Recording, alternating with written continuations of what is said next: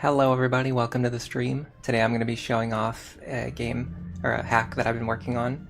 It's called FE6Q. The Q just stands for like quality of life improvements. It's very minimalist. The main goal of this hack is to be as unintrusive as possible. If you gave this to someone and you didn't tell them it was a hack, they probably would not figure it out right away. They would just assume that they were playing vanilla. One of the big changes, or I don't know, one of the common changes is that when I start a new game, I can play on normal or hard mode right away. You don't have to beat normal mode in order to unlock hard mode. We're just going to play on normal mode, which brings me to my second point. This is not a difficulty hack. It's not meant to make the game harder or to rebalance the game in any way. Not really, other than just the fact that it's designed to give the player more freedom and more choices. This is, I would say, the intended audience for this hack. It would be people who've already played FE6 a bunch of times and they want to play it again, and they don't want to be stuck doing the same things that you have to do in every single playthrough, because they would rather play in a way that gives them just a little bit more freedom. I didn't change anything about the story, so we're pretty much just going to skip through the story. This is going to be a gameplay showcase. I will say, if you are playing FE6 for the first time, you could also play this as your first FE6 experience. It's not going to change the game in any meaningful way. It's not going to make the game any harder. Now we're going to get to one of the biggest changes. This one I specifically made because this is actually the entire reason this hack exists, because someone on Reddit was requesting this, and so I went and I made this change, and then I was going to share it with them, and then I tried to post it on romhacking.net, and then they for some reason they rejected my request because they said that it wasn't a big enough change. I disagree, but it's a completely different conversation. So when you have characters stand next to each other, they gain 40 support points now, instead of gaining 1 or 2 support points. The maximum number is still 120. It's not changed. So the only thing that's changed is that now you don't have to spend the entire map having your characters stand in this annoying diamond-shaped formation to avoid wasting support points. And then when you get to if you've never played a vanilla FE6 before, typically what happens is you get to the very end of the map, and then you have your characters just stand next to each other and hit end turn for about 40 turns in a row, until you finally gain enough support points to get 1 support rank. The difference now is that you just have your characters stand next to each other for 1 turn, and then they just gain their support points immediately just by doing that. So I'm going to try to showcase that right now if I can. I'm going to give Roy a sword, so I don't have to waste these charges. And then I'm going to have him stand next to Alan for 1 turn. And then at the start of the next turn, they will be able to get their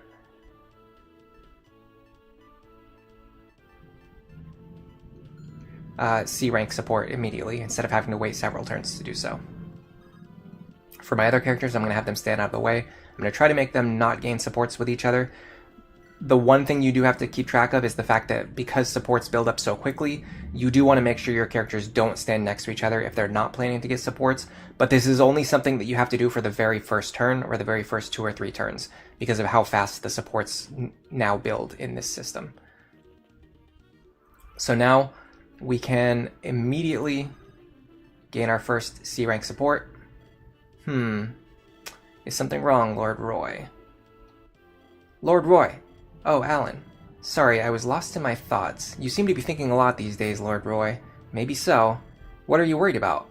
I was just thinking about how to move our troops. How to move the troops. The enemy grows stronger all the time, so strategies quickly become obsolete. I was wondering how to effectively break through their defensive lines.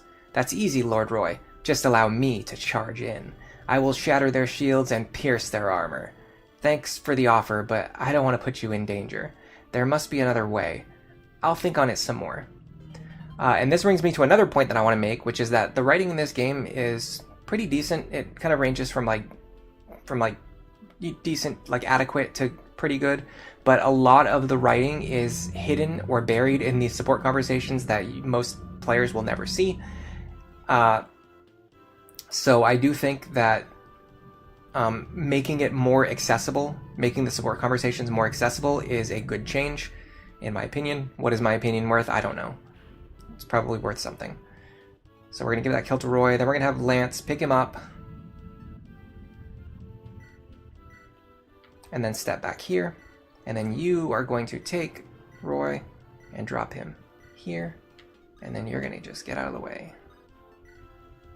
This should allow us to do something like a repeat of what happened last turn, although I should have probably taken the Iron Sword. Not a huge deal. It just means I get hit there instead of most likely dodging there. Now we should see the same thing this turn. Alan and Lance should have their C support unlocked. You can see now they already have their C support unlocked. So this time I'm going to do this.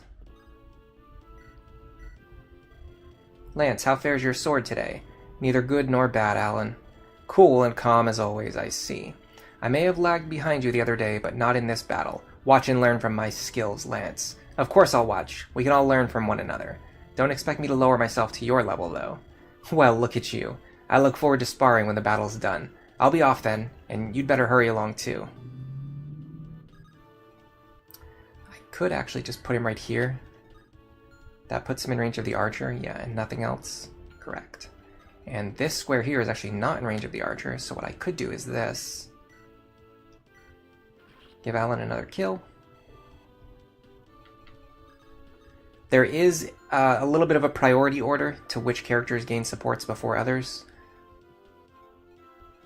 You should probably try to be aware of that if you're going to be using this system, but again, it's very rarely to ever actually come up.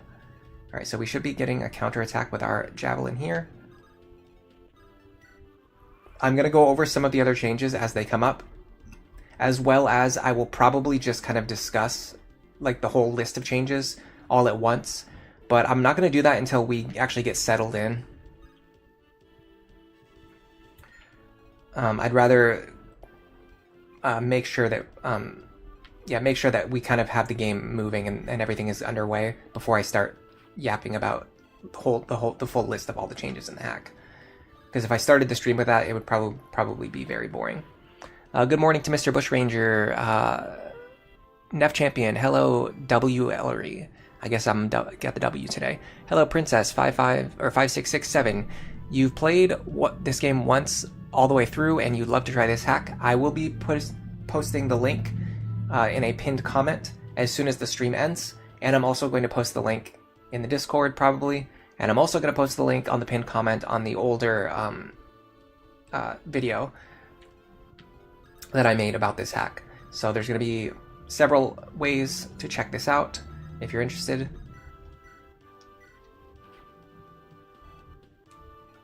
This is Lance. Okay. But you'll have to wait until after the stream. I wanted to wait until after I did the showcase stream before I allowed anything like that. I'm actually just going to put you here. And then, how much damage does he do? 13. -5. Okay, you'll be fine. Can we pick up you and then get out of the way? In fact, we don't even have to get out. Well, yeah, we'll get out of the way. I believe the support range in this game is 3 tiles. So if you're standing like within a knight's move away from your partner, you will gain support with them. So right now, Lance is a little too far away. Actually, we can showcase this right now. So right now we have 8 attack, 98 hit, 2 crit. I believe if Lance moves closer to us... No, Alan. Yeah, if Alan moves closer to us, that will increase. We now have 9 attack, 100 hit, 7 crit. So you can see our attack bonuses go up right away just by having our support partner standing next to us.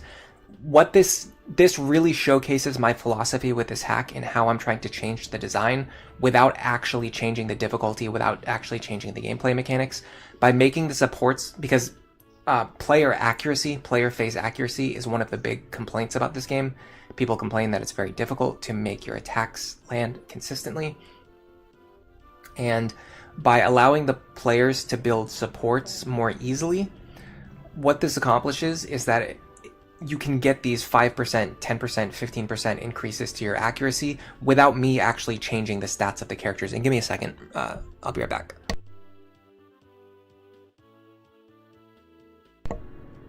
Alright, sorry. I don't know if this is going to fix the issue, but I see my microphone is peaking a lot. I'm trying to reduce the volume a little bit.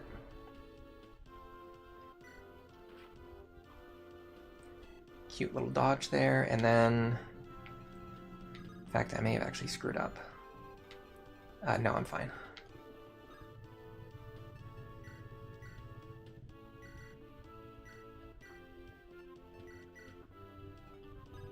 So you should now be able to run up here and then finish this guy off.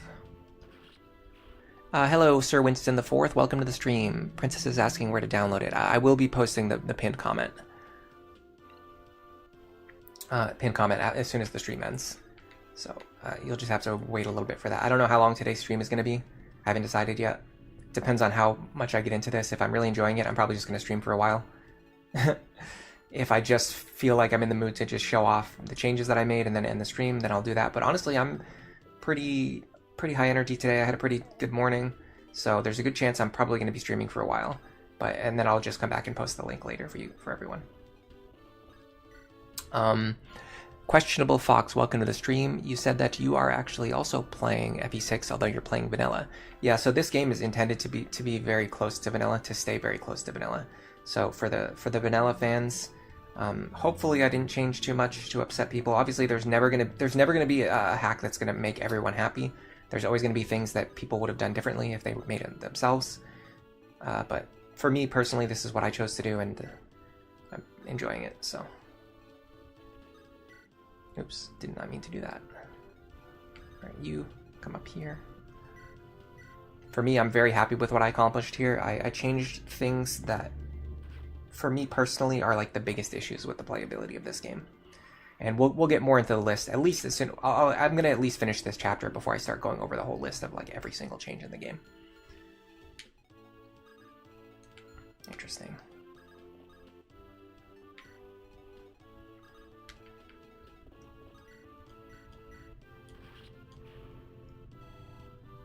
You were looking to replay FE6, so this is the perfect timing. Yeah, actually, there is one person I will say who probably had even more perfect timing. I just got a comment, like, I think it was either yesterday or the day before yesterday on the old video with someone asking when I was going to release this. And I was like, actually, it's going to be tomorrow. So that was like the most crucial perfect timing. We have gotten all of our supports already for this map, so we don't need to worry about supports anymore. One of the great changes, we're not going to need to support farm when we get to the end.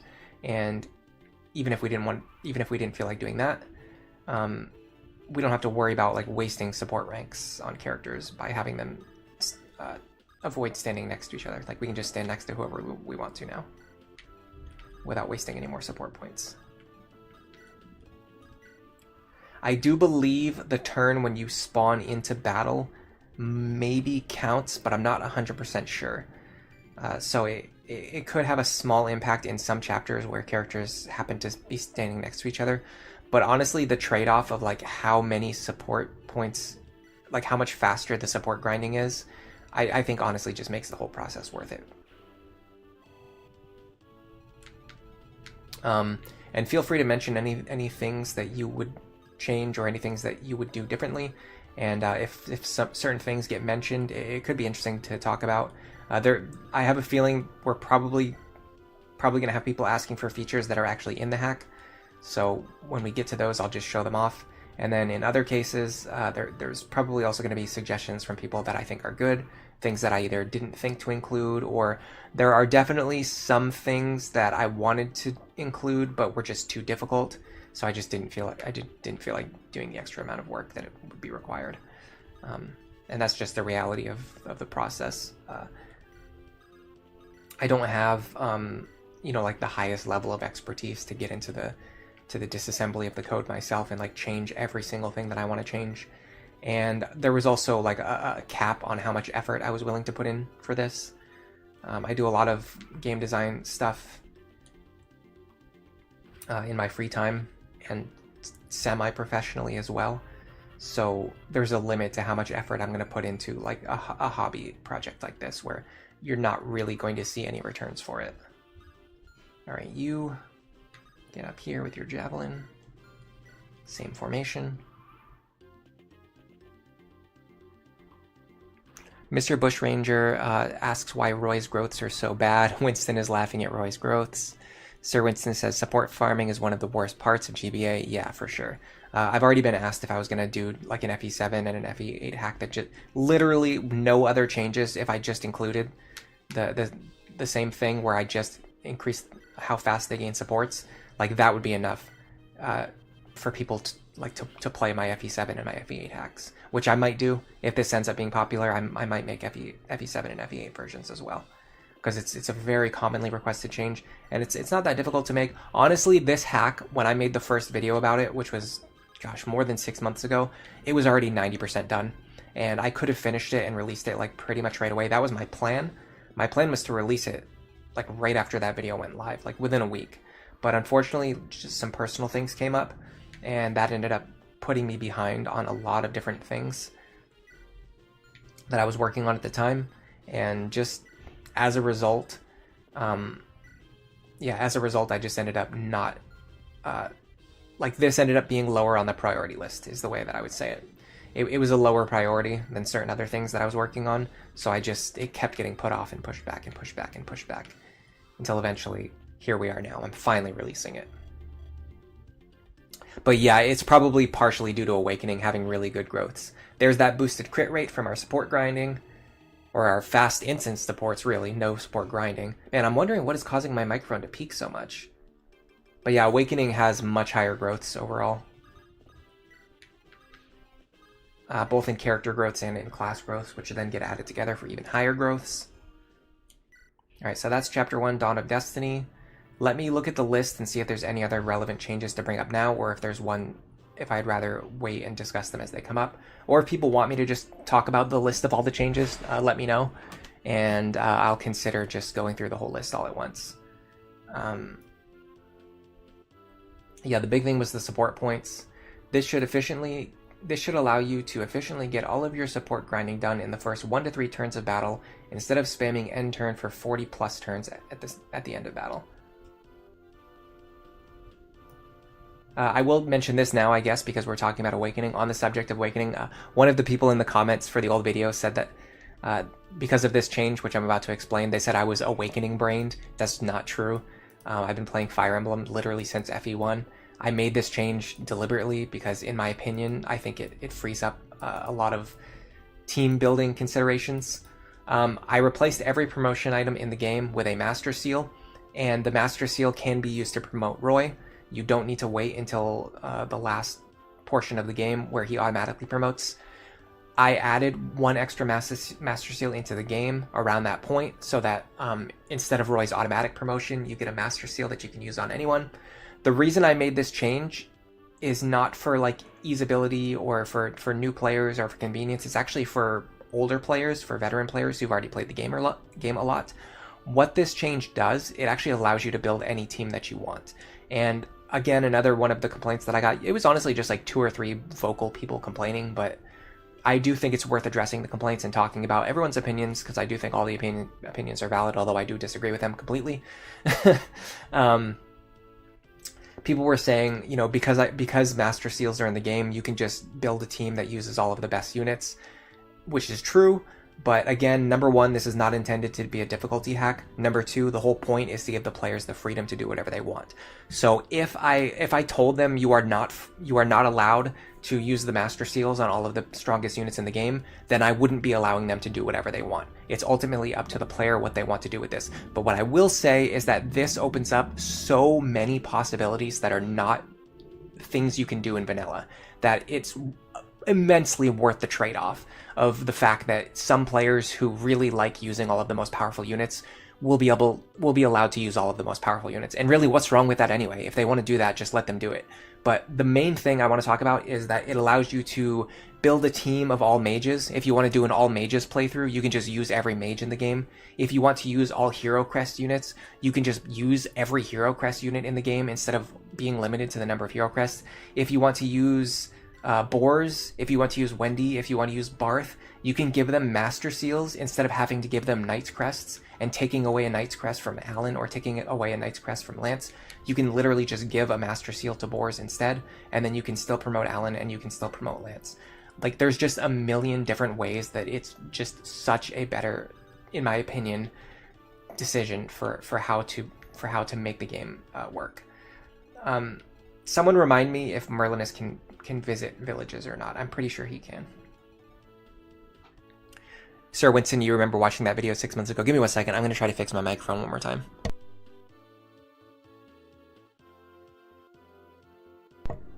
Alright, I'm back. If this doesn't fix it, then we're just going to have to deal with it. I don't know if you guys are even hearing anything anyway, but on my visual display, it keeps showing the microphone keeps peaking in a way that's very concerning to me.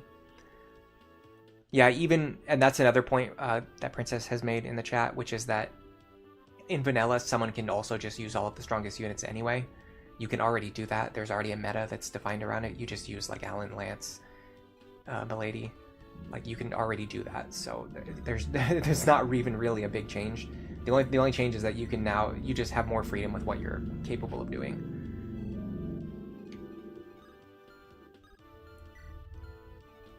Okay, I don't love that hand axe guy being able to reach there, but he's also not really a huge issue. What I could do is this. Oh, you know what I can do is actually this. Is this fine? Sure, why not?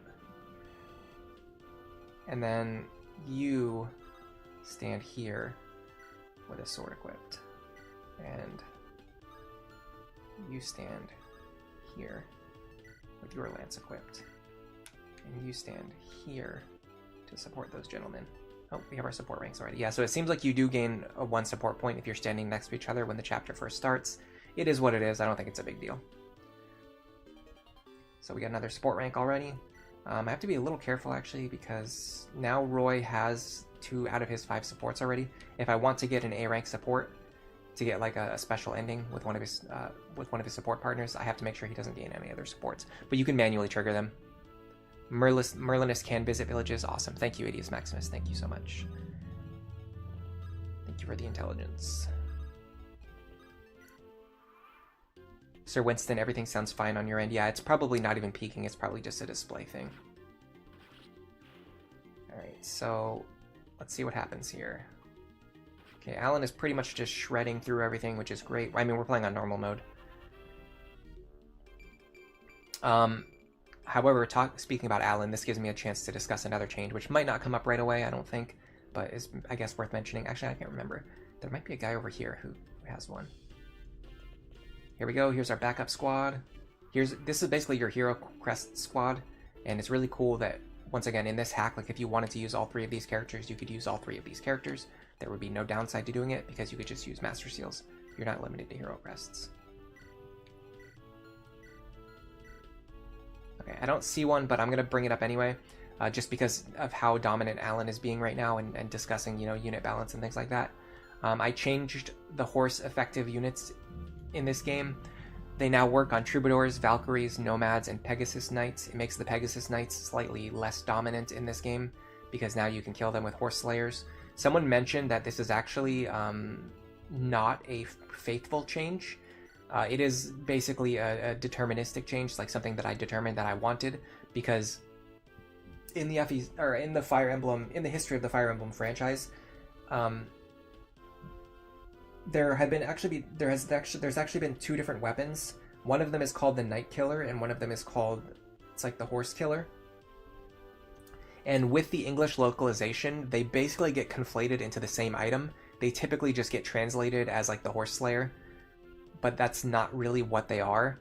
Like, they're actually it's 2 different items. Like in older Fire Emblem games, it was called the Night Killer. In newer Fire Emblem games, it's called like the Horse Killer. But in all of the official English localizations, even the older Night Killer got localized as the Horse Killer, which is where the confusion comes from. And the Night Killer wasn't intended to work on like all horse units. It wasn't intended to work on Troubadours, Valkyries, Nomads, and Pegasus units. That's why Roy's Rapier and why the Horse Slayer in this game doesn't work on those units. It's actually an intentional choice. It's meant to work on quote-unquote knights, like basically cavaliers, like people who ride horses into battle wearing armor. That's what the Night Slayer is supposed, the Night Killer weapon is supposed to work against in this game. I think where it becomes confusing is the fact that there's actually a unit called the Knight, which the Night Killer does not work against. So there's a ton of considerations there. Kind of funny, kind of amusing in many different ways, but just a lot. There's just a lot to think about. I was hoping this guy would go after Lance, but I guess not. We can't kill him this way. Can we get him this way? Yeah, just not quite. Okay. Here's what I'm going to do. I'm sure Marcus can do it. I'm going to grab your iron sword. I'm going to take you out. Get some value out of Marcus. Mr. Butcher Ranger, you're heading out. See ya. Winston the Fourth, Princess. Horse Slayer is... Oh, it's also called the Horse Slayer now because using the word killer is too scary. Yeah, there's a lot of things like that in today's society. I was actually just thinking about another unrelated one recently. I can't even remember what it is now, but I was thinking about something where the name of something got changed, and I wish I could remember what it was because I have something in mind, but I cannot for the life of me remember what it is. Can you pick up this kill? Yes, you can. These support points really putting in work here.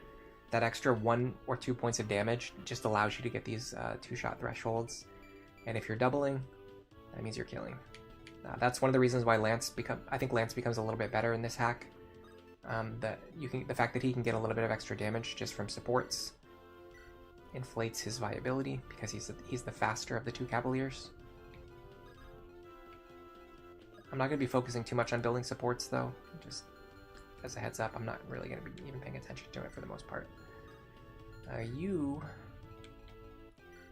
I want to look at these 2 characters. Yeah, okay, so I want to use Lot because he's faster. He starts at a higher level.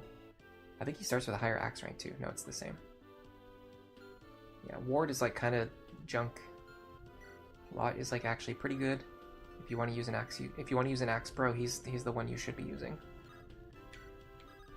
And then you two just, I don't know, go over here and just hang out.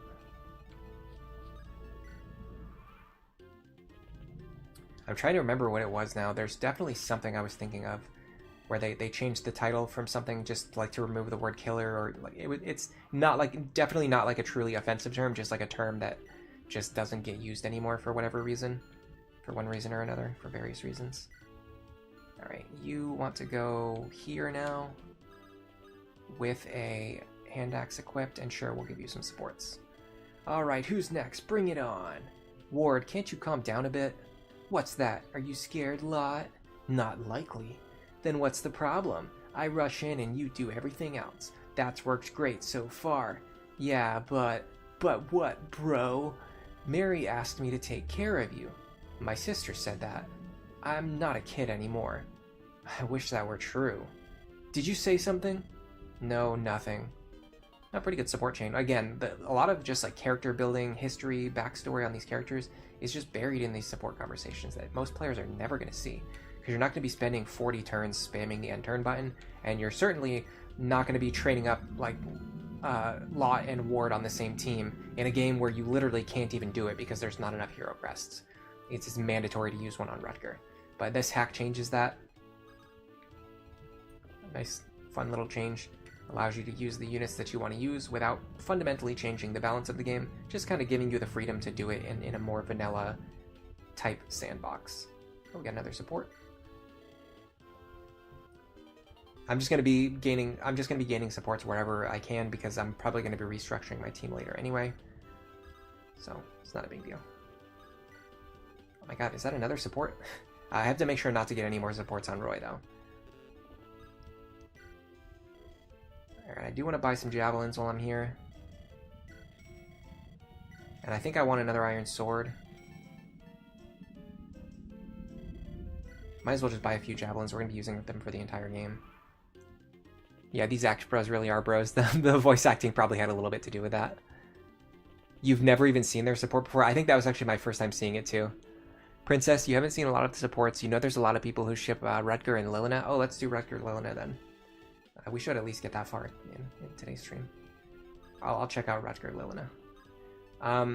So there's actually some of the big changes that are coming up, and I will wait until we get to these changes to talk about the exact changes.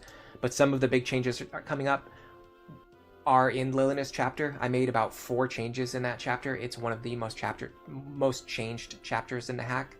And then also Sophia's joint chapter has a big change that is basically it follows the same design philosophy that I used on the Lilinus chapter, and I think people will be very happy with it.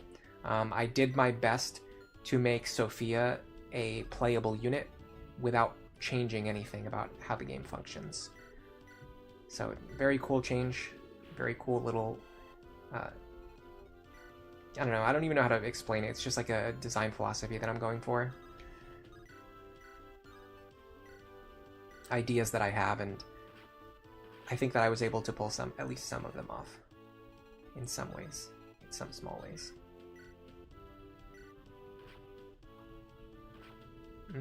You know what? If we end our turn right here, I think he'll go after Shauna, and she should be able to get this kill. Let me give him an Iron Lance, though. Who has one?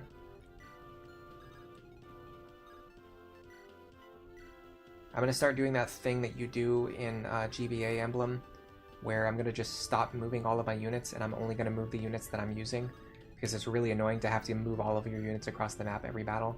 Oh, I did not mean to attack there. Oh well. I was gonna let Shanna enemy face him, so she could get the experience. Not a big deal.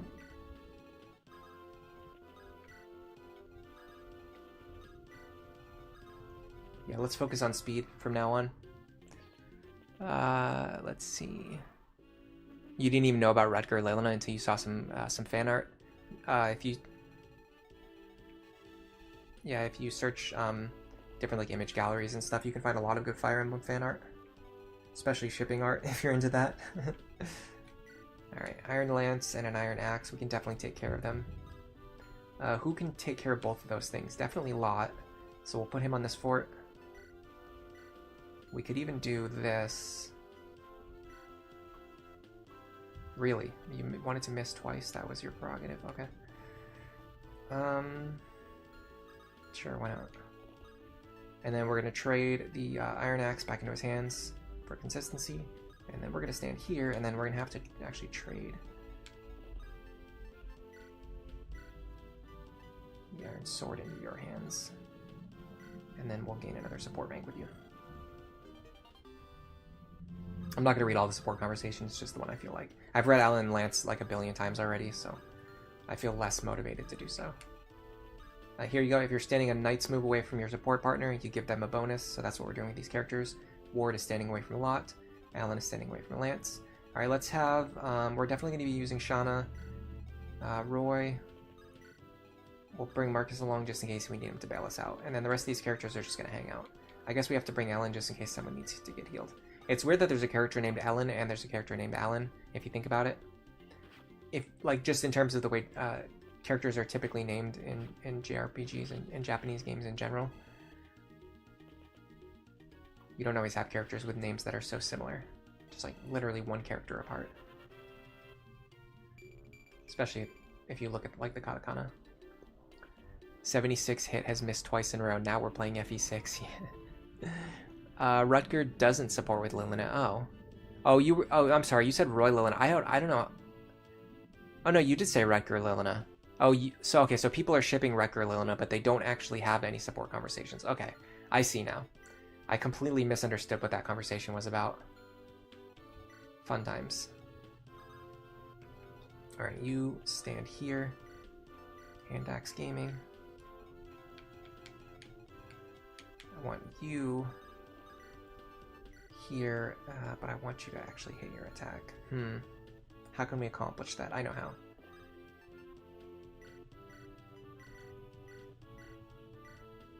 There you go.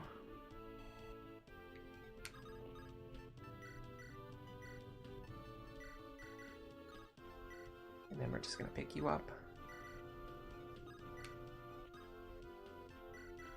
And drop you here.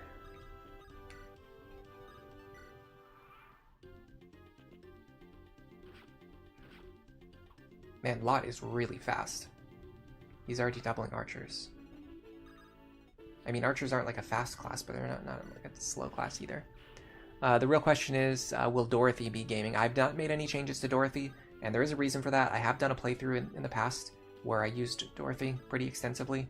I used her all the way through to endgame, and she performed very well for me, so I did not feel like she needed any changes.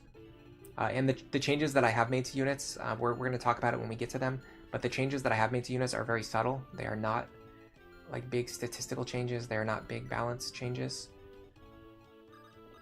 They are changes that keep the characters the way that they are in vanilla, but it just makes it easier for the player to use them. Which is a statement that probably doesn't make a lot of sense right now, but it will make more sense later on when I explain it. So I wouldn't have needed to change Dorothy in the same way because Dorothy is already usable in vanilla. As opposed to someone like Sophia or Wendy, who's just almost impossible to even train.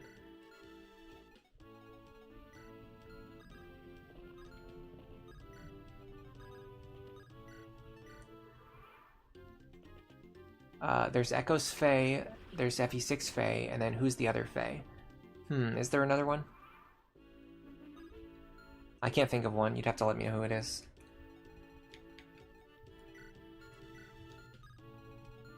Iron Blade does not scare me at all. Oh, fun little stream. We've got a lot of lurkers here today. Welcome, everyone. This is a showcase for my hack that I'm working on, or that it's actually finished now, that I've been working on. It's called FE6Q. Q just stands for Quality of Life Improvement. It was inspired when someone asked for a hack that allows the characters to gain support ranks instantly instead of having to support grind. So I added that change to the game. And then once I was done doing that, I just took some comments that I got from Reddit, some comments I got from YouTube, and I made changes just based on what people said they wanted to see in the game. And overall, I think I did a pretty good job with it. We're just showcasing a lot of the different changes and how the game plays now. And what you're mostly seeing, what you're mostly going to be seeing, is that the game is pretty much very similar to vanilla. What I said earlier when I first started the stream is that if you gave this hack to someone and you did not tell them it was a hack, it would probably take them a while to figure it out. Like, to understand that they were playing a hack. They might not realize it. They might just think that they were playing vanilla FE6. Because it's really meant to make the player feel like they're just, like they're playing vanilla, and they wouldn't feel like they're playing a hack. It's not designed to be a difficulty hack. It's not designed to rebalance or change anything. But overall, I'm very happy with the changes that I made. Faye Valentine, that's from Cowboy Bebop. Fe is an owl. It is pronounced the same. I don't know who that is. Is it from one of the Tellius games, maybe? You forgot about that owl. Oh, let me look at the poll. People are voting for Sophia. So I made a poll about these scrub units, these bench units, Ogier, Wendy, Barth, and Sophia. Those are actually four of the very few units that I made changes to. And there are people voting for Sophia, so maybe people will get excited when we get to Sophia. Because she is very usable in this hack, in my opinion. And I believe...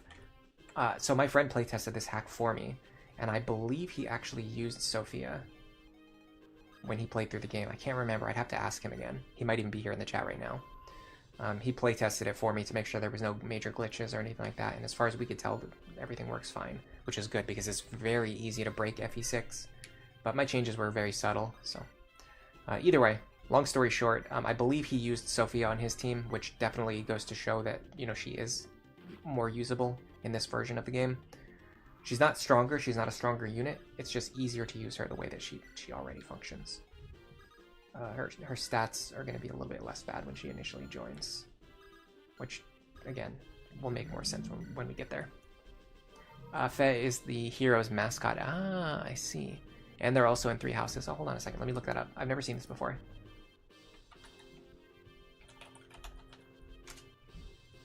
Is it going to bring up a picture of the owl, or is it just going to bring up FE heroes because that's what FEH stands for?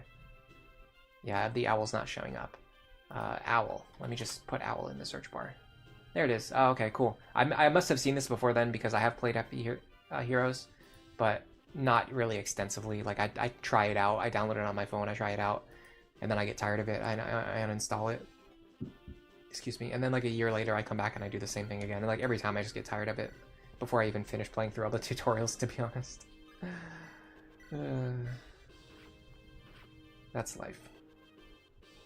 I'm not much of like a mobile gamer.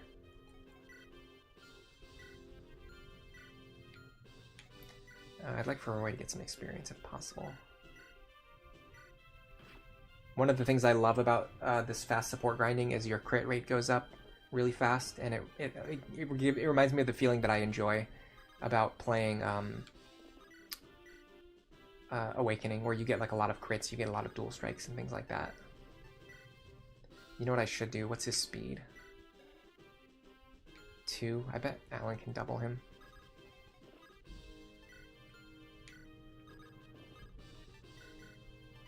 And his combat's probably a lot better too. Yeah, he can. Alright, let's do this. I forgot that when you miss with the javelin, it uses up charges though. I'm actually gonna go buy some more with that in mind. Clint Walk, welcome to the stream. Thank you for being here. You find the mobile game loops to be deeply unsatisfying. Yeah, I think it's part of it for me too. I don't like it when games try to modulate like how I play them and how often I play them. So one of the things that I really dislike about modern gaming, especially, you know, mobile gaming that we're on the topic of, is things like stamina or energy or like some kind of external resource that determines like how much you're allowed to play the game. If I want to play the game for 10 hours today, I want to play the game for 10 hours today. And it's really annoying to me when I'm playing a game and I run out of energy and it's like, no, you can't play anymore right now. Or like you can play, but you just can't make any meaningful progress until your energy goes back up. Like that's so stupid. Like it's just not for me. It's just not at all how I enjoy playing games. Alright, you stand here, and I actually want to get you closer so that you can maybe smack the boss with your hammer or your axe in a few turns. Heroes does hurt to see. You remember when screen-long ability descriptions were a meme? Oh, there goes that crit rate that we talked about. Yeah, we got that Fire Emblem Awakening style gaming going on here where we actually have like a serious crit rate. So every combat, there's always like a small chance for something to happen that strongly benefits your team, which is a style of gameplay that I enjoy a lot personally. Deterministic gameplay is really fun, but I don't think anything beats the fun and the joy of just like popping off with critical hits. This is a map where I think we have a lot of new characters that can potentially gain supports with each other and also carrying over the supports from the previous chapter. You can get Ellen with Chad, you can get Chad with Lou, you can get Lou with Ellen. They're all kind of related. They're in this little kind of triangle that all works together. I think Ray actually supports with like at least half of those characters too.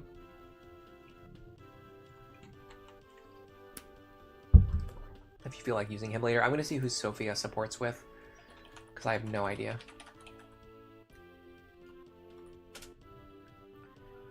I'm looking it up right now.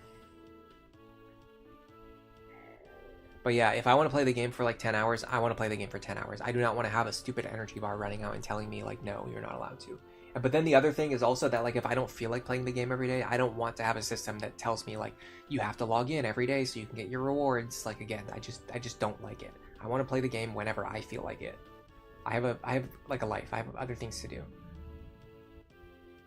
And if I don't have time for gaming, I don't want to be forced into gaming. And if I do have time for gaming, I want to be able to play the game. Alright, we can start with Faye, Egren, Ray, Roy, and Nima. Oh, maybe we can do Sophia with Roy. That could be really fun.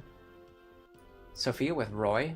Have you ever seen that when she's not even a like playable unit? Yeah, the skill descriptions in heroes are pretty funny. Alright, I'm actually gonna send Marcus up north. Let me just give him a javelin. Who has one? Are you really the only one who has one? No, Merlinus has a crapload. And a sword too. There you go. Alright, you go up here. This is going to allow me to get Lou as fast as possible.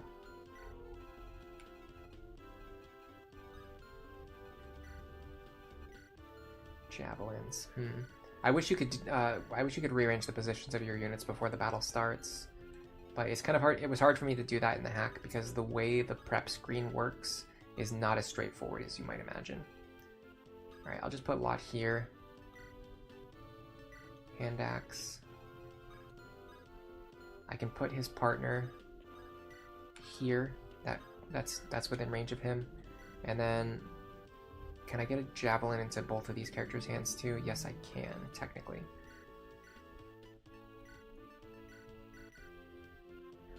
So we're gonna do javelin here and javelin here. And then anyone that I'm not using, I'm just going to try to keep them out of the way. Perfect, fine. Where's Roy? Oh, there he is. Am I gonna raise Marcus's axe rank to D? Maybe. I might just use Lot. By the way, welcome to the stream, Chris, and Clint Walk as well. Roy can marry Sophia in the ending. Yeah, it's just it makes me wonder how often people actually do that, because let's face it, you know, you don't normally use Sophia at all. So maybe we'll do that for this playthrough. I mean, I don't necessarily know that I'm going to actually play the entire game, or if this is just going to be like a one-time thing where I'm just showcasing the hack. But if there's interest in it, if this stream gets you know, even just a decent amount of views, it doesn't have to get a ton of views. It just gets like enough views that shows that people are interested. I might just continue through and try to hopefully beat the game in like maybe 3 or 4 streams. The thing about FE6 is that it's actually very long, so if you do want to play it, you really have to be prepared for especially if you want to stream it, you have to be prepared for a very long experience. You have to be prepared to actually sit through and do everything. Again, we actually have a really good position for Ward, which is right here. Yeah, that keeps him just out of range of these guys, and then allows him to be in range of his support partner. Oh, I'm very glad that hit. If that missed, I would have been quite sad. Now we can do something like this. Beautiful. And I believe we don't need 2 ranged weapons anymore. That is accurate information. So what I'm actually going to do is this. Get your Iron Lance. And then, yeah, we'll wait right here so we can fight that guy on enemy phase. Yeah, I might just end up using Lot and then not really using Marcus. Marcus is really good, but there's no particular reason to use him if you're playing on, especially if you're playing on normal mode. Like, we can use him minimally and still get a lot of value out of him. You can do the same thing with Frederick too, for that matter. Even as essential as Frederick is for like Lunatic difficulty, you can get away with not using him if you don't want to. Maybe not entirely, but you can use him minimally and still get good value.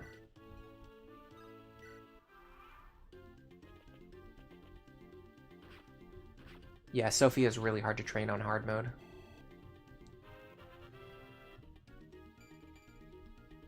Do you guys want me to explain right now what I did for Sophia, or would you rather wait until we actually get to the point where she joins? I'll explain it now if people are interested. I don't know how long I can get away with just teasing information without actually talking about the changes to the hack. For now, we're just kind of, because the experience of the hack is meant to be very close to vanilla, this essentially, like if someone wanders into the stream, they would probably think I'm just playing like vanilla FE6. Like, there's not really much to talk about right now because there's no changes in most of the chapters, including this one.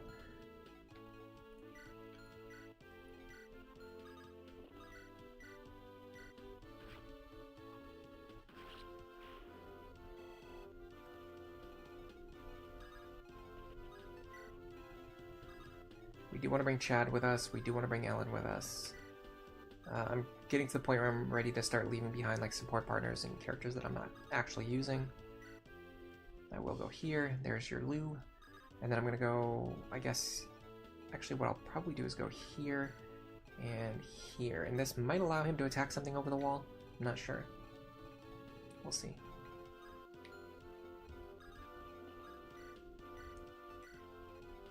These characters I'm not going to be using. Shanna, I don't know if I'm going to use Shanna or not. I kind of like her sisters more than I like her, especially if we're doing Sophia Roy. Right now, sometimes these Cavaliers go along the north side of the map if they can see Lou.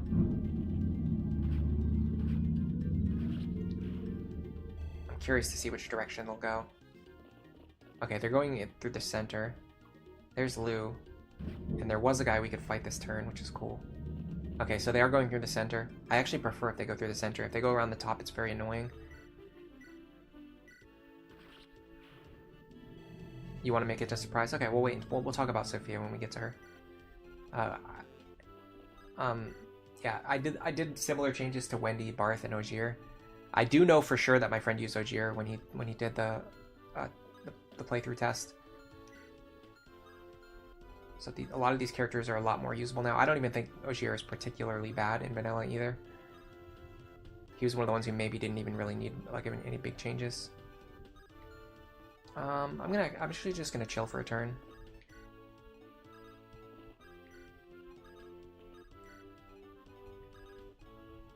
Yeah, let's use Shanna and Marcus just for like utility.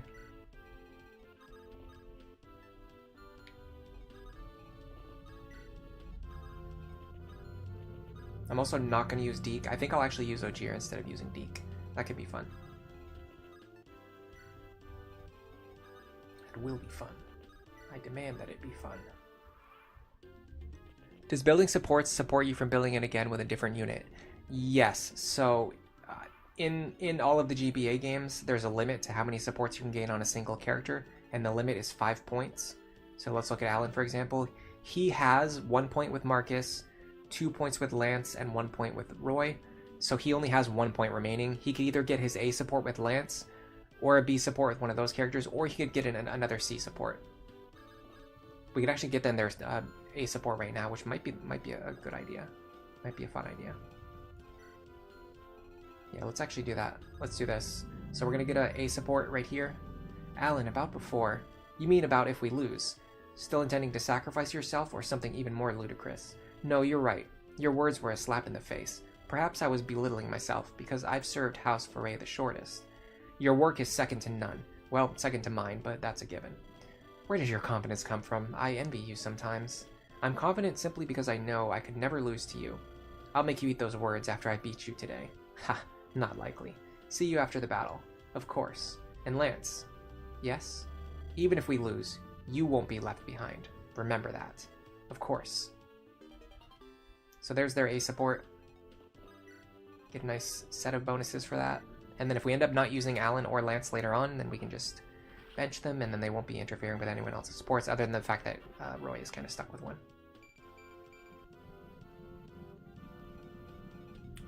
That should allow him to enemy phase there. And then you can go up here. And then if we do continue using Alan and Lance, then we'll just continue to benefit from those supports. So there's no real downsides. I was supposed to heal Alan, wasn't I? Yes, I was. Have I done it? No. Why? Because I'm the buffoon. I also forgot to drop Lou. That's fine, I'm just gonna carry him for a while.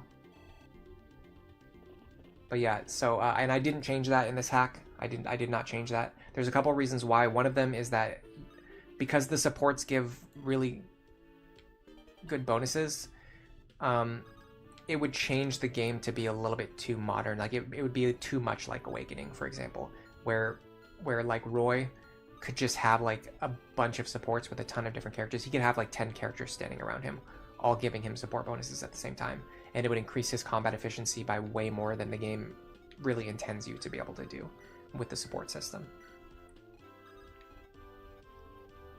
Alright, we should be able to reach there with Ellen. Yes. So I want to go here, Javelin, and heal. You never get to use Ogier because Deke is one of your best units every other time. Yeah, so this is one of the... So a lot of the changes I made are kind of like gap closers. They help make it more feasible to use a unit other than like the best in slot unit. Like Deke is the best in slot for Mercenary. So if you want to use a Mercenary, you're probably just going to use Deke. You know what I mean? Like typically speaking. Or even just like if you think about Hero Crests, like Rutger is the best in slot for Hero Crest. So how are you gonna find a Hero Crest to give Ogier when you have to use one on... You don't have to, but you're typically going to use one on Rutger. You know what I mean? So a lot of these changes are making it so that it's more feasible to use these other characters that are not necessarily the best in their role, but they could be fun to use if the game actually allowed you to do it. If you weren't limited on, you know, only having one Hero Crest, for example. Or I don't remember what the number is. I know it's more than one, but you get the point. Like, you're only going to have one Hero Crest up to a certain point in the game until you start getting more later on. Whereas in this version, you could just promote all of your heroes early and then start promoting other characters later. That's the general philosophy behind the Master Seal change. It's not just to make it more like Awakening.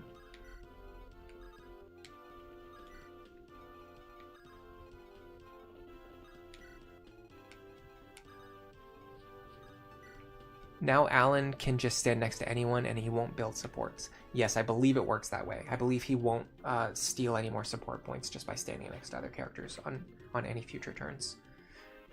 which again is generally not like a big concern with this hack, because if you know what you're doing, if you're the kind of person who cares enough that you're planning out your supports, you're typically getting them all on the first turn. So then you just don't have to worry about them again for the rest of the battle. Level 6, level 6, level 5. All right, we'll start giving him some combat.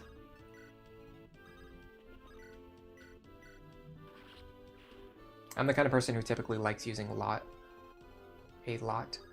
So whether in this hack or otherwise, it's very common to see me including a lot on my teams. I might actually not use him long term in this run just because I use him so much normally that for me using lot is like a redundant thing where I want to try to use different things from what I normally use.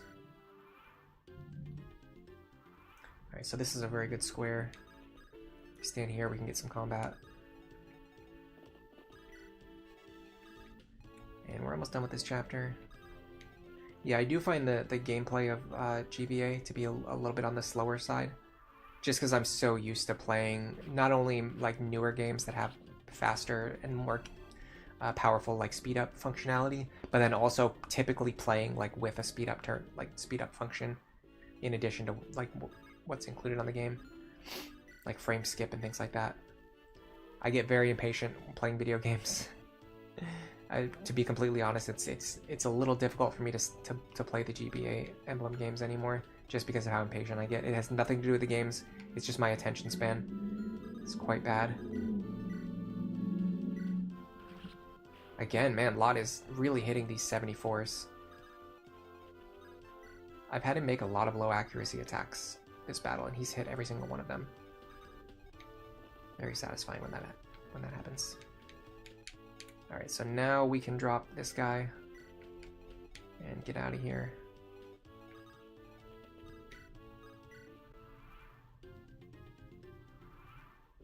So we probably won't get, Chad with Ellen, because while they do support really fast, we've already gotten all our support points for this chapter. This one right here, support between Roy and Marcus, we're not going to trigger the conversation, but they still took 40 points. So unfortunately, that's just kind of one of the things that happens if you're not careful. I'm not being careful. If I was more careful, I could be doing a better job of this, but I'm just not being careful. You go up here. You healed. No.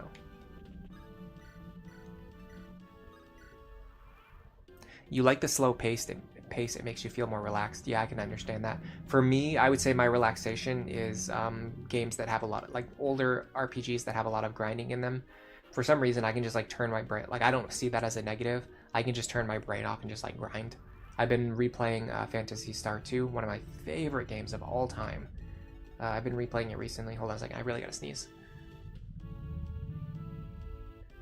Is it gonna come out? There it goes. Oh, that was an intense one. Does anyone else feel really good when they sneeze for some reason? Like for me, the feeling that I get while sneezing is like really, really good. I really enjoy the feeling of sneezing.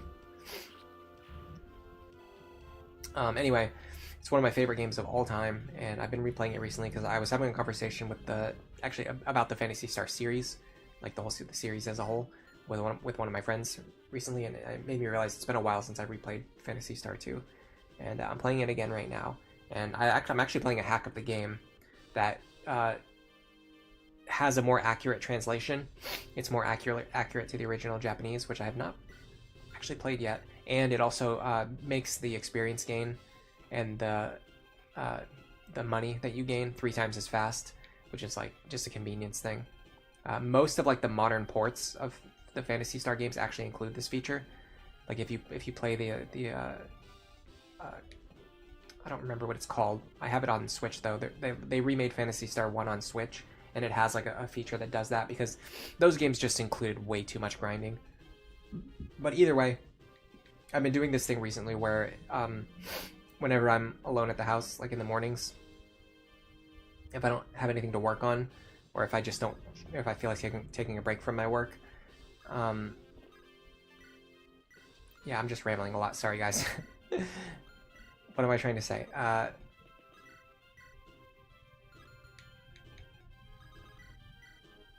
I'll just I'll just start grinding in the game, like while watching something on another screen, is what I'm trying to say.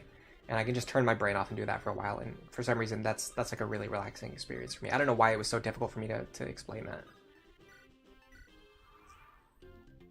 Binding Blade is probably the slowest game between all the GBA ones because of the really big maps, yeah. The worst feeling is sneeze canceling. Oh, for sure. I've done it a couple times on stream. I'll be like, you know, I feel like I have to sneeze and then it just doesn't come out. Man, that is so unsatisfying. That one came out, it felt really good. But yeah, I'm curious to know if other people are the same or if it's just me, but for some reason when I sneeze, it feels really, really good. Like, there are things that I could compare it to, which I'm not going to on stream, but for some reason it's just like a moment of like, just extreme, like, feeling really good. I don't know if we even necessarily need to get experience onto Ellen. I'm probably just gonna, you know what I could do? I could use Saul. That could be fun. I don't normally use Saul, which is kind of weird because I know Saul is actually one of the preferred units for like more optimal gameplay, but I typically don't use him.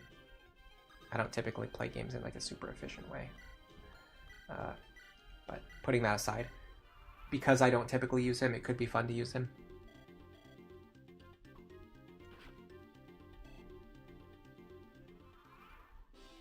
Yeah, it's actually harder to use staff characters on lower difficulties. There's less opportunities to train them effectively.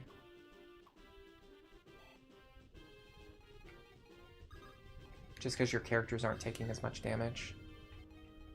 Let's get Lou up here. I don't know, I'm planning on using Sophia. So am I really gonna... Should I be using, like, Sophia instead of Lou, or should I be using Sophia in addition to Lou? I mean, the thing is, we're not going to get Sophia for a while anyway, so there's no downside to using Lou right now.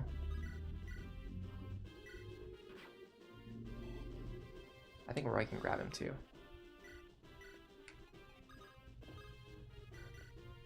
And then we can just do a drop.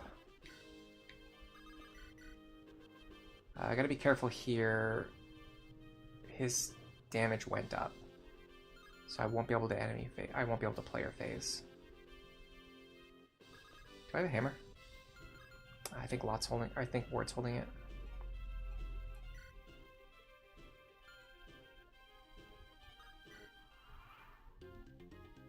Winston says that sneezing does feel good, but you've never really thought of it that way. Yeah, it's one of those weird things.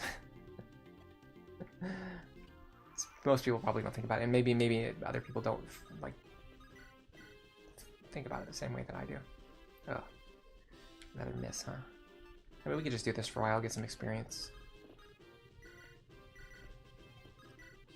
We're gonna waste a lot of fire tomes though from all this missing. Is there a shop down here? Can't remember. Dude, the missing is brutal though. You don't even get chip experience when you miss.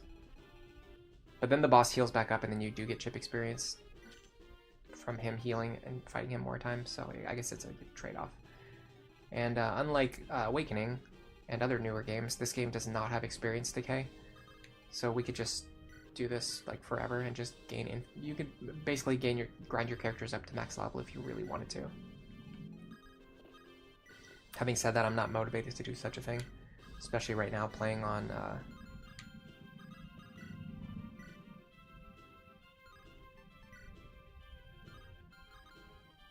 normal mode. We just don't need the extra experience that badly.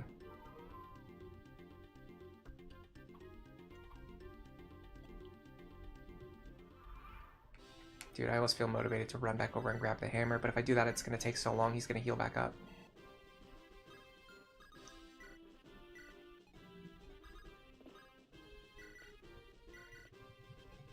I actually want to do this.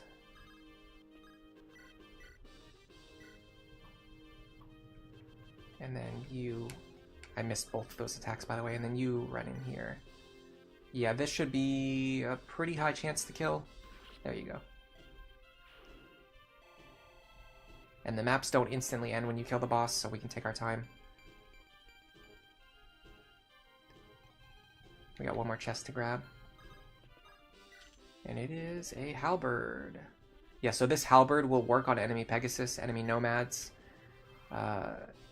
enemy troubadours. There are nomads coming up in the chapters ahead, so that's a consideration. I think are there nomads in this exact chapter that we're about to play right now?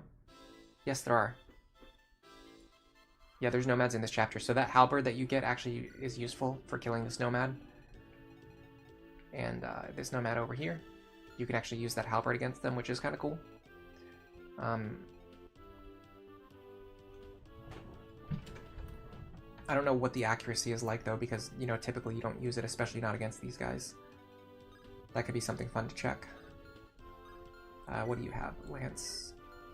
All right, let's do it. Let's put someone with a javelin in this forward position.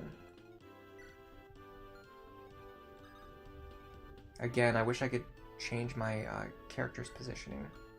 Oh, there's Lance and Wolt. Let's check this out. I've never looked at this before. Sir Lance. I get it now. Sir Lance. Ah, Wolt. Sorry, I was thinking some things over. Have I disturbed you? No, I understand. Now everything is fine. I see. Did you need something, Wolt? Yes, I want to watch you fight. Teach me to fight like you so I can protect Lord Roy. Pretty straightforward. That's probably the kind of conversation that builds complexity over time.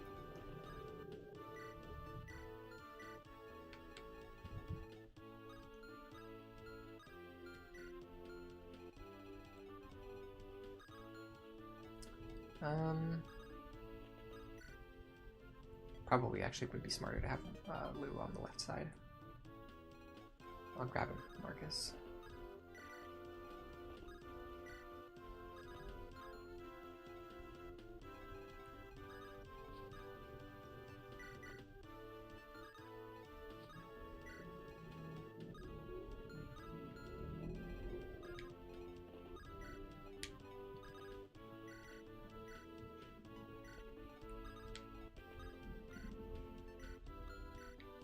Okay.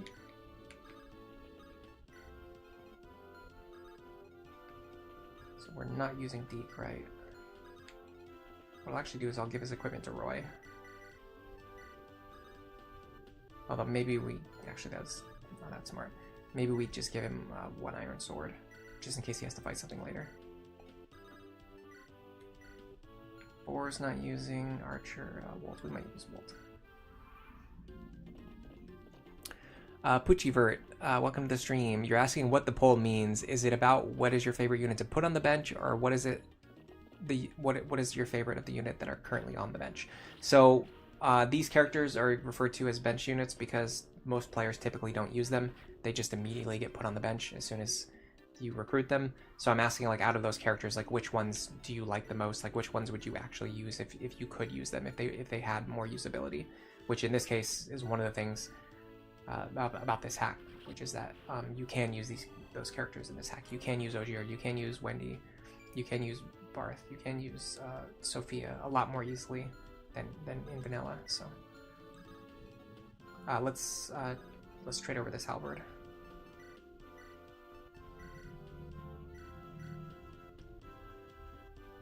Man, I could get a guaranteed kill right here. I don't want to though. I want to see what the accuracy is like on this halberd. Okay, so a regular iron axe has 70 accuracy. The halberd is 60, but it easily one-shots these guys. It does 34 damage. Pretty nuts. Unfortunately, we missed. But we can grab this. Yeah, we should be able to do this. In fact, can we get Roy over there? No. Alright. We'll just do this. I don't really mind. Shanna picks up a kill. Here or there. You thought it was about the favorite unit to put on the bench? No, I was just asking, like, which of these bench units do people like? Like, units that are typically benched. I could have conveyed it better with more words, but the thing about YouTube is, like, you have to convey a lot of information in just a few words. If you try to make the titles of your videos really long, people just won't read them. If you try to make your polls really long, people just won't read them. So it's like, you know, you have to, you're combating against the attention span of the average person who doesn't really care about what you have to say.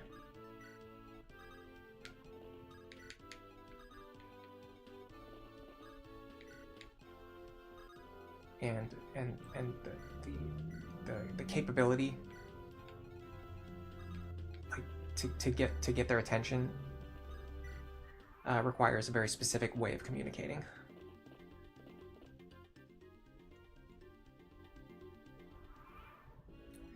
All right.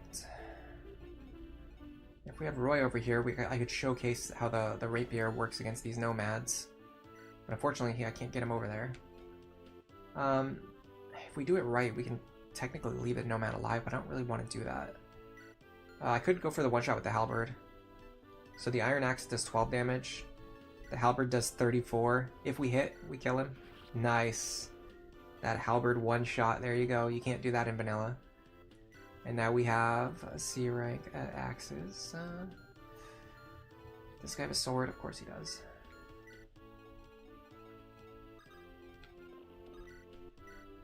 These guys are a little tanky.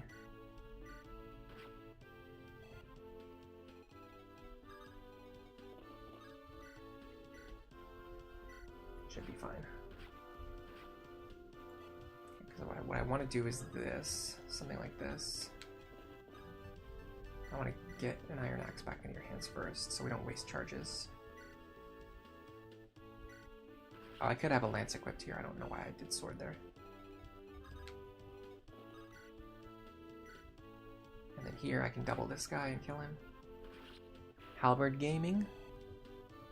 Yeah, it's really fun when you get to do stuff like this. Like, it's just minor changes. Like, it doesn't really change how the game is played, like how the game is balanced. I mean, really, in a weapon with 60 accuracy, like it's honestly arguably probably worse than just using the tactics you would conventionally use in vanilla, but it's just fun.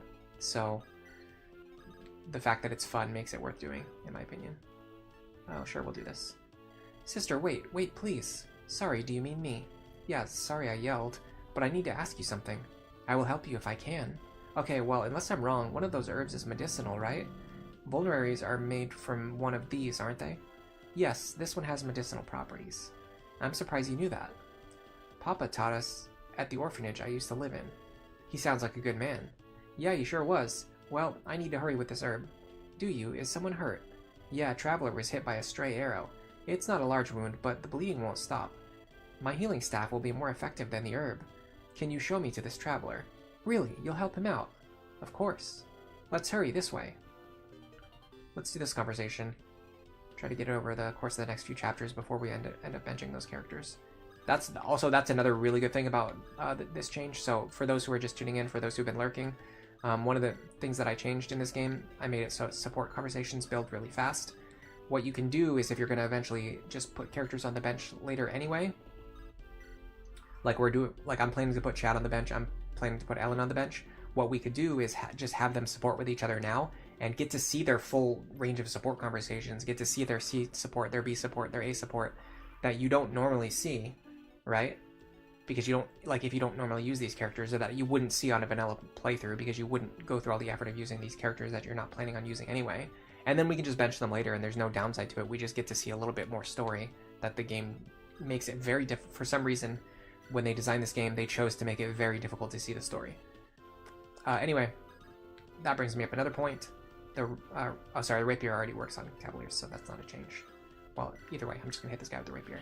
I wanted to show off how the rapier works on nomads, but we didn't get the chance because the nomads are too fast. They just go flying across the screen at Mach speed. Here is our steel blade. Useful for something, I suppose. I believe she's going to run over here and recruit herself.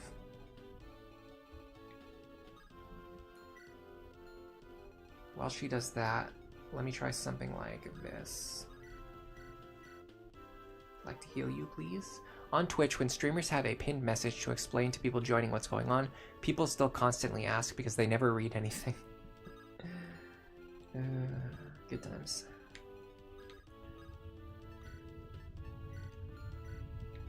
And then, what do these guys have? Iron swords, iron lances. I'm not really that concerned about the archer. I'm actually just going to do this.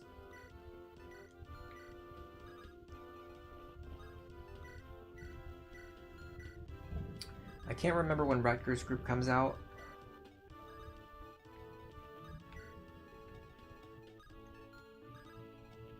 I was just thinking that it was going to take a little while to grind the support ranks between Chad and Ellen, and then I just remembered I specifically am playing a hack that makes it happen instantly.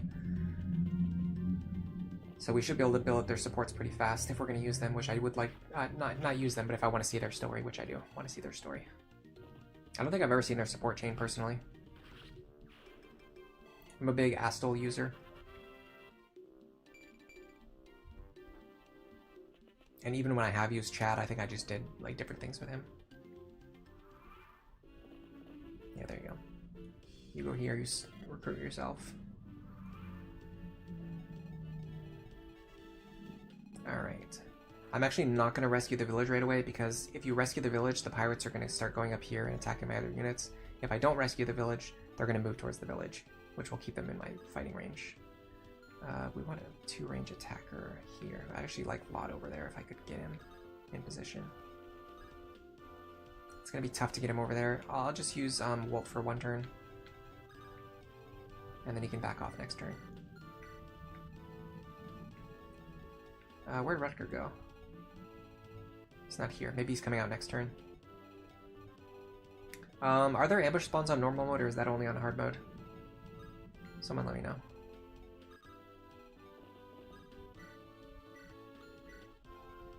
It will be relevant very soon. Interesting.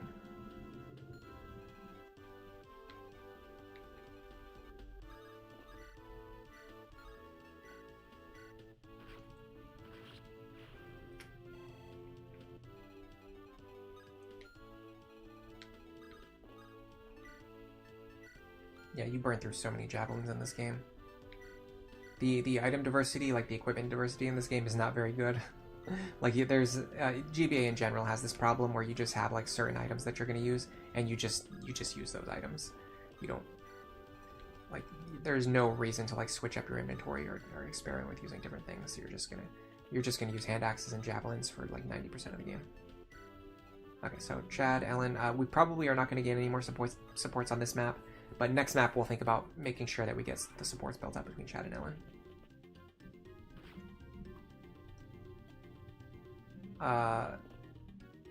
After 2 turns. I'm not sure what that means. You're talking about when Rutger appears? I'm asking, so when I'm asking about ambush spawns, I'm asking if the enemy units move immediately when they spawn, or if they wait for a turn before moving. That's what I was asking. Okay, Wolf got destroyed. Yeah, so we're probably not going to get any more supports between Ellen and Chad until after we finish the chapter.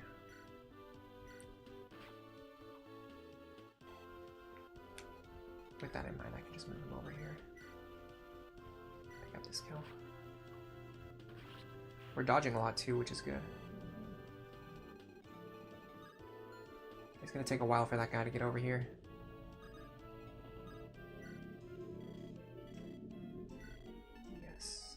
I also think Slim Lances are really good in this game because accuracy is such a problem, and they're very accurate. I do need some hand axes.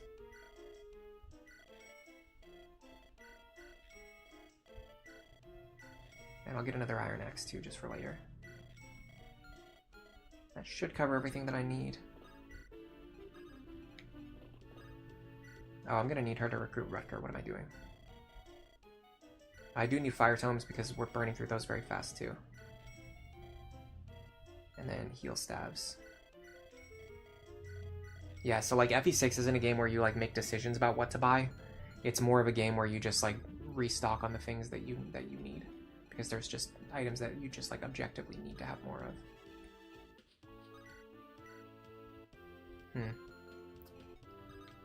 Alright, we'll just rapier again. Rutger will attack you immediately. They are ambush reinforcements. Okay, good to know. I don't know if I'm in his range or not. I guess I'm going to find out the hard way, aren't I?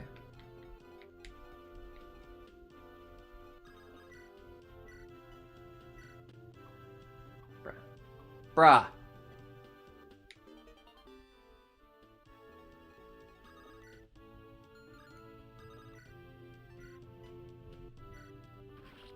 FE6 moment.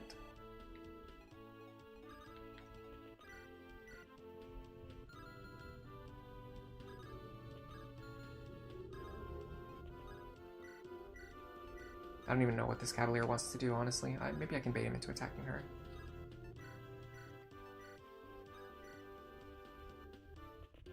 Oh, he is definitely going to attack my characters. He spawned in a very dangerous position. Okay, well I learned something new.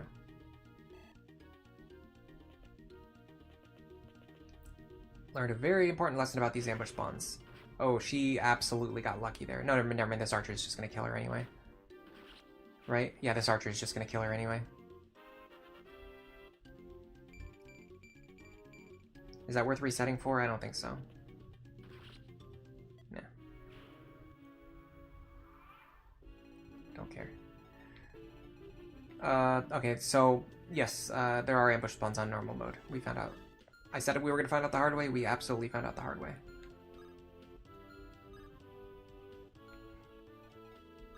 Okay, let's do this.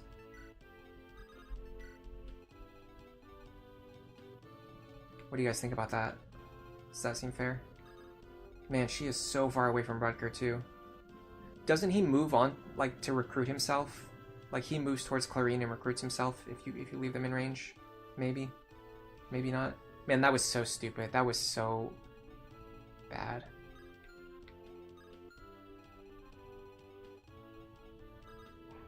I'm an ambush spawn apologist, especially as like an Awakening fan. But man, that was the very rude. That was very rude behavior of the devs to include that, like just to have that happen, to have the game work that way. I don't know. Interesting decision. Very interesting decision to have Rutger and his dudes spawn way over here and then have them immediately run like all the way out to the center of the map and all gang up on one unit. Don't know if I would have made it work that way if I was making a game. Alright, let's see if he moves over to Clarine and recruits himself. If not, maybe we will just replay this chapter.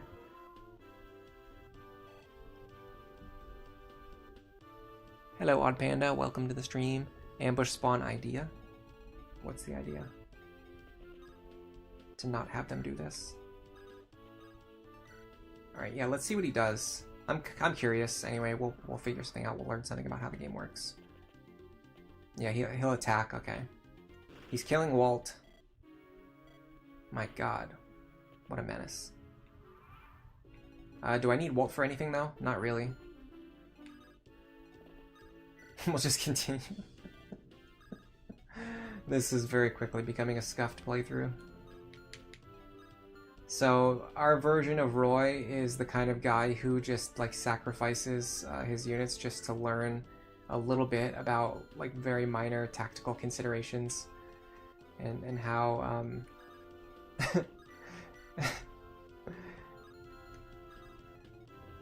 how enemies behave on the battlefield, which we would consider to be enemy AI, and which I guess the game doesn't really know what the people in this world wouldn't really know what to call it, because they don't know what AI is, and they don't know that they're in a video game. But in order to test out enemy AI, we're just the kind of guy who would just sacrifice our own comrades, which is always fun. I would like Lance to get some combat right now. Well, now we've got Rutger. Was it worth it? I don't know. I'm probably not. I don't even really want to use him, honestly. An early game Falcon Knight whose personal cause a early game Falcon Knight whose personal cause reinforcements into ambush spawns if deployed. A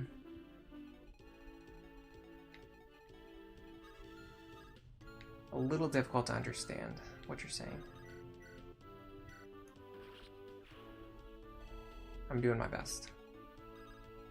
I'm assuming you're exclaiming about what happened to Shanna just now. Which is totally valid because that was BS. I mean, it was definitely my fault. I made that happen. I allowed that to happen. I caused that to happen. And I knew it was going to happen, and I just let it happen anyway.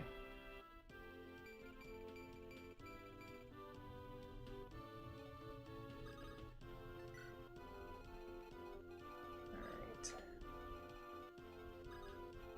Oh, here we go. Heal him, please.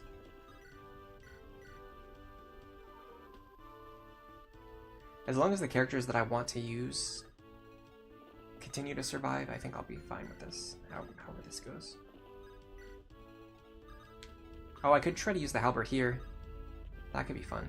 I mean, that's something you can do in vanilla, though. I keep coming up with these fun ideas, and then I realize they're actually already possible in vanilla.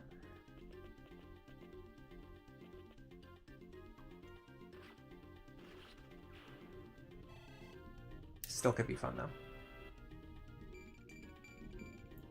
I wonder if the accuracy on the halberd is pretty good here.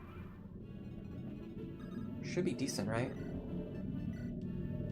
No, not even remotely close. Oh, he's a sword user. He is a sword user. That explains a lot. I can bait him into getting his javelin out, though.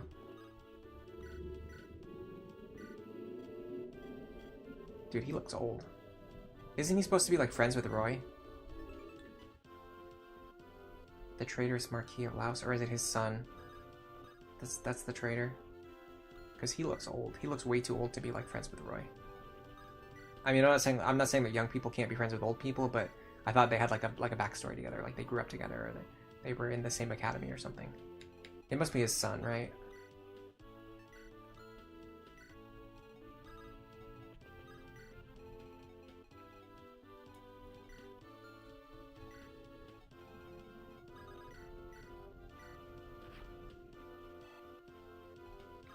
This is what I get for skipping all the cutscenes. Having 20% hit on the boss is very fun. In fairness, the reason why that happened is because he's a sword user. I was thinking he was a lance user. Eric used to be friends with Eliwood, but Hector never liked him. Oh, I'm thinking of FE7. Well, who is this guy then? I guess he's just like a traitor. Oh, he is a character from FE7, and he's actually in this game. Wow, I did not even know that. I didn't know the lore connections in this game were that deep. Is it really the same character? That's crazy. How did I not know that?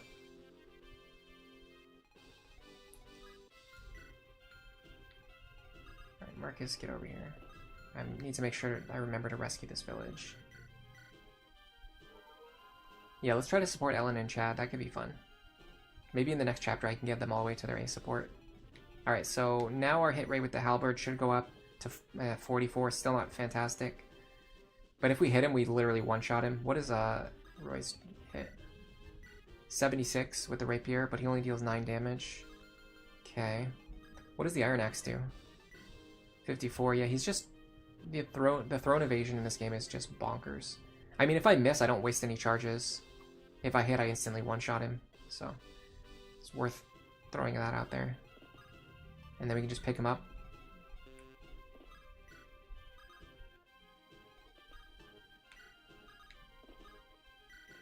Drop him here. Go like this. Yeah, we take the attack. Sure, why not? This map is also in FE7. Oh, this is also the same map. Okay, this is actually the same exact map as the one in FE7. Cool. I knew that this map was in FE7. I didn't realize like this whole connection between Eric and like him being in the story and him appearing in the same map. That's crazy. That makes the maps way more connected than I thought they were.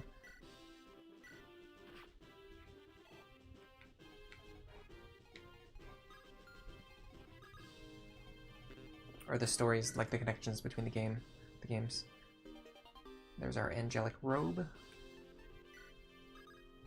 Dude, I can't believe we lost our only Pegasus Knight. In fact, isn't she needed to recruit the other Pegasus Knights? That means we basically just lost all of our Pegasus Knights in the entire game. I think. I think that's what just happened. Yes! Halberd Gaming!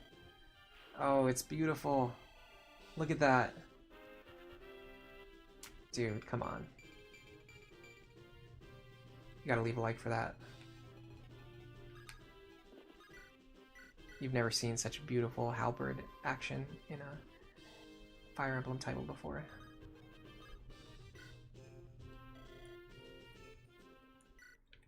Alright, what chapter is this?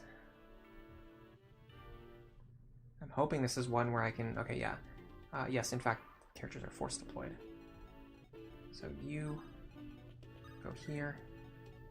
And you go stand next to her, and that should allow them to start supporting on the next turn, as long as we don't have too many of our other characters sponging up support points.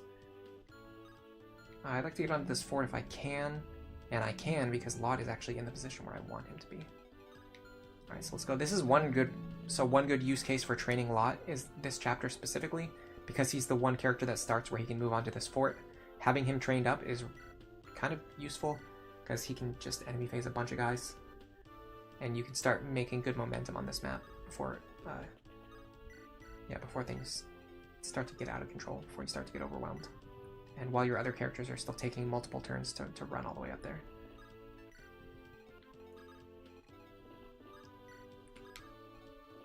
Alright, so what I'm going to try to do is have other characters not stand next to each other, so that we can funnel all of the support points into this pair right here.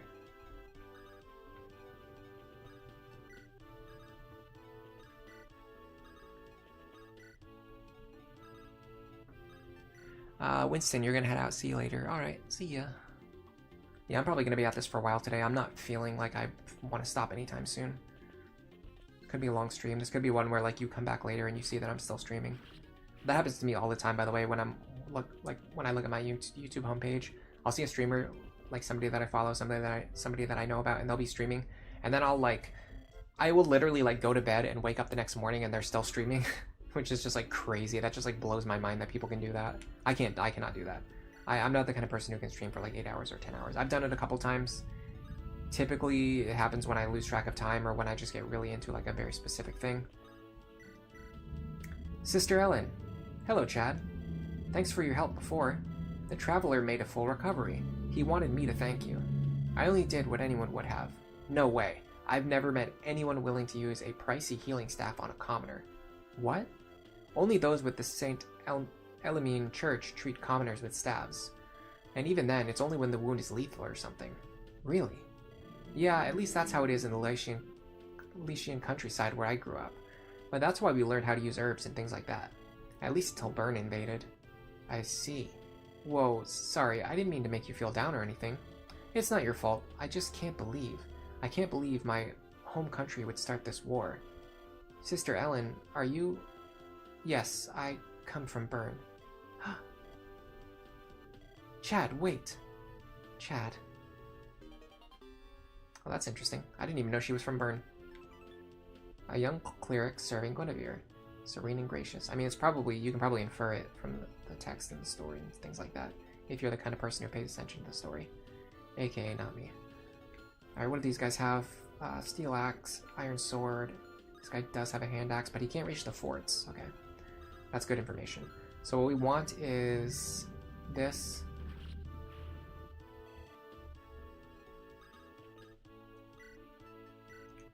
And this. By rotating these characters into the lead positions. Can the hand axe hit over the mountain? It cannot. Okay. By rotating the characters into these positions, it allows us to gain the advantage of these forts. And use it to our advantage. I do want to use Lou though. Let's get him up there. And then you have streamers like Coyote from Hololive. Pink Coyote.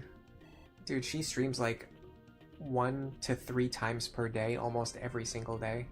Like the amount that she streams is absolutely insane. I could not fathom streaming that much.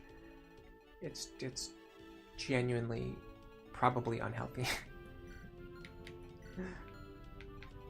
But impressive for sure. Alright, let me get up here. I need to get access to the prep screen soon, and I need to do something about these ambush spawns. I don't want to have to keep pulling up the wiki to check the ambush spawns. One of the things that I wanted to do in the game was put more like visual indicators about things, like telling the player when ambush spawns were going to come, or telling them what the requirements were for guiding chapters and things like that. But unfortunately, it just didn't really pan out the way that I wanted to. The big problem is that it's actually very difficult to edit the visuals in this game. Most of the visual information is buried in like really weird, obscure locations. It makes it very hard to even find the visuals in the game, much less like edit them in a specific way that you want to. So unfortunately, I just kind of gave up on that. I actually didn't even change the title screen. The hardest thing that I tried to do when I was making this hack, excuse me, was trying to change the title screen. And then I ended up giving up on it because it was too difficult. Like, it's that hard to edit the visuals in this game. I don't know why. I don't know why they made it that way. I mean, probably it just has to do with like technical limitations and things like that. But it's very interesting. If you get into ROM hacking, what you'll find is that there's some things that you imagine would be pretty easy to change are actually pretty difficult. Like, you can't just find the place in the game data where the pictures are stored and then replace them with new pictures. It's just not that easy. Like, you have to do a lot more to edit the images in this game. I'm gonna try for a halberd one-shot here. Got it.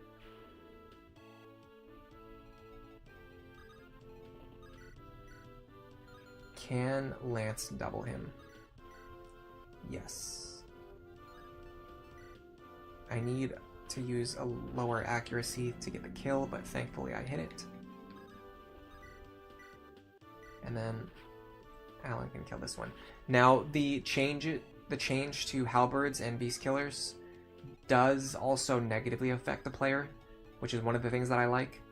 It makes it so you can't just have your Pegasus units flying all around the map doing everything without ever being worried. There are opponents that will pose a serious threat to you. Oh, and we've got our A support already. Chad! Wait, don't go. Please, listen to me.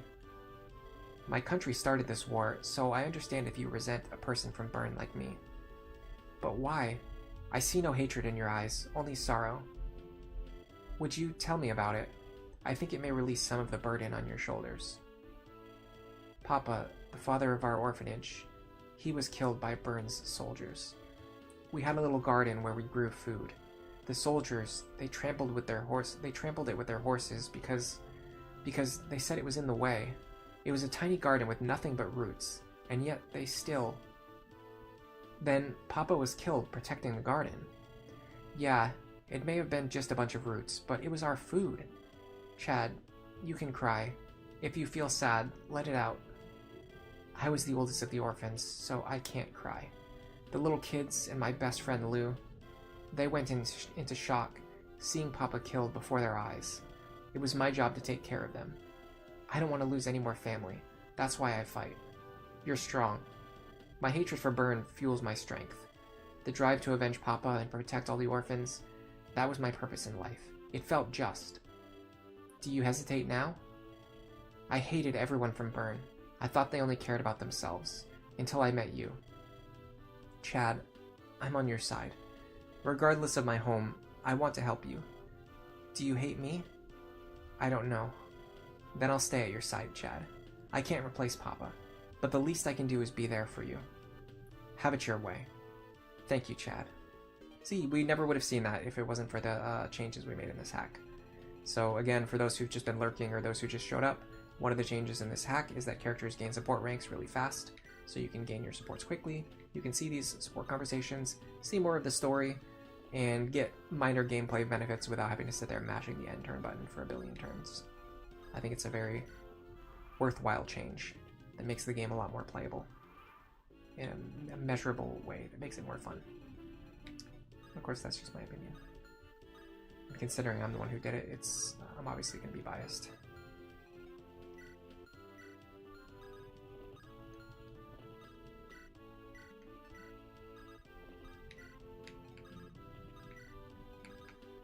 Alright, let's get some forward momentum going.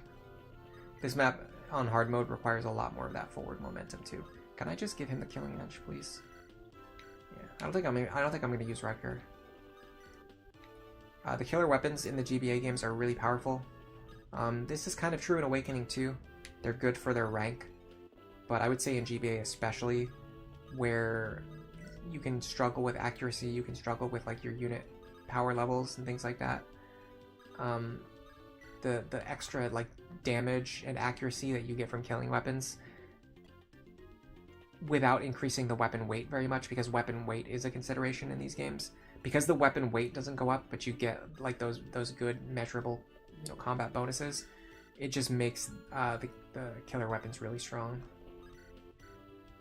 really useful, I would say. They're not as strong as silver, but because they only require C rank, they're a really good stopgap for your units. Alright, this actually should work quite well. So hit him with the iron sword. He will survive, and then Lu should be able to run in and grab the kill. We're getting really good level ups, by the way. You don't usually get level ups this good on GBA. They tend to be a lot more wishy-washy, inconsistent. I think this guy like doesn't move, by the way. Let me see if he'll move this turn. If he doesn't move this turn, then I would say it's pretty likely that he just doesn't move at all.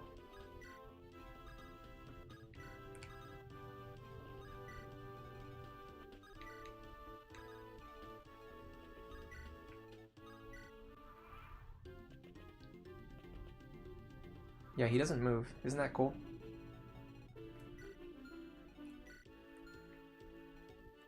That means you can do this. Ha ha ha.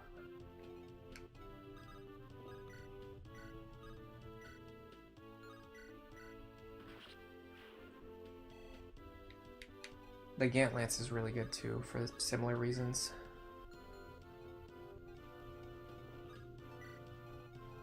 It's a, what is it, D rank? Yeah, it's D rank. But it has relatively good might and accuracy and weight. Especially for characters who haven't trained up to C rank or B rank or any higher rank yet. Our matchup here is not fantastic, but it's not terrible. I don't think this guy could one-shot Ellen. If we move her closer, we'll get her support bonus.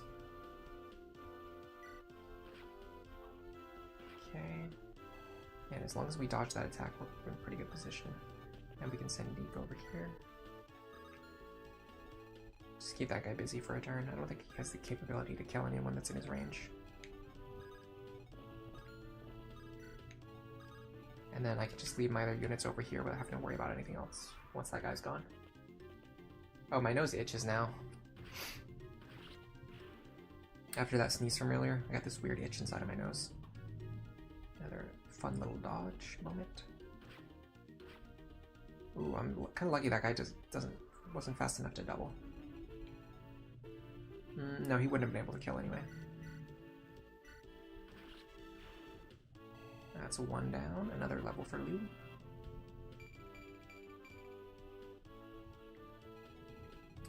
I will say one thing about GBA is that because experience decay isn't as harsh,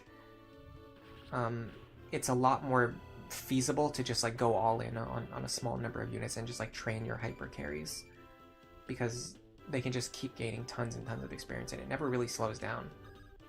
Alright, so yeah, we can just have our characters just hang out up here. I don't have to worry about babying them constantly. And then I'm gonna have to do something about this fort here because there will be ambush spawns that come out of it later. What I'd like to do in an ideal world is take out one or both of these guys.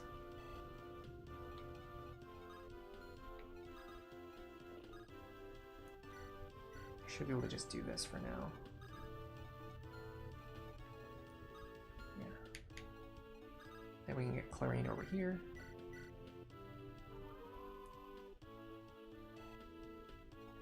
Does this shop sell anything that I want?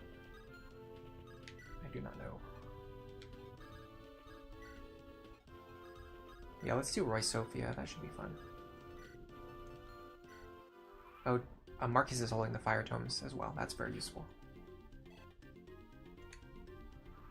That means we can do this. Perfect. Without having to go to the prep screen.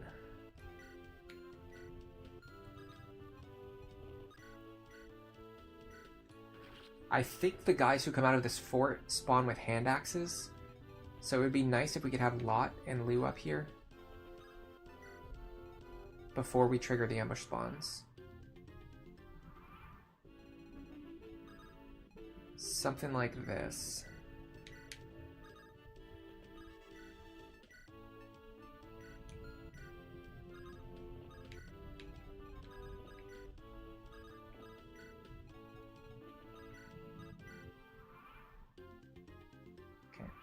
So then we would go like this, use the forests to our advantage, and then now we try to trigger the ambush spawns if we can. Well, it's a little frustrating because we also want one of them to be over here. It's not like the end of the world though. In fact, I could do this. I wonder who Lu supports with. I mean, I could just look it up. I actually have the page open right now. All I have to do is just switch over to the other tab. Yeah, let me check who Lu supports with. I'm probably not going to use Lu. I use him a lot. He's a unit that I really enjoy using. So I tend to use him in playthroughs. Where is he? Lu. He supports with Ray, Chad, Ellen, Hugh, and Melody. Actually, him with Melody would be a pretty good pair.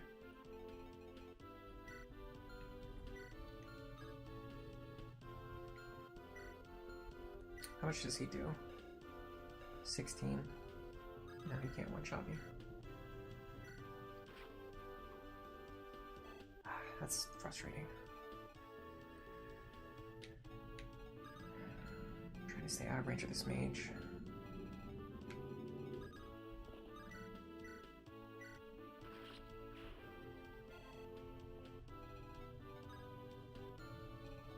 Whatever.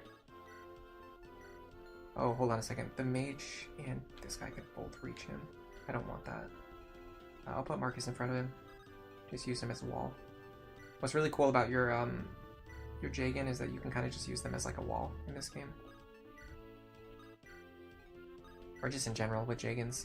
You can just, like, even if the enemies won't attack them, you can just have them stand in front of enemies.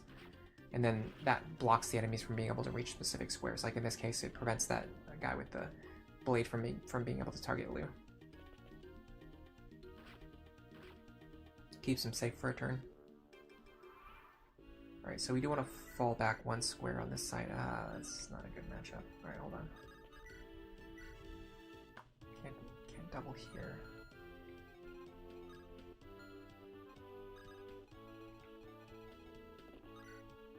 This is fine.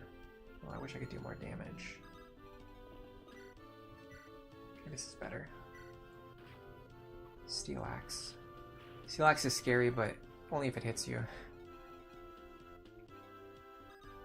Am I gonna have to use Lance for this? Probably.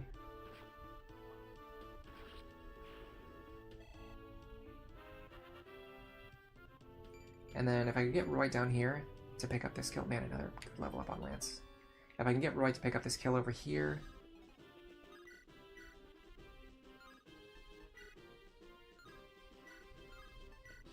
Alright, I'm just gonna use the Iron Sword.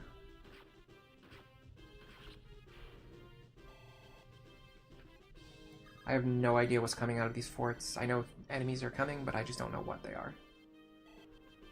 What I'm probably actually going to do is just capture this fort on the south, because I just don't want to deal with it.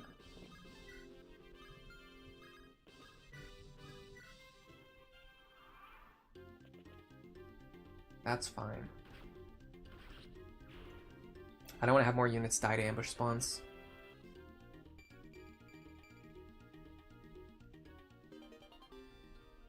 Gaining weapon ranks.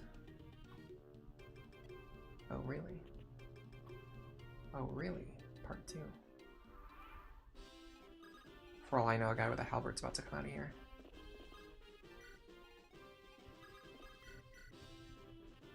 Can't double him. He must have spawned with like an extra point of speed or something. In GBA, the enemies actually spawn at like level 1, and then the game automatically levels them up. So you end up getting some slight variance in their stats. So like sometimes they're just like a point faster or a point slower, which is kind of cool. It's not, it doesn't add as much like variance, as much dynamic difficulty as Lunatic Plus with like the varying enemy skills, but it adds a little bit of variability. I'm actually gonna buy a door key, just in case I need one later. Is there any reason why I would need one? No, probably not. Another round of reinforcements. Interesting that he stayed on the fort, because he probably has a hand axe. So he gives a higher priority. Yeah, so let me confirm that he has a hand axe. So I think he does.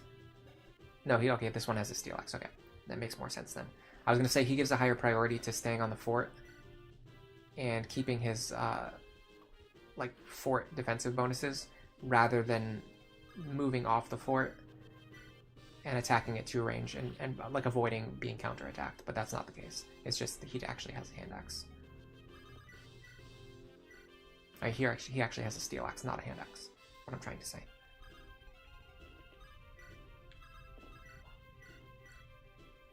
I believe when you open this door, it actually triggers ambush spawns too, which is crazy. It makes the direct path to the boss even more like precarious and needlessly dangerous. Now with this one, he has to attack at 1 range because we have him boxed in.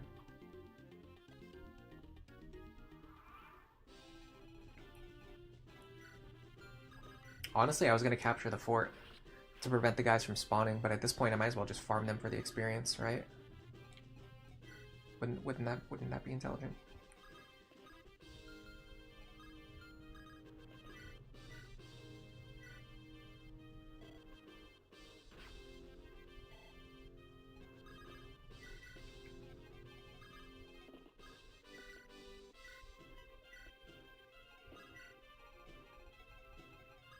Okay, we're gonna attack here. Yeah, I like that we got the entire Chad Ellen story and now we can just put them both on the bench. And we didn't miss out on any content. That's cool. Alright, if I do this properly, I should be able to set up a kill here. So go like this, and then I can either... Okay, I don't really want to deal with this killer axe. So what I'm going to do is I'm going to check 7, 20. I don't know what his weapon ranks are.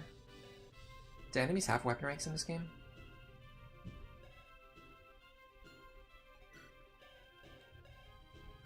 Holy crap, do enemies not have weapon ranks in this game? I've never noticed that before. That can't be the case, right? But he doesn't have a sheet for that has his weapon ranks on it. Hold on a second. Do enemies have weapon rank in FE6? This is blowing my mind right now. Enemies do not have weapon ranks in FE6. Wow. I never knew that. Especially because I'm so used to playing Awakening where enemies have like super inflated weapon ranks. That's so cool. I actually think that's really cool.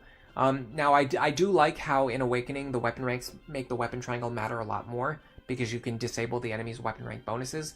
But what I really like about this, the fact that the enemies don't have weapon ranks, is that it makes calculating enemy attack very easy because all you have to factor in is their strength plus their weapon attack.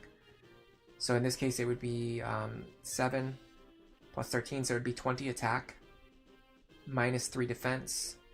We should survive on 1, and then will he be able to double me? He has 8 speed.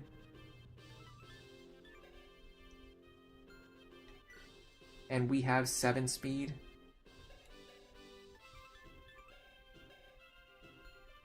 I don't see any reason why he would be able to kill me. I'm pretty sure I survive on 1 here. I guess I'm gonna find out.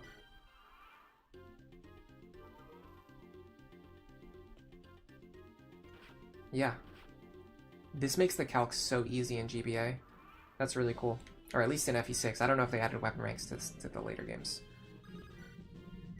Now, my accuracy is not guaranteed, so I don't want to go for this. But what I can probably do is just have Roy pick up the kill. If I use the rapier, my accuracy is really good. And this gets the killer axe out of his hands, so I don't have to be scared of getting crit.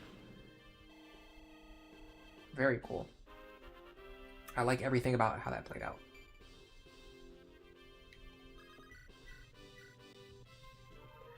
This is another reason why I didn't want to make this a difficulty hack. I just feel like the FE6 experience is a lot more... For me personally, the FE6 experience is just like a lot more casual.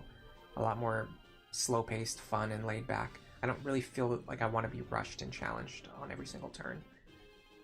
I like being able to just like relax and play the game and just pay more attention to chat than I'm paying to the game, honestly.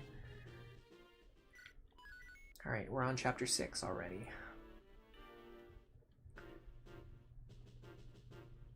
Now we finally have access to the prep screen, which is going to matter a lot for us.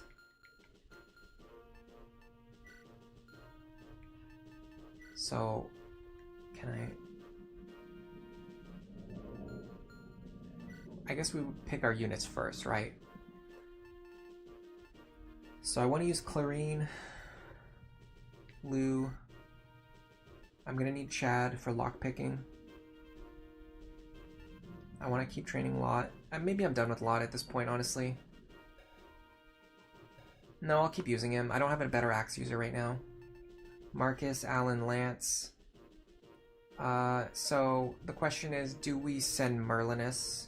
Probably. You don't need Merlinus in this game to be able to send items to the convoy, though. So maybe it's better to just send, I don't know. Who would be the other characters to send? I mean, I guess we just send Ward and Ellen, but we're gonna have Saul. Is that a problem? Not particularly. It'll make Chad's combat better.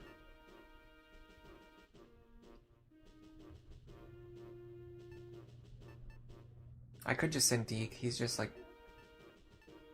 naturally stronger. So like this.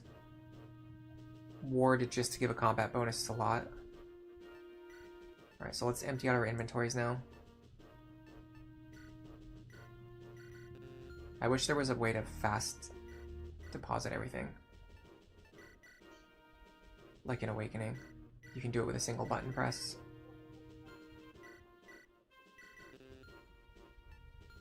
Oh, I remember why I bought that door key, by the way.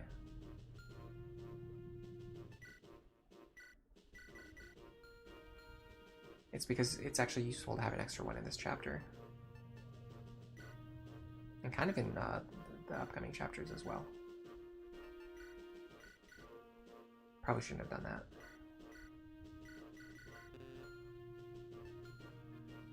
I just want to make sure characters are holding the appropriate items.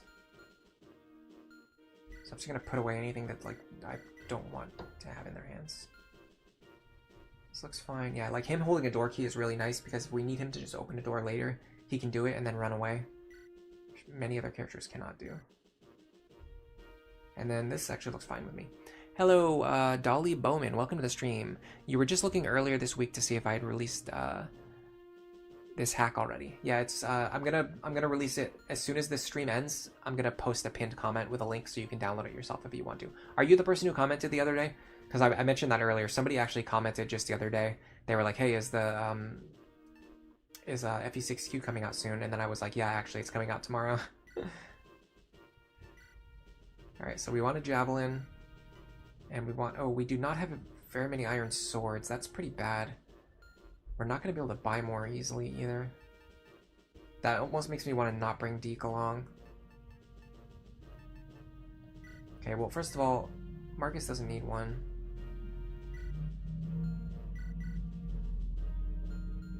I should have bought more iron swords, though, still.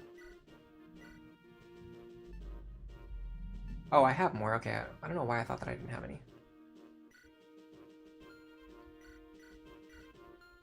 No, that's Deke's. Sorry. Yeah, no, I don't have very many in the convoy. Okay. So Lance has one. He needs javelin.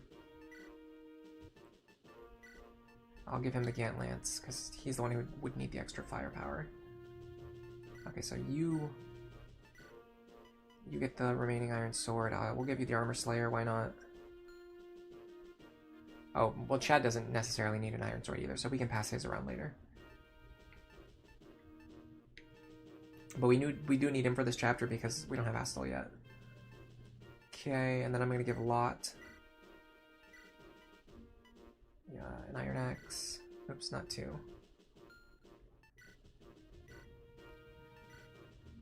Steel axe, 2 hand axes, and the hammer. Ward is going to take an iron axe, hand axe, and then I actually want Marcus to have an axe too. An iron axe and a hand axe too, why not? Just in case we need him to 2 range. Alright, if we check the map, we should be able to move our characters around now, maybe? Yes, we can. That's fantastic news. All right, let's put our good, fast characters in front. Something like this. Save the game. You commented months ago. Okay, cool. Well, thanks for the comments. You're very hyped as well. It's come out really good. I was just showing off in the last chapter the one way you can use the fast supports, not just for gameplay benefits, but like we were looking at Chad and Ellen's story, and we got to basically view their entire story arc, and then bench Ellen because we're not going to use her for the rest of the game. And that's something like technically you could do in vanilla, but it takes a long time to do for a unit that you're not going to use. Whereas in this, it's just like you can naturally view the stories of the characters, even the characters that you don't plan on using for the entire playthrough. It's a really fun. It's a really fun change that just allows you to view more of the story and character development and backstories and things like that. All right, so I want you to run all the way up here. And then I want you to run all the way up here. And then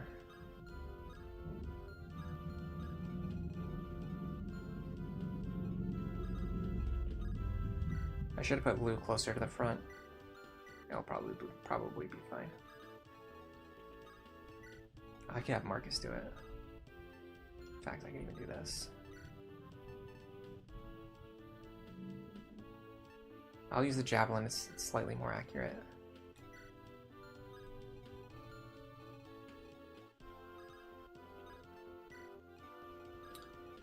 I want you over here. Dorothy's really cool. I've actually used her for an entire playthrough before, and she turned out really, really good for me, personally. Unfortunately, Sniper is just not really a great class in GBA. I'm going to use Saul, I think. I like the fact that he starts with C-ranked stabs. I probably should have brought an extra heal staff with me, but it's fine. I think I'm just not going to use Chlorine. Alright, and then I think we're going to go around the right-hand side and start opening doors. I'll have Deke stay near the center. I really like Sue as well. I've used Sue in a playthrough. I did a Roy paired up with Sue playthrough at one point in time. I like their relationship. It's really cute, and she's a really good unit. Nomads are a lot better than archers and snipers. The extra mobility is just... It's kind of just like essential, honestly. If you're playing GBA, you just need that extra mobility. It's just a game that's very focused on character like movement as a stat. Like you really need a good movement stat to be a good unit in GBA. Ooh, nice hit.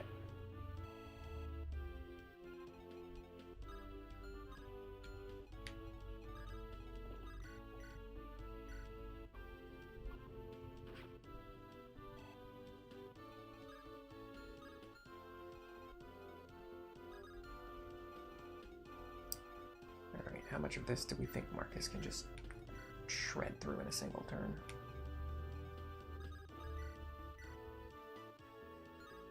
I'd really like to use the hand axe if I could. Yeah, I'm a lot more worried about using Lot. He feels more inconsistent. This is just not guaranteed to hit, but I think we'll be fine. And what I can do is anchor here.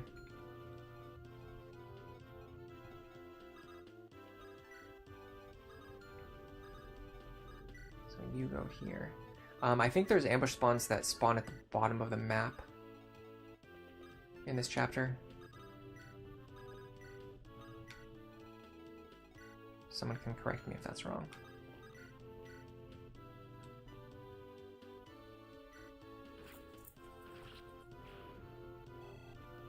So we want to make sure our units they're not all waiting at the bottom of the map. Man, another great level up for Lance. He has been really showing up on this run. I'm actually fine with leaving Lou here.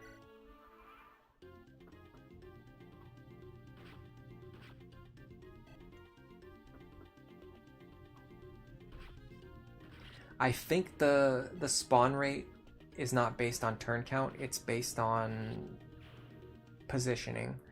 Like when you go above a certain line on this map, it causes the ambush spawns to appear. So we want to make sure not to advance too far until we get all of our units up into the hallways. I believe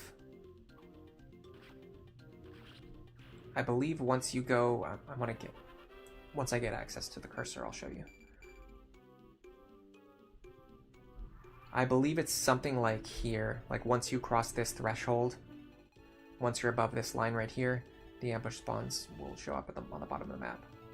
I could be totally misremembering that, but that's my belief. That's how I believe that it works. And I'm allowed to believe whatever I want. Ooh, more action for Dorothy.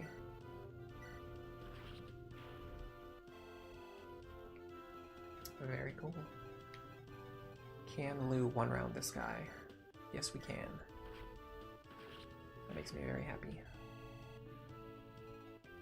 By the way, speaking of streams, the Air Fortress stream that I did, which basically nobody watched, at least not while I was streaming it, I was really surprised to see that it gained a ton of views in the archive. I mean, not a ton, but a relatively good amount of views in the archive.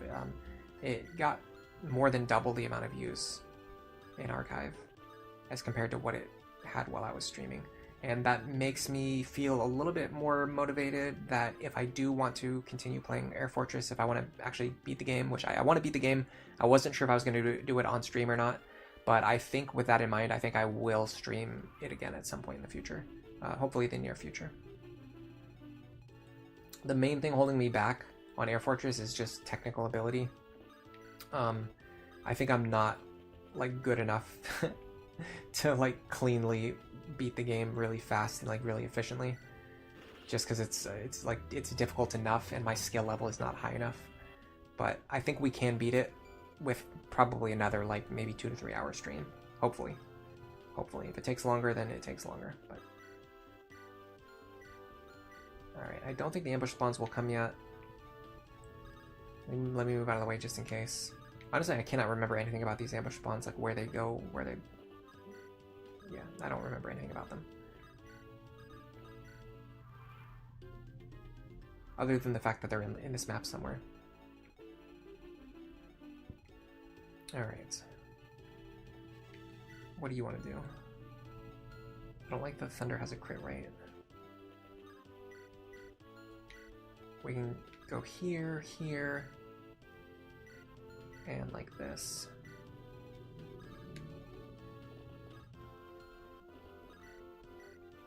That should provoke him to move, and it should also spawn the ambush units. Which again, I have no idea what they are or where they're going. With that in mind, I might back up into this hallway a little bit more. And when you open these doors, it also causes units to appear. Ambush spawns, of course. Okay, there's Kath. There's the ambush spawns. Yeah, when you open these doors, it causes additional units to appear, and they'll attack right away. They don't attack like right when you open the door, but they will attack immediately on the enemy phase after they spawn. So like if you open this door and then your character ends their turn standing here, they're going to get attacked by units on the next turn, which can be a little bit disorienting. Okay, we should be able to phase through this with a javelin.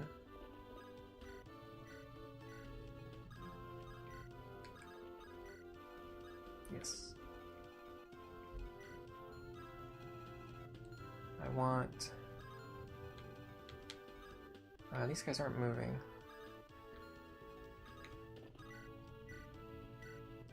Oh, I don't like that 1% crit rate.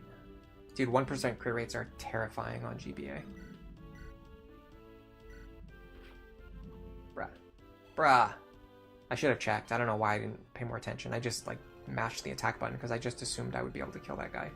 But the joke's on me for thinking that I would be able to kill a mage with 2 attacks. And mages, as you know, are quite known for their bulk.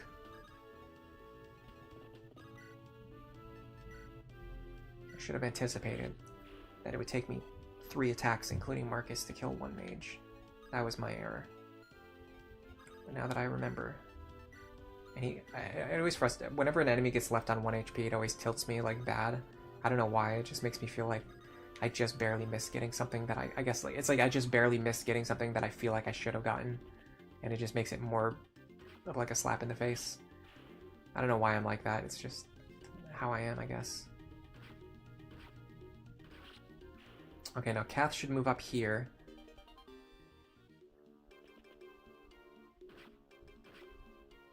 I should be able to steal her lockpicks and then talk to her. Oh. Hold on a second, I need some water.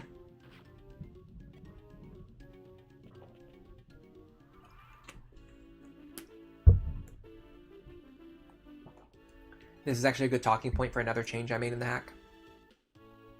I don't think this was mentioned in my original video. I might have talked about it as something like I was considering, or like something that people were requesting in the comments. This is one change that I made in the hack, very significant. If you use a Master Seal on a thief, they gain +1 movement and it raises their stat caps. So you can essentially promote your thieves in this game. The +1 movement is a huge deal. And one of the features that I wanted to give them, I actually gave them Canto so that you could run up, steal items, and then run away.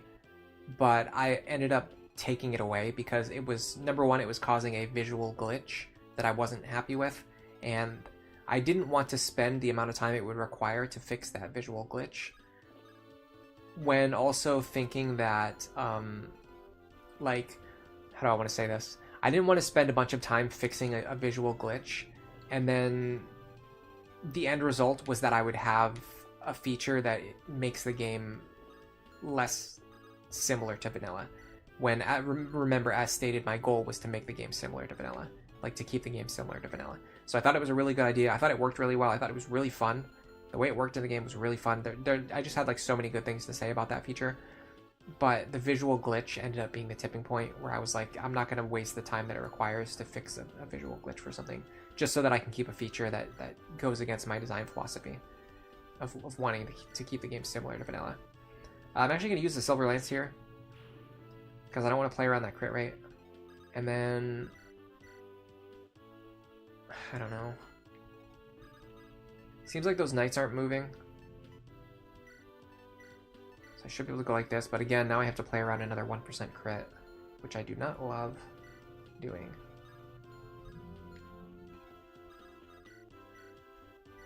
If I go like this, I should be able to body block for the team up top.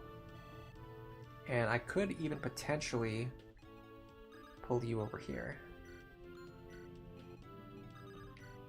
I think that works. I'm interested to see where Kath goes and what she does. Oh! I left Claymorine in a very dangerous spot. She gained a level from that, that's funny. I think you gain like 1 experience point when something attacks you. Okay, we dodged the 1% crit again. I think we're fine now. She just stands there. Okay, interesting. Maybe if I move out of the way, maybe she'll leave. Do I need to steal this Vuln? I mean, like, why not, right? It's free. It's free real estate. Well, that happened.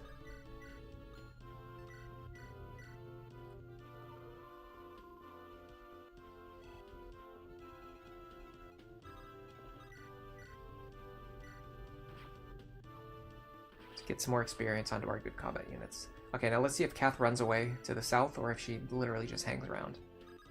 Decides that she wants to hang out.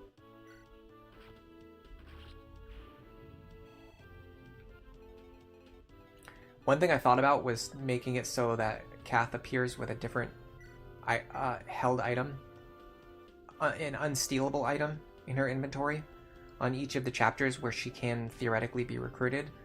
Making it so there's a decision between when, like, what chapter do you want to recruit her in, and you can make that decision at least partially based on which item you'll get when you recruit her. But the reason I didn't make that change was, again, because I want to keep the game similar to vanilla, and in vanilla, Kath doesn't have those items, so adding those into the game would just... it would give the item like an extra item or an extra resource that they don't normally have in vanilla. Which is a little bit too far in the difference of like shifting the balance beyond what I want. Okay, she actually literally just stands there. I guess maybe forever. I don't know. Interesting. We definitely need to back up. There's going to be enemies, annoying enemies who are going to spawn from here.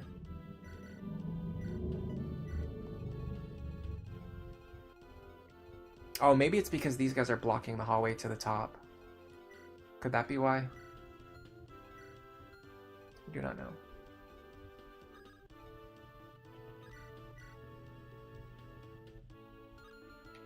I'll let Lou fight these guys.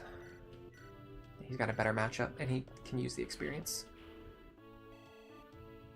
This is one of the reasons why you're very motivated to use Lou in this game. There's just so much experience that's on the table for him, and he's like the best character to fight these units, and he's one of the better characters to benefit from getting the experience. It's kind of just like one of those situations where it's almost like a no-brainer. Alright, there should be ambush spawns coming out of those staircases soon. There they are. And yeah, they're... You know, it's not even the fact that they're ambush spawns that annoys me, it's the fact that the game spawns them like so... This is what I don't like about the ambush spawns in this game and why I don't forgive them. As someone who's usually like a pretty big ambush spawn apologist, the ambush spawns in this game are just egregious. And it's because the enemies, they don't spawn here. They spawn way up here. And then they get to move additionally, like 5 additional tiles based on that. It just gives them a ridiculous range that there's no possible way to know it or calculate it unless you look up their exact unit placements. And yeah, the problem was because I was blocking this hallway. Anyway, I'm not going to rant about that. There's no reason to do so.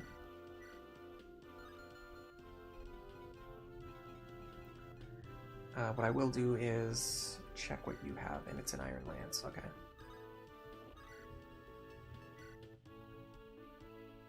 16, we can kill this guy safely. Saul goes here. Saul Goodman. Better Call Saul. And then Roy goes here. He doesn't have a good matchup, but he can fight this guy for 1 turn without any real negative consequences.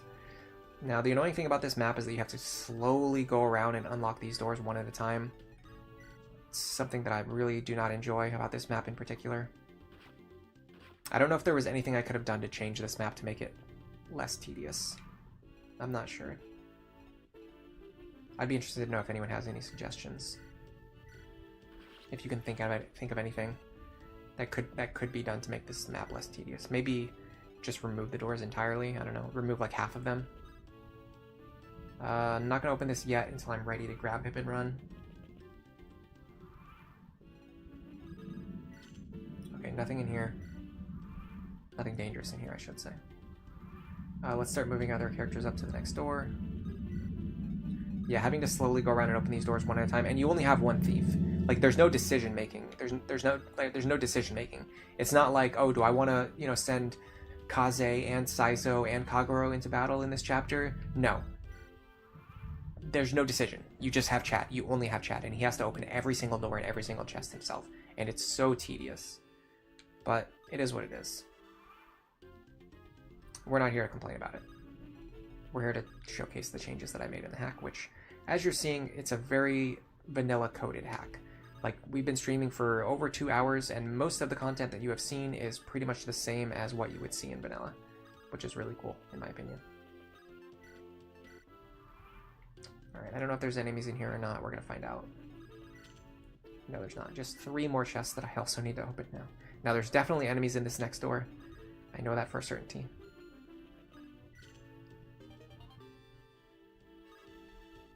You know what I could do? It's too late now because I've already moved, but I was thinking I could actually... Oh, yeah, I can. I can open this door. Yeah.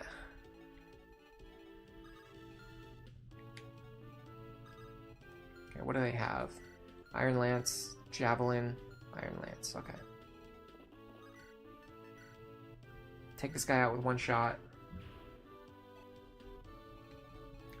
Take out the Javelin user so that he can't enemy phase me at 2 range. And then now we can just player phase whatever's still standing. Or sorry, now we can enemy phase whatever's still standing.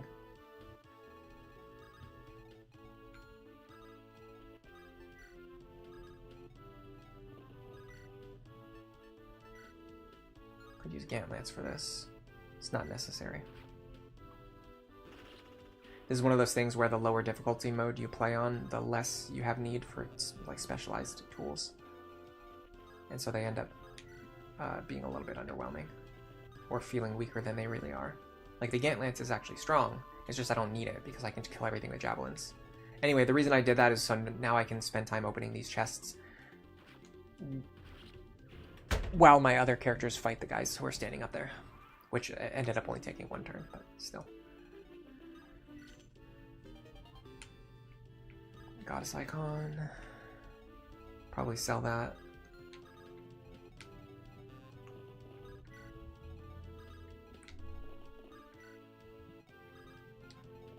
Get my horse squad moving.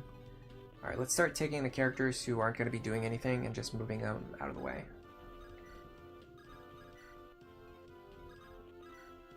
While allowing Saul to heal the others and get them back into the action quicker. Roy's not going to be... I think I need him to recruit Sue. I can't remember. Clarine's not doing anything, she can just hang out up here. Actually, I should have put her in here so she could grab Chad. Short bow. Short bows are really good too.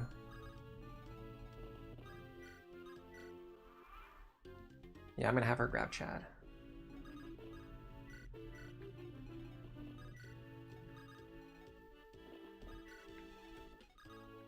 I could have moved him one extra square, look at that.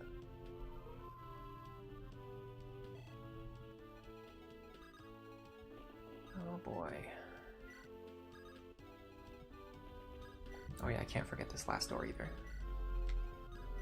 I'll get that one, I'll get that one at the end. After my units come back up. In fact, let's do it this way. Let's do from bottom to top.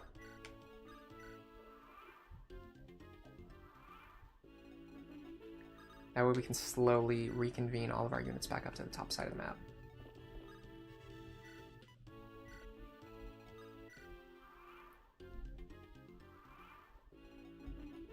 Okay, here we go. Unlock. Here comes our ambush spawns, and let's keep in mind this time that they're not gonna spawn in a location that makes sense. They're gonna spawn basically way up here and then run out of the room and get 7 additional tiles of movement. That's just the way the game wants to be.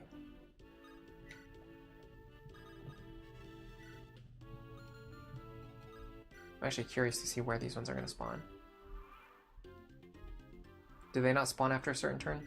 No, here they are. Yeah, see, they spawn way up here, near the door. Tons of additional movement. We have to play around that.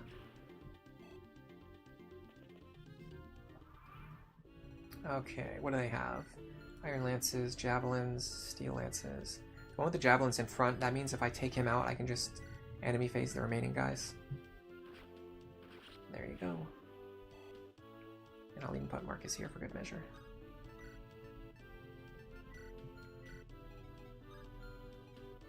There shouldn't be anything in here. Yeah. No enemies, I mean. Ooh, interesting. I'm actually gonna let Marcus pick up that kill.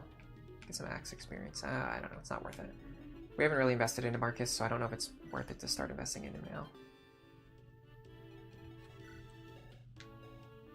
He's still pretty far away from D rank axes too. I think it'd be better to just start training our other paladins.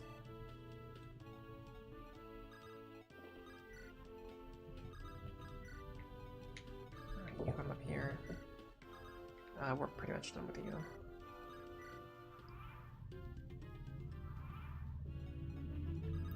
Yeah, this is another one of those very interesting decisions.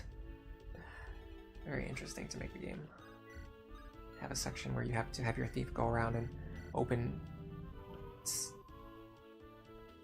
8 different doors.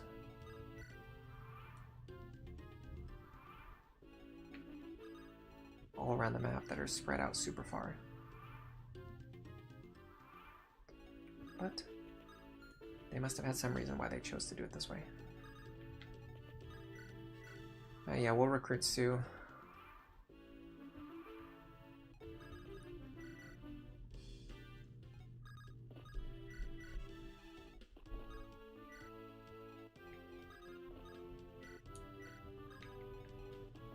Look at that rescue drop chain. Beautiful. Alright, I'm going to try to get a little bit of a repeat here. Open this door and then have my characters run in and just deal with the enemies. Is that going to be possible? There's a Javelin, Thunder Tome. I don't like the Thunder Tome, but if I do this, take out the Javelin, I can then one-shot the Thunder Tome. Not have to deal with the crit chance. Beautiful. And we could even pull this guy away with an anchor. Not ward though. It'll have to be a lance. And if we're gonna do that, we'll just do this. Oh, they're going after Marcus. Why would they choose to go after Marcus? I guess maybe it's because we haven't trained him. Maybe Alan and Lance have become stronger already. 7 defense, 8 defense, 9 defense. I mean, not really. Not sure.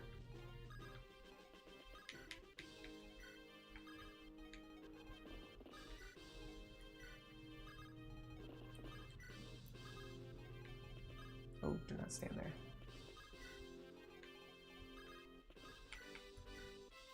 But yeah, we'll be able to promote our thieves later on, which will be really cool. If you like using Chad, if you like using Astol, if you like using Kath for some bizarre reason, you will be able to promote them later on in the game, which is also pretty fun.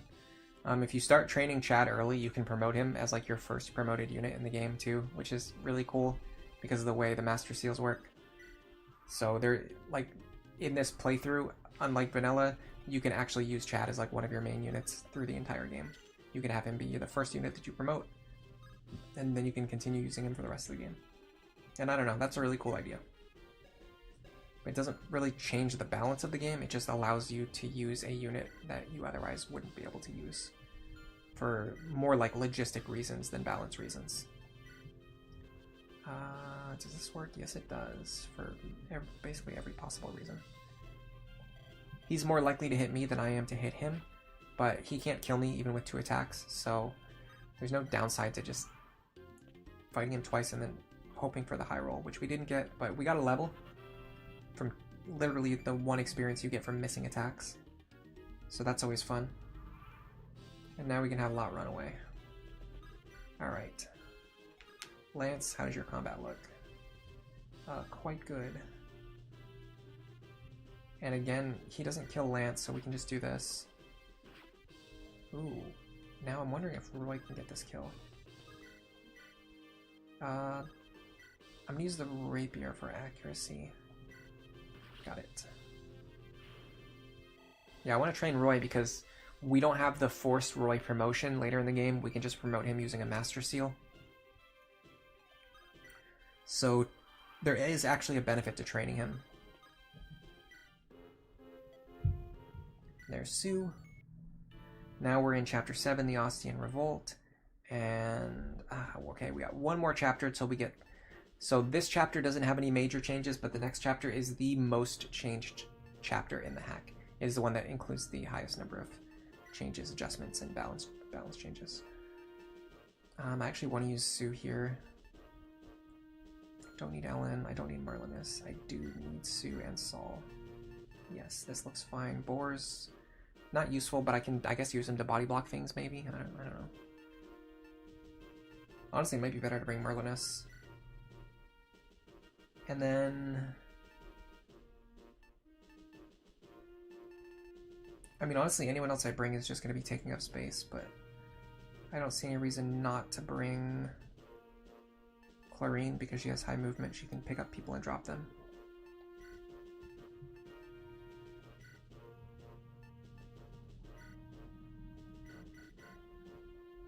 I actually really like Dorothy's design, by the way. A girl from Etruria in service to the St. Elamine Church. She has a great design. Alright, Sue. You need a steel bow and a short bow. Oh, I did not buy an iron bow at any point in time. Oh, I lost my iron bow because Walt died and he was holding it. For a second, my brain was thinking, wait, do you really not get any iron bows in FE6? No, you get them. I just lost it. I lost it because I'm a complete buffoon. Grab another heal staff. And then, I mean, there's no reason not to have Clarine hold one.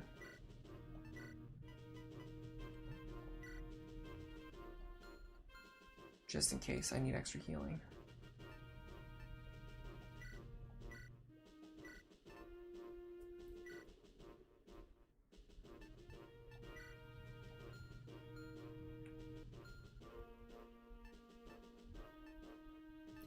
We definitely need to restock some javelins and some hand axes.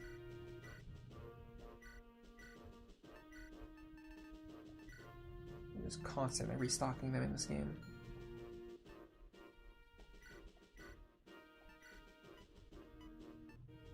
Yeah, we do not even have very many hand axes to play with. Oh, this would be a good map for the halberd.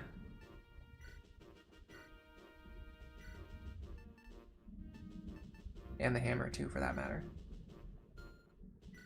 And the killer axe, for that matter. Hold on a second. Yeah, that's going to give me some options for switching to axes based on like how much damage I need, how much accuracy I need. Axe using characters are really like high roll in this game because of how inconsistent the accuracy is. Alright, if I put Lou here... Actually, here makes more sense because I don't want the trees in the way.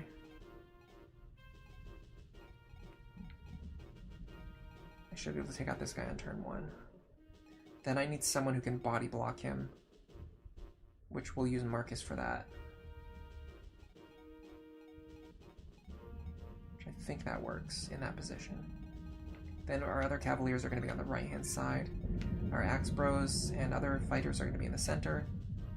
And then I actually want Clarine here, just so that she can grab this village right away. And then I'll have Sue and Merlinus go to the right. And everything here looks fine. I'm not super invested in the outcomes here. I just want to get through the game fast enough so I can show off the features that were included in the hack. Which next chapter there's going to be probably the highest number of things to show off. Most interesting changes. And the ones that I think some people have been waiting to see, hopefully.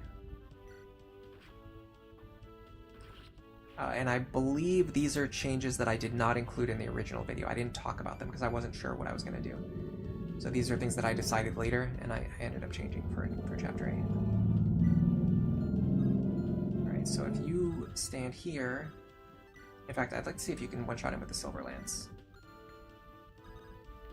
So we currently have 23 attack, and he has 21... 26 HP, and no, we're not going to be able to one-shot him, so we might as well just do this. Oh, I don't have an Iron Lance. Okay, this whole thing was ill-conceived. I can do this.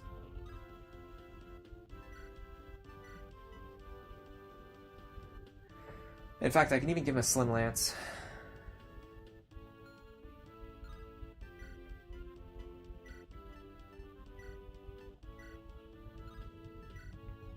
Why not? This actually might be a good thing because it'll improve his accuracy. You're only here to visit this village. Grab a torch staff.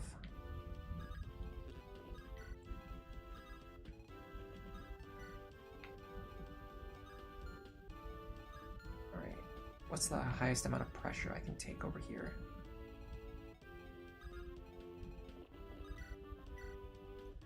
I'd like to do... that doesn't work, okay.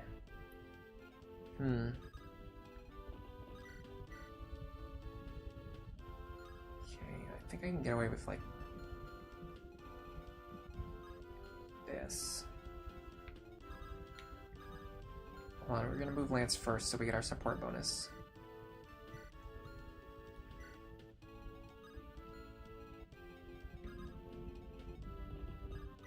Yeah, because we're a knight's move away from him. Now that unfortunately leaves this guy on 1 HP, which I don't love. I missed anyway, so it doesn't matter. And it also leaves us on 2 javelin charges, which is good. Okay, Axe Bros. Start moving this way.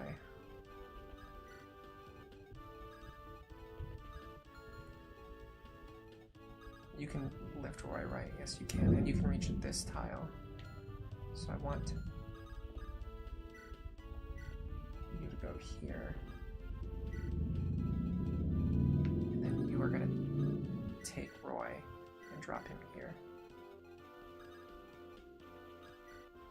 This should put him in a good position to talk to the paladins when they spawn. Oh, Sue got hit really hard.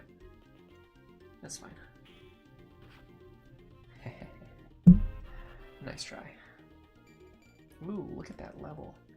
+1 speed. Amazing. Alright, this Arbor Knight's going to be a minor annoyance. Hello, Des. Welcome to the stream. Are we doing some Sakai gaming? I haven't decided yet, but Shanna actually died, so very likely we're actually going to be doing Sakai, if you think of it that way. And in fact, I mentioned this earlier, I don't know if this is true, but I think you have to use her to recruit the other Pegasus. So not only did we lose Shanna, I think we lost every single Pegasus in the game. But maybe not. Maybe the other ones are recruited differently from how I remember. I could look it up, but I'm just too lazy. I'm not the kind of person who has like everything memorized about the games that I play. I'm the type who has to just like look things up. Even though I've played it like a billion times, I still have to go and look it up. Alright, we're not close enough to recruit this turn.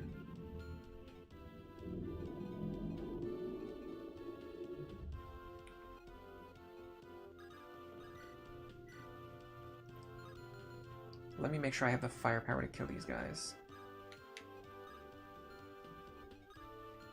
I'd actually like to do this. Oh, I'm actually pretty lucky that hit. Or just glad that hit anyway. Gotta use short bows for this, because we don't have an iron bow. Why don't we have an iron bow? Isn't that a great question? It certainly has an answer. Yeah, this is a good use for a killer axe. It just has that extra accuracy and it doesn't weigh you down. Okay, now if you go here, we can secure that kill. Where's our boy Saul? Can you reach Sue? No. I should have had him heal before I moved Sue. Again, I'm making stupid, very obvious misplays. You are very scary to me. Surprisingly, Lou is in the perfect position to be safe. I can do this. And then this.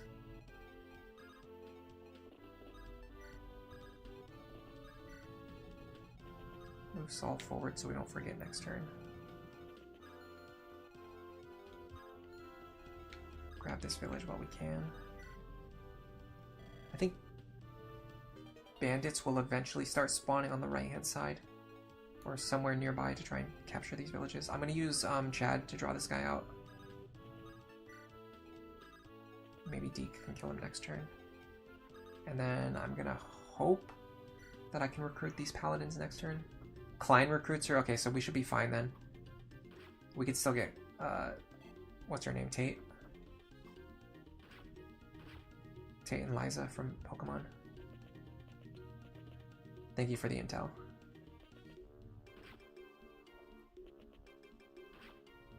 Okay, that's a little more scary than I was hoping, but nothing too terrible.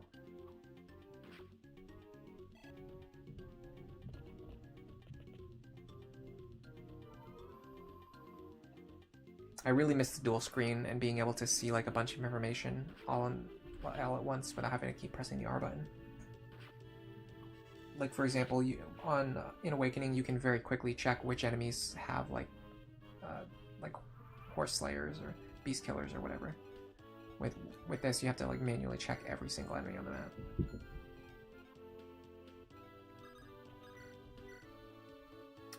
Can't secure that kill, huh? Should be able to do it this way. The only problem now...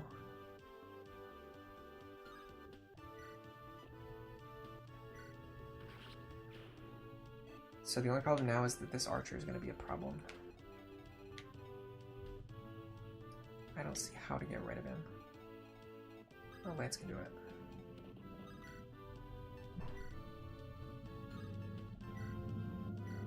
In fact, he can do it very efficiently. Alright, so we should be able to do this. Talk here. The annoying thing now is that we have to have Zealot and Trek and Noah all go around and recruit each other. It would be so convenient if they could... If you could just recruit one of them and then that causes all of them to instantly be recruited. I guess convenience is not the name of the game today. I don't love that. Or that.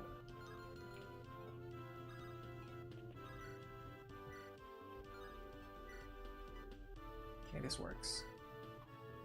Not very well if you just miss all of your attacks, though. Not in that situation. Doesn't work quite as well.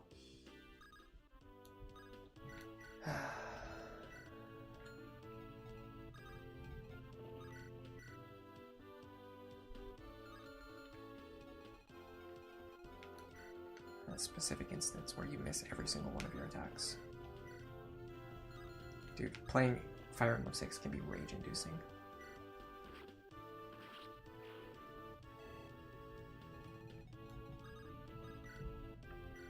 I am playing very sloppily. My characters, like every single one of my characters is out of formation right now. I don't think I have a single character that's actually in formation. Alright. And especially considering the fact that ambush spawns can just show up and just destroy us right now.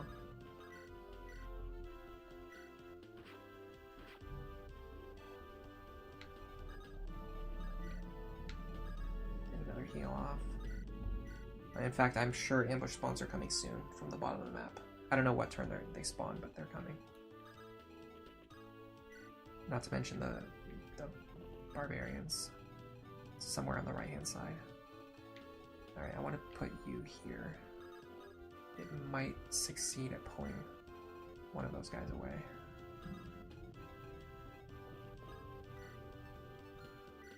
Alright, let's see what happens here. That's fine, I'm okay with that. I was actually kind of hoping for that. Okay, that's actually great. I love the fact that he went after Alan. I don't know why he would do that, it was like the dumbest thing he could do.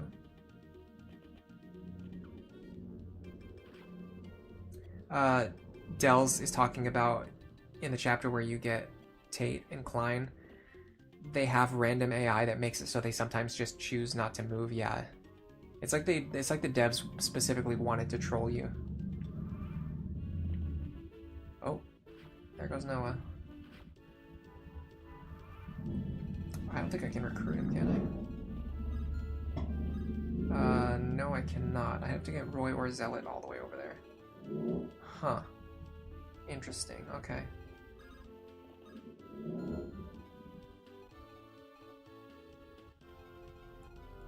Can you grab this kill, please? You can. Ugh. Gross.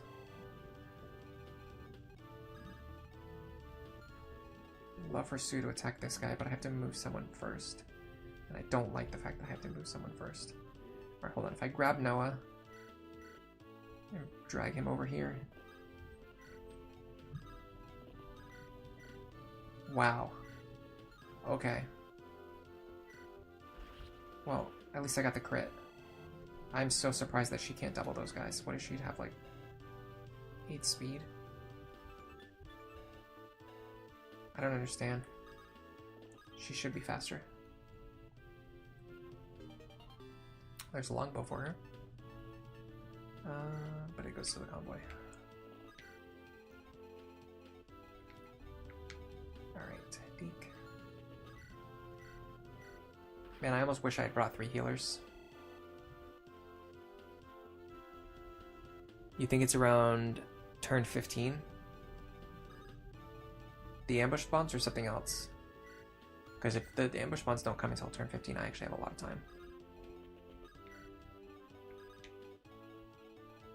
Here we go. Start getting these villages before they become a problem. Meanwhile, I'm completely ignoring the fact that there's a ton of enemies up here. Okay, what I'd like to do is kill these guys in the most efficient way possible. This could be a good halberd moment. The accuracy is not great. What does the killer axe do? Oh, the killer axe actually... I think the killer axe does this more consistently. Is that true, actually? I was actually thinking... Yeah, the ambush spawns are on turn 15. Alright, cool, thank you. Saves me the trouble of going and looking it up myself, which is something I hate doing. Alright, so I was actually thinking I wouldn't have to use my calculator today, but I'm gonna have to. Okay, so 79 times 2 is 62%. Whereas the halberd is actually 69%. I actually think the halberd is more consistent here. Nice. Dude, I love the halberd. It's so cool. My only concern now is I think I'm in range of this guy. And indeed I am.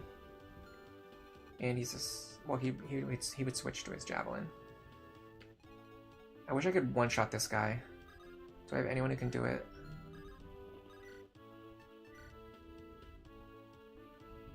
No. In that case, I believe the Iron Sword is the best bet. Alan is taking way more hits than I want him to take. Not a fan of this. Okay, we can use Zealot though. Honestly, in a sense, Zealot is like our Marcus, because we didn't train Marcus, but we have Zealot. And he's free. So now we can take and drop you. And then talk to you. And then you can immediately... Honestly, I kind of want to grab Alan and pull him away. He's in range of an enemy. What does he have equipped? An Iron Lance. This guy has 15 attack. 15 minus 7. It's like 8 or something. We're actually totally safe. It's scary, but we're way safer than we think we are.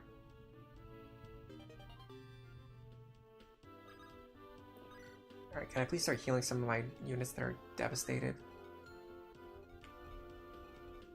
And heal Trek. I don't even know what turn it is right now, by the way.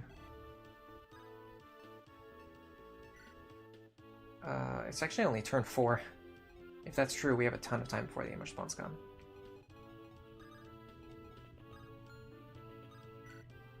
Alright. I keep pressing the buttons that I normally press while playing Awakening, by the way. It's kind of mildly amusing, I guess. Yeah, I'm actually pretty motivated to use Zealot. Let me see who he supports with. Zealot supports with Noah, Trek, Juno, Tate, and Shanna. I can support him with Tate. If we get her later, we could do Zealot with Tate. That would be cool. That's like a pairing I never do. Honestly, I never even use Zealot. I need to get an Iron Sword into his hands, which I can do.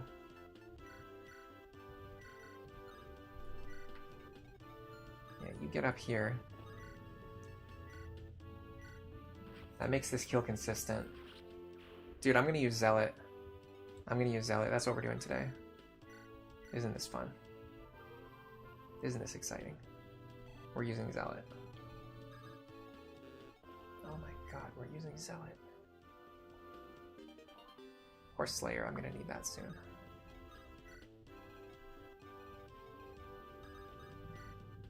Okay, I'm absolutely terrified about when and where these spawns are going to come. By the way, you just saw this.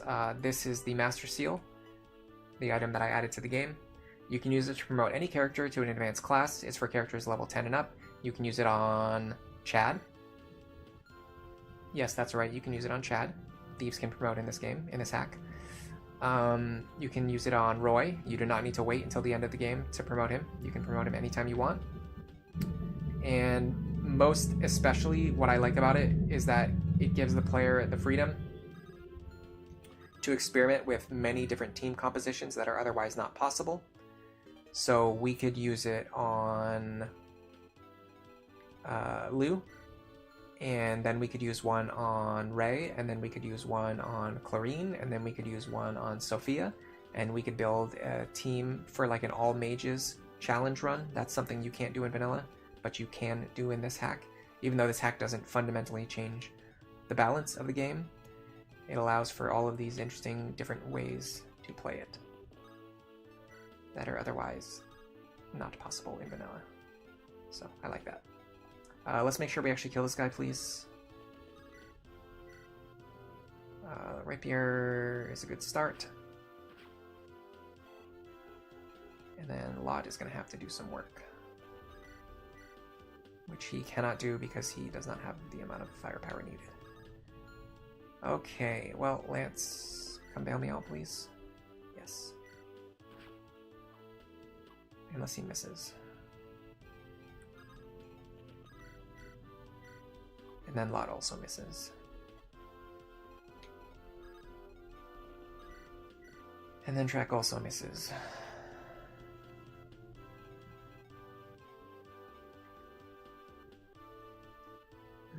We're playing FE6, we're playing FE6, we're playing FE6, we're playing Fire Emblem 6.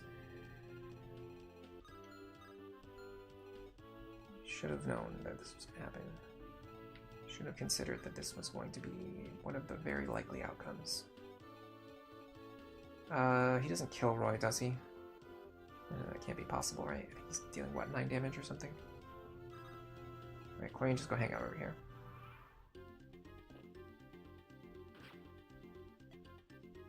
The Wyvern is game over inducing though.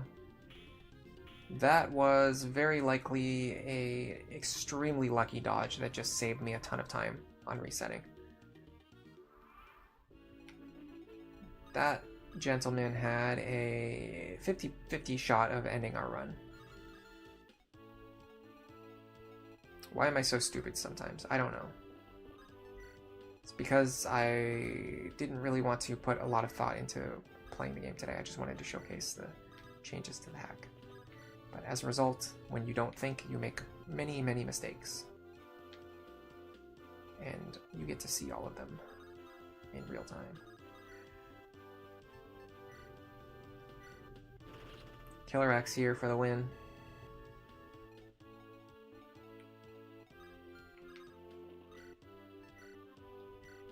Now we can pretty safely finish this guy off.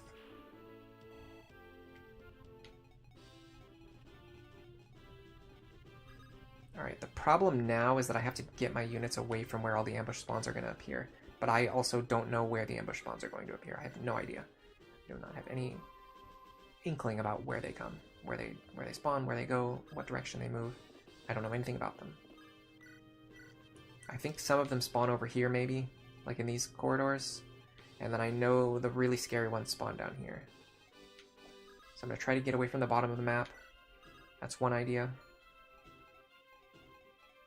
And the other idea is to try to not be too close to the right-hand side, especially in the instance where I don't know exactly where they're going to appear. I know they're going to appear on the right side, but I don't know where on the right side.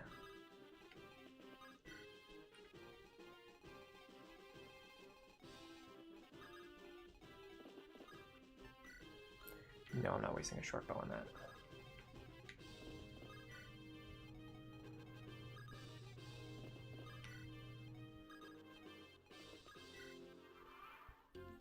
It is currently turn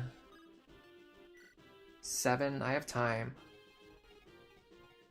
Man, did they really give you this much time for the ambush spawns?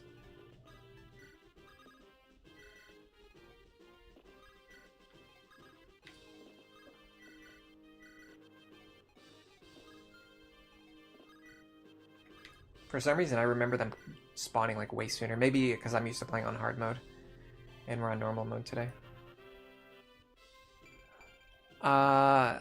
Dels is asking if they spawn into rogues or assassins. So I don't have any sprites for them. I didn't have any sprites for them. So they look the same as normal thieves, but their name changes to rogue. They just become what? Oh, so I guess I should have been specific about what I was saying. When you promote Chad, he gains +1 move, and all of his stat caps increase. So he just becomes like a little bit better. He becomes more of a viable unit, like to actually train and use for the entire run, instead of, you know, capping at level 20 and being stuck in a base class for the rest of the game. So if you want to use Chad, if you want to use him as like as a primary unit for your run, the Master Seal is something that allows you to do that. Well, at the same time, it's not really that different from vanilla. Like, being able to use Chad is like, doesn't change anything about the game's balance. He's still not even a good unit, but he's just like a viable unit. It makes him a somewhat viable unit.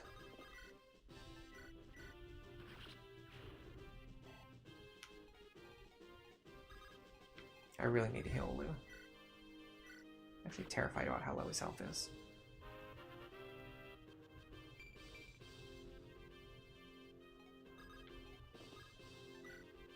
What I'd really like to do is set up my characters in positions where they can fight the ambush spawns as soon as they appear. But the problem is I don't know, again, I don't know where they're coming from, I don't know where they're going. So that's not as easy as you might imagine. Alright, so what I want to do is start putting my other characters over here. I'm going to put Zealot here. I'm guessing this is a decent position for him to be standing in. If something spawns like here, or here and here, he could fight both of them. Ward needs to get the heck out of here. And also be healed.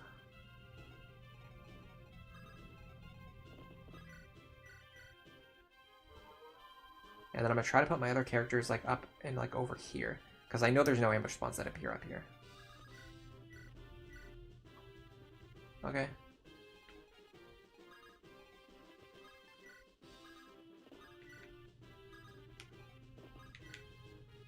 Yeah, I want to try to reorganize my units so the characters that I'm not using are not like blocking the way and standing in positions where they're going to get killed. Okay, here we go. He needs a sword.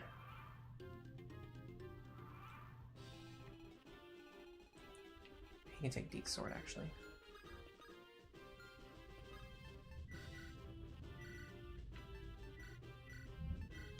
Yeah. Okay, I feel pretty decent about this. I don't think any of my characters are in like immediate harm. I would be surprised if that was the case. Noah, Trek, just stand over here. Everyone else, do your thing. Can't I use the Rogue Sprite from FE8 for Chad? Yeah, it would take a little bit of extra work, and like updating graphics in the hacks is not as simple as it seems. It's probably something I could have done, honestly, but I had an amount of time and effort that I was willing to put into this, and once I reached that, I didn't want to spend any additional time working on it. It's just one of those things where, I was actually talking about this in Discord the other day. I have a bad habit of like wanting to make things perfect and spending like a lot of time trying to get things perfect and then never releasing them.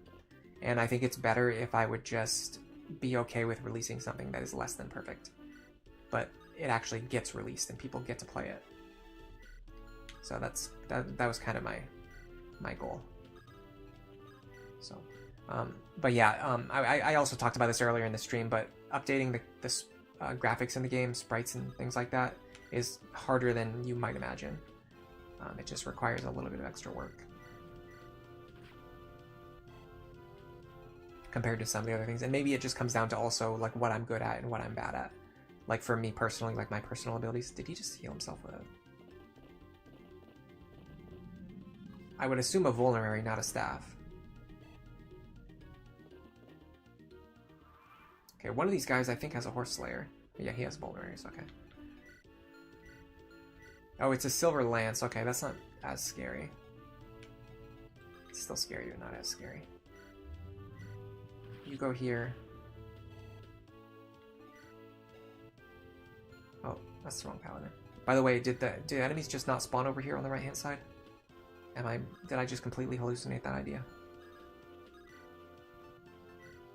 Halberd could one-shot here, or Iron Axe guaranteed 2 shots. Well, not guaranteed, because I could miss the other attack. But the good thing about splitting the damage up into 2 attacks is that if I miss one of them, the enemy is still injured.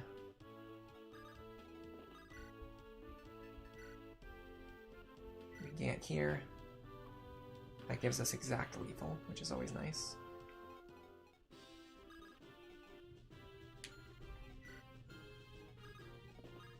And then I'm just going to put you here and keep everyone else out of your reach, which I cannot do. I can't do this. So I guess apparently there's not enemies coming from the right. Or if they are, they're just like super delayed. I don't know. Would be nice if I could have some way of knowing that information without having to constantly check the wiki. Dude, get back here. What are you doing? Okay, that's fine.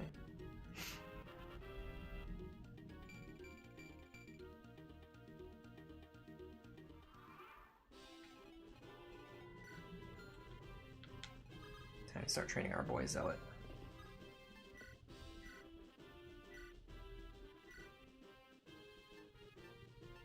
Honestly, he's kind of already got everything that he needs. Other than like maybe a more accurate lance. Bonk him with my little axe. Get some good experience. 10 experience is not bad for Paladin. Alright, now we begin the tedious process of moving all of our characters back across the map. Definitely not as bad as FE4, I can say that for it. Let's check these shops while we're here. Yeah, we need another Slim Lance. We need more Javelins. We're already running out again.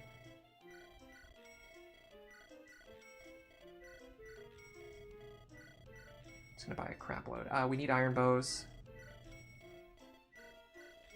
Even if just a couple.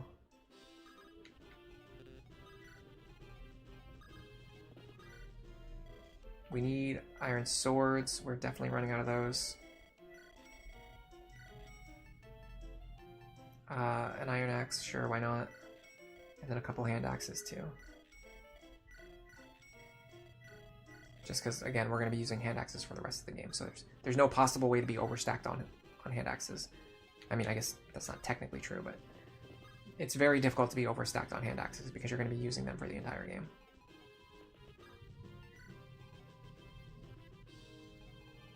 I'm not really motivated to go into the arena. I don't see much benefit for doing so. Alright, you two, and Sue, and Merlinus, and Ward, hang out over here, and Deke, and I will ignore you for the rest of the chapter.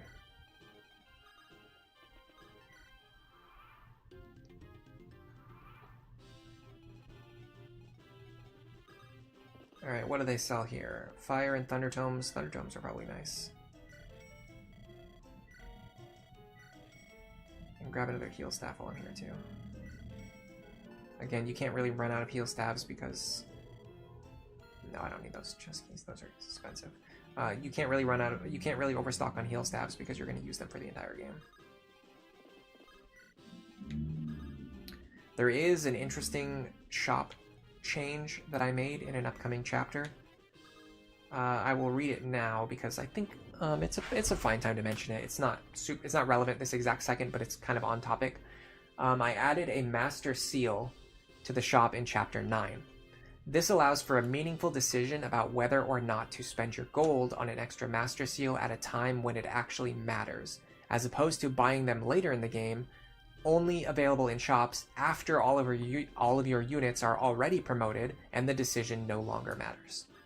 I thought that was an interesting choice. I don't know. I feel like it's one that some people are going to agree with, some people are going to disagree with, especially if the goal is to keep the game close to vanilla. But I think this choice ended up being interesting, especially because you're not it's not mandatory to buy it. It's just an option. You can buy it.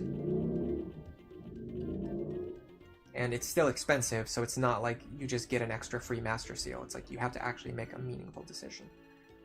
But either way, that's all I have to say about that. Let me stop on this dirt road if I can. I can't, okay. just go here then. Lance here. Saul here. Aren't there more ambush spawns that appear on the right side too? I don't know. I'm getting like freaked out. I'm like scaring myself. I'm like psyching myself out and like getting scared about ambush spawns on like every possible corner, especially after the characters that we lost earlier, due to my own carelessness, of course.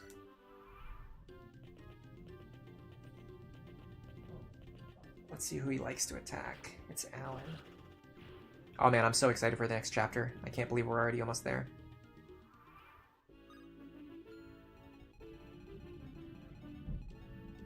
I have so many cool things to show off. Alright. We could be proactive here, but we could also just be a little bit more passive. Man, I would love if I had this silver lance. So I could one-shot this guy.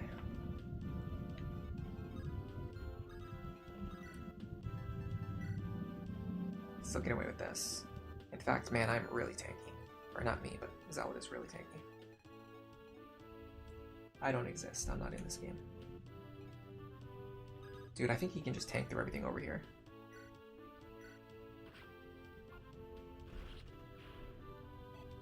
And then out of these two, I believe Alan is the more defensive one. No, it's actually Lance. In that case, how about I do this? Lance here. What do these guys have? Steel lances, javelins.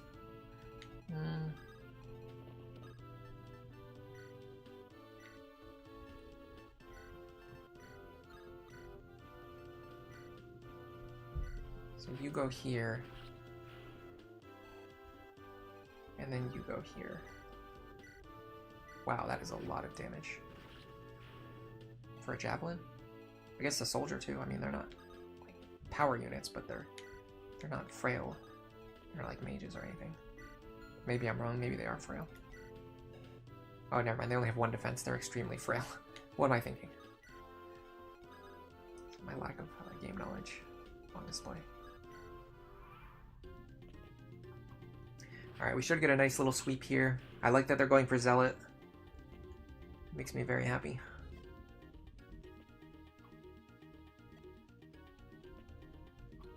Alright, unfortunately they want to troll us by attacking at 2 range.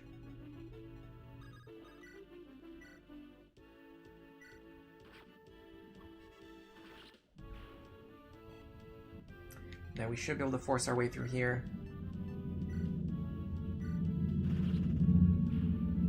Beautiful crit rate. We're planning to do Roy Sophia, by the way. If you're one of the people who joined later. I made changes to the game to make Sophia more playable. She's not... Her balance wasn't changed. She's still the same exact unit as Vanilla. But there are some interesting things that make it a little bit easier to train her, a little bit easier to use her. I think maybe opening that door causes ambush spawns to appear. No? I don't know.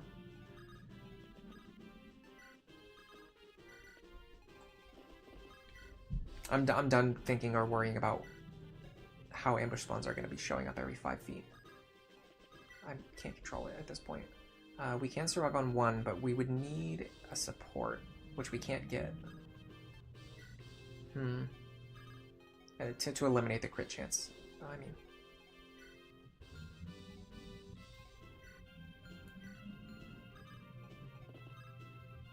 We can do this. That works. I'm probably actually going to maybe give the kill to Zealot. I don't feel like walking Lot all the way across the map.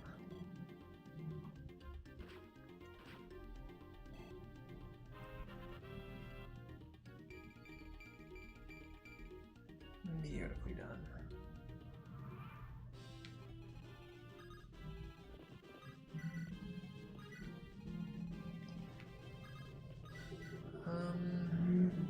accuracy's not even consistent either, so even if I wanted to give him the kill, it would be risky. Because I'm always risking that 1% crit. If he crits me, he doesn't kill me.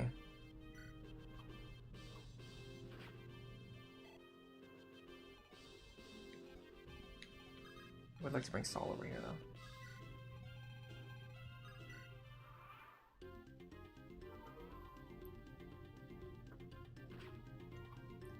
Okay, he prefers to fight Zealot, which unfortunately, if I let him do that, he's going to keep healing.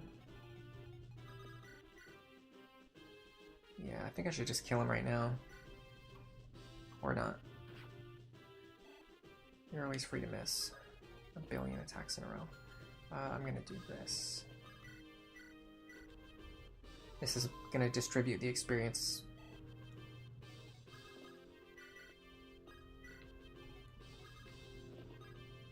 Nope.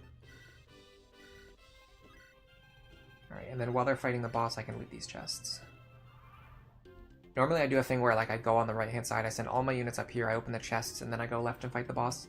What I've kind of been concluding is that you can set up situations where your thief is like looting chests while your other characters are doing other more important things. And it makes the tedium of like going around and looting all of the chests a little bit more bearable. Alright, so we gotta get one more chest and then we'll be out of here. And then we'll finally get onto the map that I am most excited to show off. Oh, by the way. I'm actually gonna do this. It's worth it. It's annoying, but it's worth it.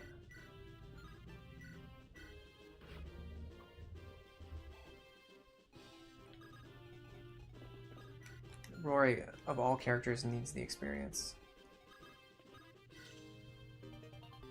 Ooh, an extra rapier. I can sell that.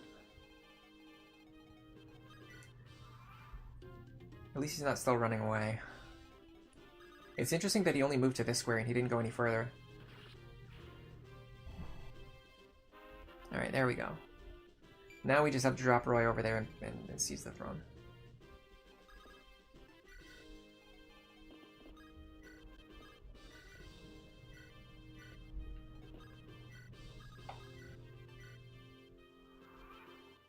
Oh, we're training Saul, by the way.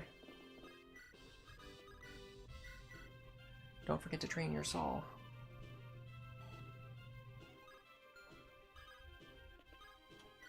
Seize the throne. And now we are at Chapter 8 Reunion. Okay. So, in Chapter 8, I'm going to talk about this again when it's relevant on turn 3, but I'm going to mention it now. In Chapter 8, Lilina's joining chapter, the following changes were made. Let me get this yawn out first. Barth's group joins on turn 3, so they're going to join the battle sooner, which means there's more going on as opposed to you just slowly walking around this huge map for like 5 turns. You actually have units on the map who can do things starting on turn 3. So that's the first big change. Number 2, Wendy's level was increased to 3, Ogier's level was increased to 5. Their stats are the same that they would be if you were playing vanilla and you leveled them up to level 3 or level 5 respectively. So they have the same stats, but they just join at a higher level, which means you have to spend less time training them to get them up to level 10, if that makes sense. So that's the only change. And a big reason why that change makes sense is also because they join underleveled. Like, it makes no sense to have weak units also join underleveled. So just having them start at a slightly higher level makes them more comparable to the enemies. It makes it easier for them to fight, which makes it easier for them to gain experience, which makes it easier for them to catch up to your other units.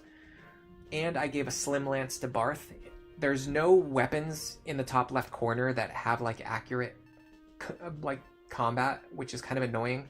So I just gave a slim lance to Barth so that the group up there actually has one weapon that they can just pass around between themselves.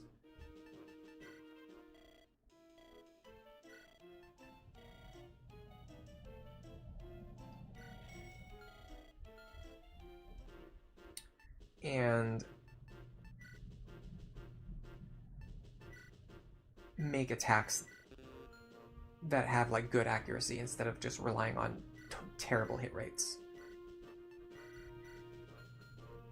Alright, let me figure out what units I'm actually bringing with me. I don't think I'm bringing Merlinus on this map. But if I do that, I have to make sure that Lou has a lot of stuff so I can pass tomes over to Lilina if I want to use her. Which I don't even know if I want to or not. Man, it's so tempting to use Clarine instead of Saul because of that horse movement. The horse movement is so good. I need Chad. I'm not going to need Ward. We're definitely bringing Zealot.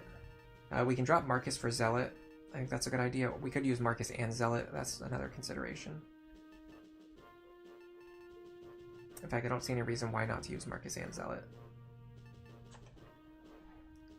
Especially because we have plenty of deployment slots.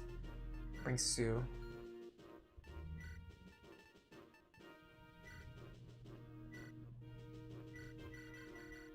We can also think about who to give the Master Seal to, and if we're going to give it right away or if we're going to save it for later.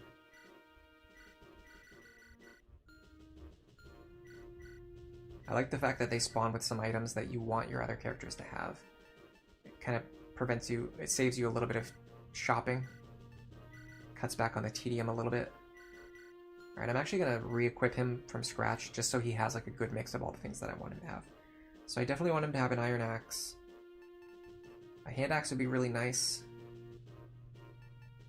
An Iron Lance. A Javelin. And then if anyone's going to use a Steel Sword, it actually makes sense for him to be a Steel Sword user. Sue. I just need to take out an Iron Bow for her. Honestly, I'll take out a Longbow too. That's another reason why Nomads are really good in GBA 2 is because they can actually use the Longbow. As opposed to Awakening where only the snipers and archers can use the Longbow. Alright, Saul and Clarine, they just need stabs. They have stabs. Lou, I'm going to take out some more tomes. So I have plenty to share with Lilina later. I need to free up your inventory so you can do some good stealing.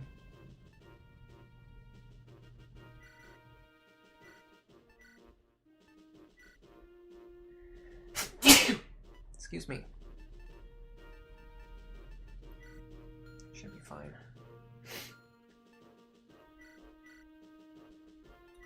I want you to be holding the items that I'm going to give to Ogier.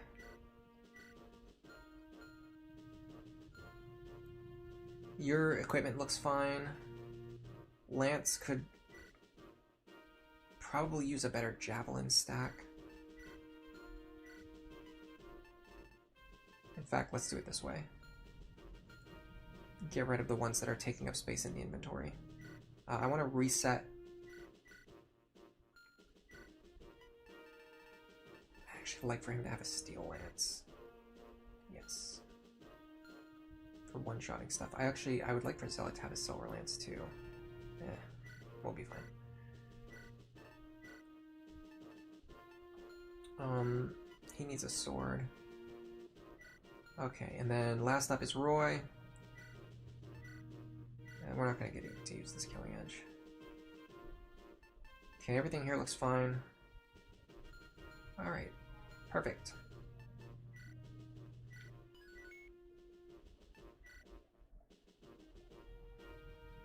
Let me put...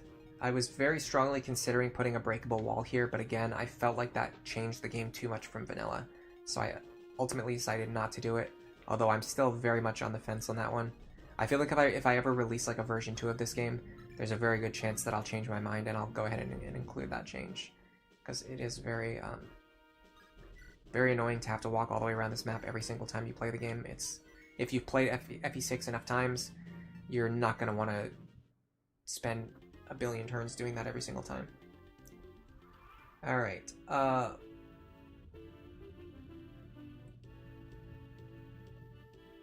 yeah, when we get to turn 3, I'm going to go ahead and I'm going to talk about these characters in the top left corner again.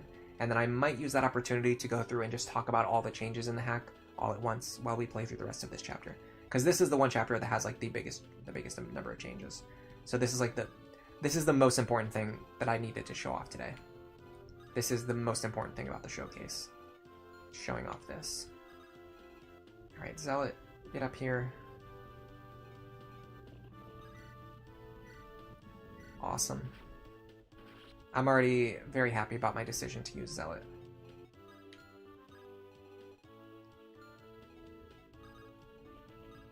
Lou can stand here. I should have brought the Master Seal with me, though, just in case I wanted to use it on someone. Because you can't use it out of battle, unfortunately, in this game.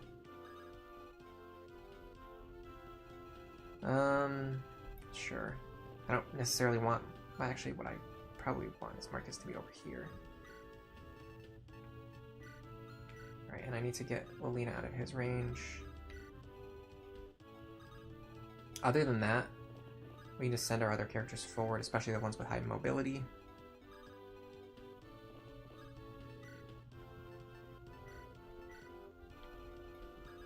We got a Stalfo in this map. In that case, I didn't even need to bring Chad.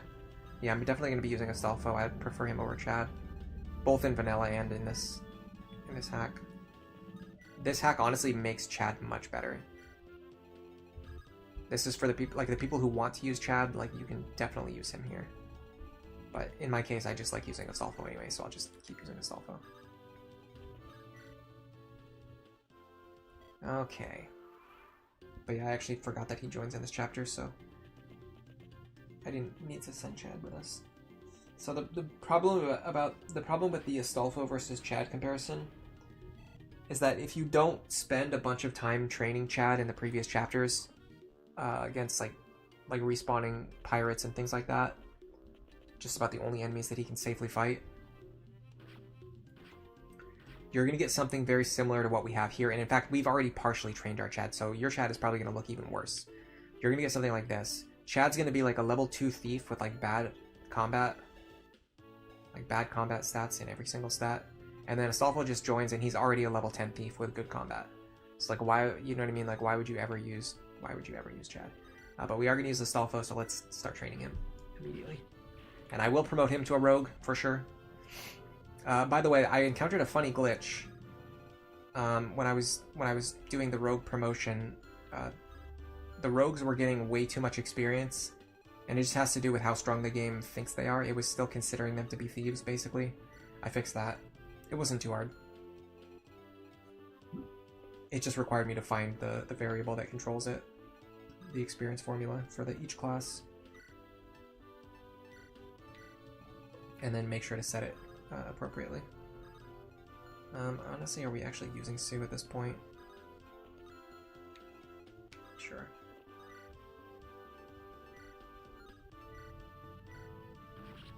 Man, the short bow has the same accuracy as the iron bow. That's a little disappointing. It would be nice if it was a little bit more accurate. I mean, the crit rate is nice, but it doesn't feel like it stands out enough aside from that. Alright, so we got a lot of movement to do. But good thing is, very next turn we're going to have some stuff to talk about, and that's, again, plays right into what I was saying before with the changes that I made and how it makes this map feel a little bit more interactive, a little bit less tedious.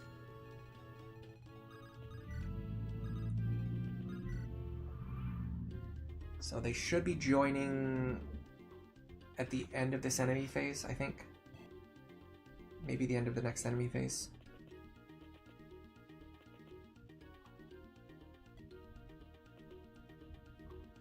Come on, Zealot. Dude, I've immediately just become a Zealot fan. I don't know why I've never used him before. Alright, here they are.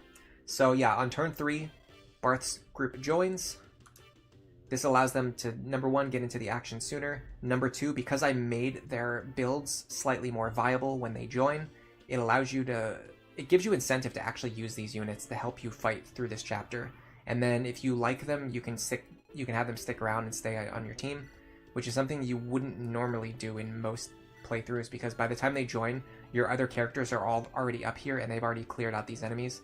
So then you just have these 3 characters standing here doing nothing for the rest of the chapter. And they're all weak, so there's no reason to train them. But now, we have slightly more usable versions of them. Like this, you know, Ogier is pretty comparable with Deke. Like if you don't train Deke, then Ogier joins and he's pretty comparable with Deke, so you could just use Ogier instead. As opposed to, you know, Ogier joins and he's weaker than Deke at base. And then same thing with, well, what's his name? Not Barth, but the other, Bors. If you don't train Bors, you know, this Wendy joins, and she's like pretty comparable to Boars. She might even be a little bit better than your Boars. Whereas if you play vanilla, you know, Wendy joins and she's weaker than an untrained Boars. Like, why would you ever use her? You know what I mean? So I don't know. It's weird. I know some people actually enjoy the process of training and using units who are obviously intentionally built to be very weak, like weaker than they should be. And there is some enjoyment from that, but I do like how this hack makes it easier to use the characters that you like using while still having that vanilla feel. That was my goal. I did my best. We'll see what people think about it when the hack becomes more publicly available, which is going to be pretty soon, because it's going to be as soon as this stream ends. As soon as I end this stream, I'm going to be sharing the hack publicly, so you guys will be able to play it on your own time.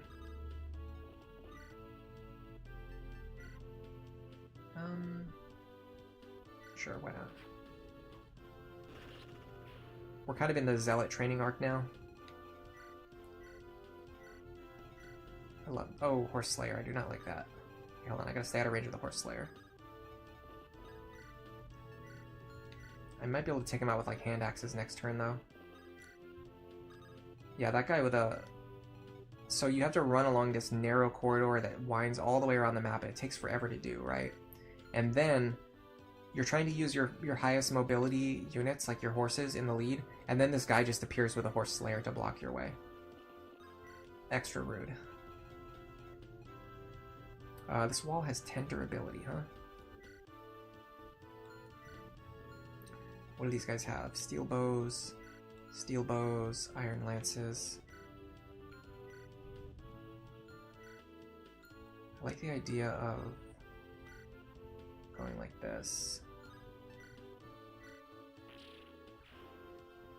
And then giving him the javelin. Unfortunately, that leaves her open to attack. Probably should have considered that. I can actually take away her Iron Lance, so she does. So her I think that helps with her speed control. Maybe, I don't know. Maybe not. I'm not planning on using Wendy. You can use her if you want to when you play this hack. She's definitely more viable in this game mode. She's still like a training project unit that still ultimately doesn't end up being great, but she's a lot more usable. I do think Barth is really good. I didn't change Barth's stats or his level or anything like that. The only thing I changed is that he now starts with a Slim Lance, and literally just him starting with a Slim Lance and joining earlier in the battle to the point where he can actually fight enemies and contribute, that alone just makes him like more viable as a unit. It's kind of crazy. That's all it takes. Same with Ogier, like him. Well, okay, I did make Ogier slightly stronger, but same logic though. Like with Ogier, all I did was just, you know, have him join slightly sooner and have his combat be slightly better, and that's all it takes to just get the ball rolling and make him feel like a unit that's worth using. Okay, I should be able to get this kill if I do it like this. Yes. And then you go here. That did not work the way that I wanted. Hold on, there's still time. We'll have to give it to him. But that's fine, honestly.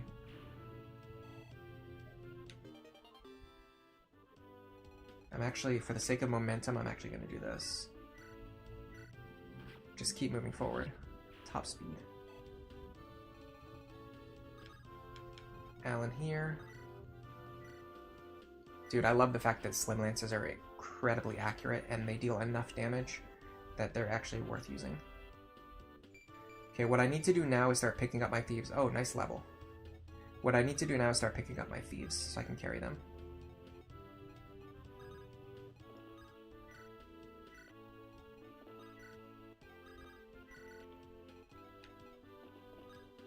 Hello, Haunts 1.2. Welcome to the stream. How are you doing today? Yeah, this is an FE6 stream, and it's actually not a vanilla stream. This is a hack that I made. It's called FE6Q.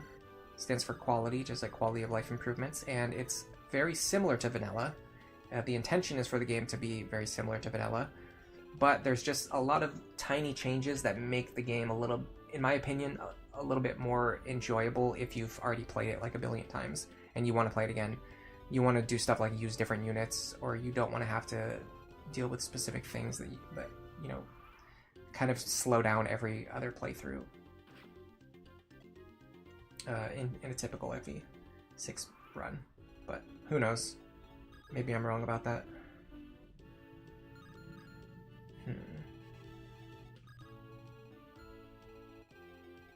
We can actually just do this. I like using the Steel Knights here because if I miss, it doesn't matter, it doesn't consume any charges. Whereas if I hit, I get momentum and I get experience. So yeah, is he taking damage? No. Not in a meaningful way. But yeah, welcome to the stream either way. I'm having fun with it right now. I've kind of showcased all of the major changes in the hack up to this point, and for the rest of the hack, there actually aren't really that many other changes, other than the ones that like already exist in the game and persist and you know, like carry on as you move forward. Particularly stuff like, you know, the existence of the Master Seals, for example. Like that changes how you play the game for pretty much the rest of the game.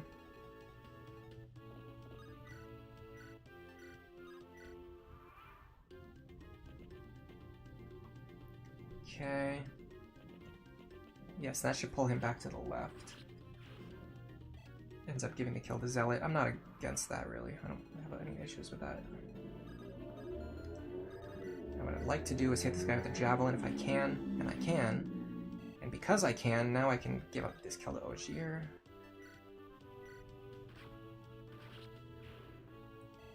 And then this guy should have a one-range weapon, yes. So then Zealot can hook around here. No, he can't, because he can't reach. That's okay. I can do this. You're mostly doing goofy shenanigans in Awakening Lunatic. Ooh, sounds fun. Kuro, welcome to the stream. You just joined. What are the Master Seal changes? So in FE6, in vanilla FE6, you have specific promotion items. You have Knight Crests that only work on Cavaliers and Knights. You have Hero Crests that work on Mercenaries and Fighters. You have Guiding Rings that work on like Troubadours, Clerics, Mages, etc. In this game, I changed it so that all of the promotion items were changed into Master Seals. And Master Seals can be used on any character that you want. And what this does is it allows you to build whatever team you feel like using instead of being forced into using a team that matches the promotion items that you pick up during a normal campaign. So when you're playing the game for, you know, like for the sixth time or whatever, if you played FE6 a bunch of times, if you played it 5 times before, if you played it 7 times before, and you want to do something weird like a run where you're using all mages, you don't have to worry about the number of guiding rings in the game. You can just promote whatever units you feel like using. And in my opinion, it just opens up a lot of possibilities. It gives the player a lot of freedom. As mentioned in some comments, it does give the player the freedom to just use all of the best units in the game if that's what they want to do, but I don't personally have any problems with that. For one, it's not meant to be a difficulty hack. For two, as a game designer, my philosophy is typically to allow players to do what they want to do. Allow players to have fun in the way that they want to have fun. Don't try to restrict what they're doing. So even if I felt like I was trying to make a difficulty hack, I probably would still strongly consider keeping the Master Seal change the way that it is. Because even though it allows players to use really strong units, if that's what they want to do, like, you know, why stop them from doing so? I don't understand that line of thinking as a game designer. It's very control freak. Like you have to tell the player, like, you know, they must play the game a certain way. They're not allowed to use the best strong units because you don't want them to play the game that way. But like, why not? If that's what's fun for them, then that's what's fun for them. Just let them do it.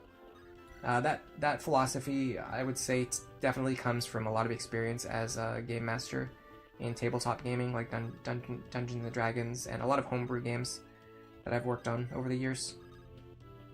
I used to host games and host quests in a certain way, and what I kind of learned over time is that trying to force the players to cater to a specific playstyle just ruins their enjoyment of the game. or dampens their enjoyment of the game. And players will have a lot more fun if you just figure out like what do they enjoy and then give them what they enjoy. Yeah, everything's condensed. That's a really concise way to put it. Everything's condensed into just having master seals and not having 5 different promotion items. Surprisingly, it took a lot of adjustments to make that change. You have to like individually go in and code every single. You have to change the code on every promotion item. You have to change the code on every single class. You have to change the code on every single promotion logic interaction with the promotion items, which is it's tough for me to even explain what that is. But a lot of changes. It's not just a straightforward thing where you just say like, oh hey, change this into a master seal and it just does it for you. If it was that simple, it would be nice, but it's not that simple. While we're here, while we're just running through the rest of this chapter, I will use this opportunity to go through, and I'm going to read through the entire list of all of the changes in the hack, because I think this is a good time to do it now that I've gotten to the point where I've covered the most important changes, which are these top left chapter 8 changes and the master seal changes, which we've seen all of those now in real time. So it's a good time to individually talk about the other changes. So number 1, characters gain 40 support points per turn, but the maximum support points of 120 is still the same. What this does is it allows you to get all of your support grinding done in the first 1 to 3 turns of battle, instead of spamming end turn for 40 turns at the end of battle. So you can do it in the beginning of the battle instead of doing it at the end of the battle, and it's faster and it's just less tedious. I was so scared that guy was gonna crit me. All of the promotion items were replaced with the Master Seal. We talked about this already. One thing I will mention though, because I didn't say this a second ago, not only are all of the items condensed, but you can also use the Master Seal to promote Roy, and you can use the Master Seal to promote your rogues like Astolfo and Chad. So if you want to use Chad for the entire game, you can start training him early on, and then you can give him a Master Seal. He will promote into a rogue. He gains +1 movement. He gets a +1 movement, and he gets higher stat caps. That was the other thing, so that he's not stuck with the base stats of a base class. All in all, very fun changes. Yeah, thieves can promote Grow. You asked at just the perfect time, just as I was explaining it. Almost seems like I was answering you, but I actually was just reading from the notepad file. Okay, so here's horse effective weapons now work on troubadours, valkyries, nomads, and Pegasus. That's just a personal change. It's actually technically not intended. So the game wanted those characters to not be affected by those weapons. Those weapons are meant to affect quote-unquote knights, which are basically people who ride horses while wearing armor. That's what those weapons are supposed to work on. But because the Beast Killer works on troubadours, valkyries, nomads, and Pegasus in all of the later games in Fire Emblem, I decided to just include that change in here just because I prefer if the Beast Killer works that way. And one thing I do like about it too is that it makes the player have to think more carefully about how to use their Pegasus. And it also makes the Valkyrie a little bit weaker than the Sage, which is nice because Valkyrie is pretty much just better than Sage in all of the GBA games. Next up, Fog of War visibility was standardized to just 2 sizes, medium and large. So in vanilla FE6, all of the Fog of War maps have a specified Fog of War value, and it's pretty discrete. Like most of the maps have like a different value. So like one might have 6, one might have 7, one might have 8, one might have 9, one might have 10. It's just like all over the place. They just have the Fog of War like all over the place, and I didn't like that. I thought it would be better if it was standardized. And more importantly, yeah, vanilla FE6 had random fog values that were all over the place, varied by map, and in my opinion, most of them were too small.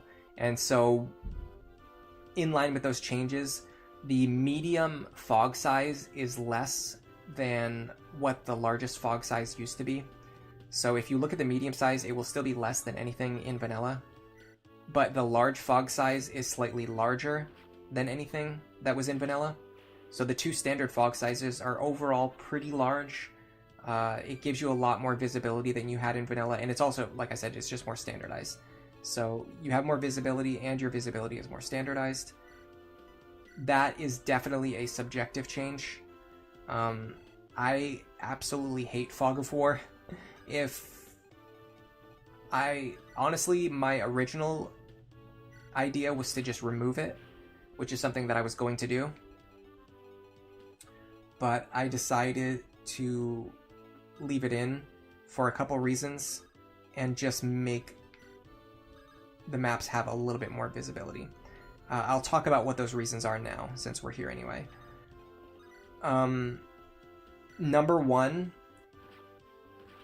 if I completely removed the fog, it would have made Astolfo, Chad, and Kath a little bit worse, because one of the reasons to bring them is the Fog of War visibility that they provide. So removing Fog of War would make those units less useful, which is something that I wasn't happy with. Number two, you can actually get good experience from using torch stabs. So removing the fog, removing the fog would remove your ability to get the experience that you're supposed to be getting from using torch stabs. And also, in line with what I was saying about the thieves, if you remove fog from the game, then your staff users lose the value that they would normally be providing by using their torch stabs, so it would make those units slightly worse than they are in vanilla, which again, that's not my goal. I'm not trying to make units weaker than they are in vanilla. So with those pieces of information in mind, I decided to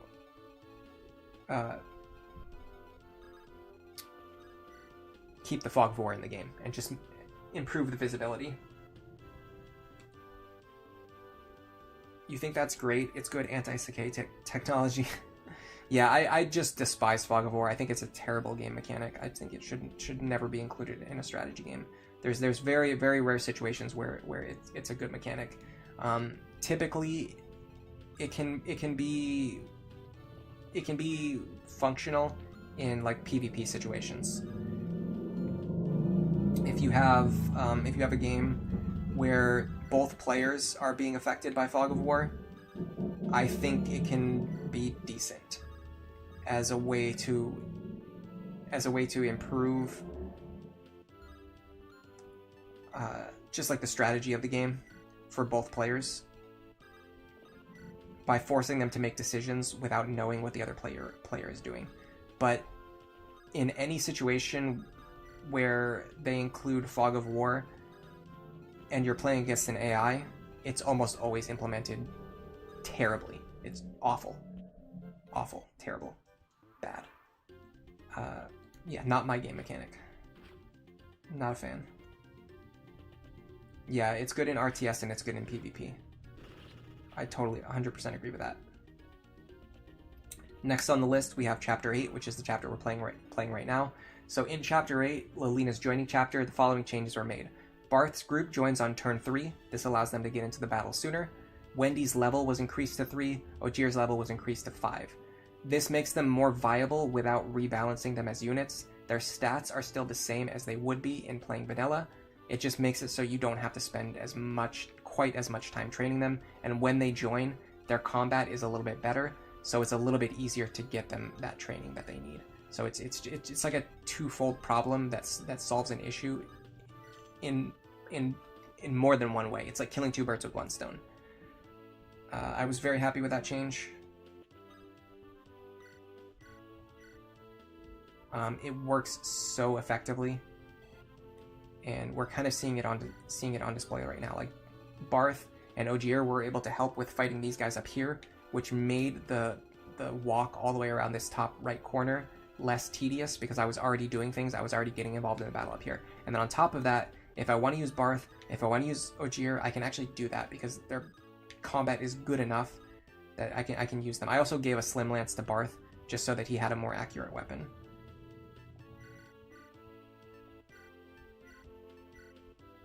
Iron Sword, Killing Edge, Armor Slayer, Steel Sword. Yeah, that's fine.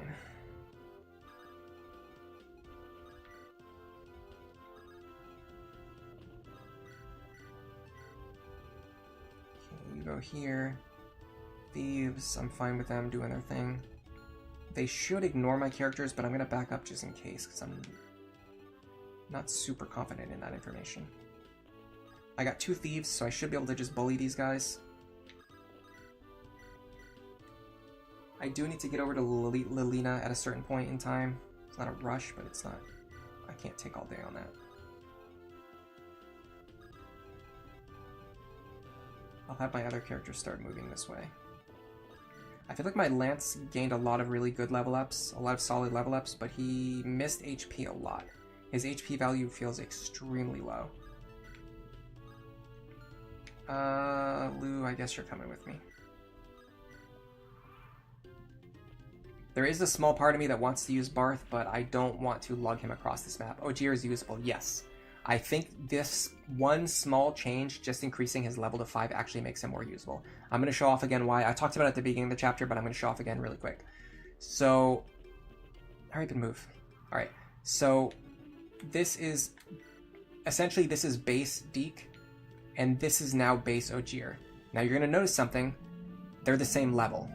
So in vanilla, when Ogier joins, he is objectively weaker than base Deke in every possible way. He has lower level, he has all of his stats are lower. Now, in this version of the game, if you don't train Deke, when Ogier joins, he's the same version, he's the same character that you would have if you just took Deke off the bench. And it makes it so there's actually a reason to use Ogier instead of just taking Deke off the bench. Like you can consider like, oh look, Ogier, you know, has, let's see, he probably has more speed, maybe? He has the same speed, okay. Honestly, he's probably still worse, but either way, I think he's a growth unit, so yeah. Maybe you consider it's worth training him, or you just like him as a unit and you want to use him. It just makes him a little bit easier to train. Instead of opening these chests, I'm going to let the enemies open them, and then I'm going to kill them and take their stuff, or steal the stuff back from them. Although I can't remember if it works that way, so maybe I think I'll get the chests myself, just to be careful. Just because I don't necessarily remember exactly how it works.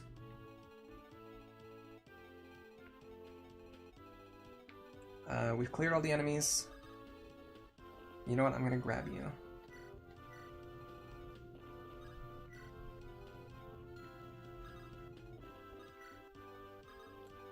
Alright. I do want them to use their lockpicks to open these doors. Oh! He doesn't attack her, does he? I don't think he does. I'm pretty sure he doesn't attack her.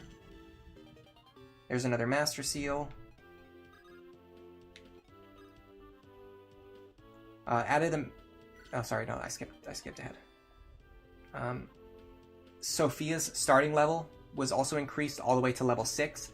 I believe in vanilla she actually joins at level 1, which is just aggressively, like, rude of the devs. Like, there was no reason to do that to her. There's no reason to take a unit who is absolute trash. Even a trained Sophia is, like, terrible. And they started her at level 1 to make her even worse. Like, I will never understand why they did that. So I massively bumped up her level. 6 is still not even really comparable to the rest of your army at that point, but it's at least not as far behind. And it makes her a little bit easier to use if you want to use her. Which we are going to do in this playthrough. We're going to use Sophia. So that's going to be really fun when we get to that point. When are we going to get to that point? I don't know. Eventually.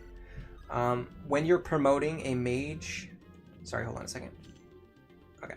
When you're promoting a mage or a dark mage into a sage or a druid, they immediately get D rank in stabs. That was one of the most requested changes, interestingly, in the comments. Partially just because like some of the good stuff I had already done. I already thought of myself and just done it myself.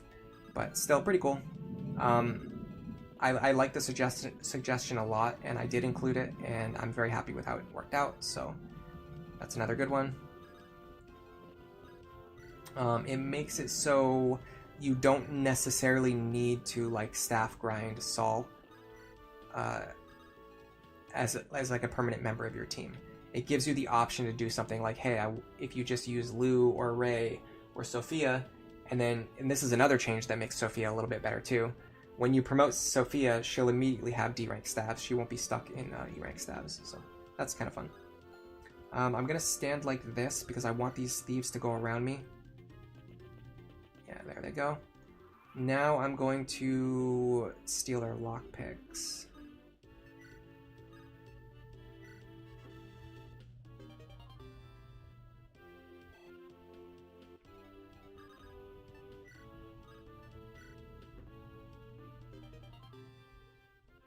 This should inspire them to either steal my vulneraries, steal back those lockpicks, or just run away. I'm not sure what they'll do. I will do this, though. It's my second Cath conversation. Do I need anything else from you? I don't think so. I can actually just kill you, then.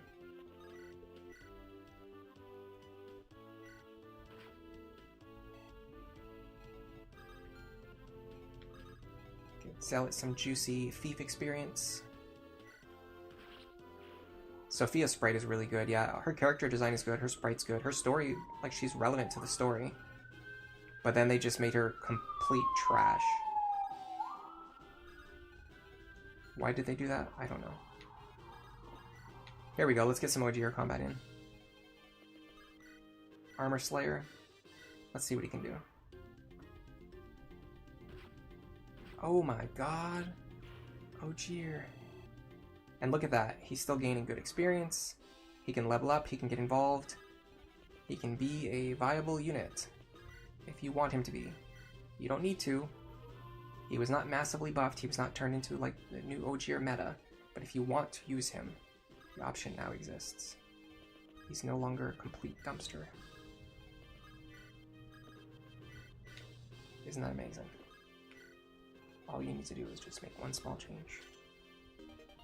Lightbrand, I love the Lightbrand in the GBA games. Partially just because it's like the only good option for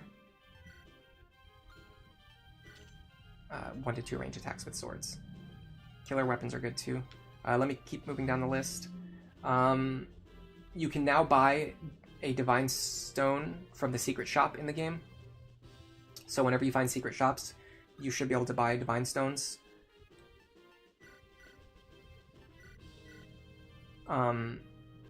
This is for people who want to use Fae.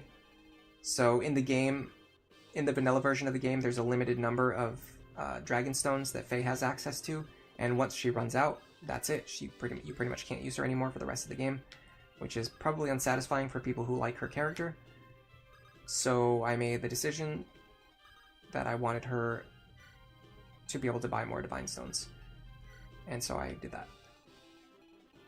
And hey, it works. Next up, number 9, hard mode can be selected on a fresh game. This is just a quality of life change, honestly. Okay. This is just like a quality of life change, honestly. I think, like pretty much any game that exists, there's almost never a reason to make it where players... There's almost never a reason to stop players from being able to access like a difficulty mode in your game. It's just a weird decision. Even Lunatic Plus, I honestly think players should be able to just play Lunatic Plus as soon as they start a fresh copy of Awakening. They don't need to beat Lunatic in order to unlock Lunatic Plus. You don't need to beat normal mode, especially normal mode, in order to unlock hard mode. That's so clownish. It's so stupid. It's so pointless. So yeah, I just changed it so you could play hard mode as soon as you start a new game. Number 10. This is one change I really like too. I added a master seal to the shop in Chapter 9. This allows for a meaningful decision about whether to spend your gold on an extra master seal at a time when it actually matters and you have characters that you want to promote, as opposed to only having master seals available in a secret shop at the very end of the game after all of your units have already promoted and the decision about whether to spend money on them no longer matters. This is definitely a big departure from vanilla, I will admit that, but having said that, I'm very happy with it. I'm very confident in it. I think it is a good decision. Yeah.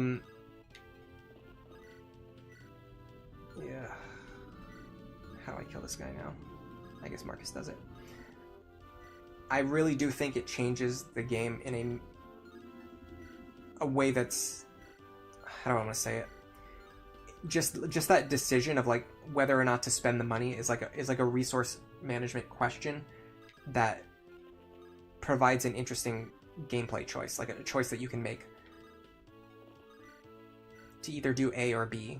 and one of those choices might be better than the other, depending on your build, your team composition, how you feel, your play style. Like, it just gives the player some kind of input, some kind of interactivity for a choice that they can make, which I think is really important and doesn't get considered often enough when designing games. Where's this Dolpho? He cannot steal from her because his inventory is full. Both of their inventories are now full, okay. I was going to steal the vulnerary just for the sake of doing it, but I'm not going to do it if my inventory is full and I have to do a bunch of things to figure it out. Can the Lilina kill this guy? No. Okay. Zealot, you're up.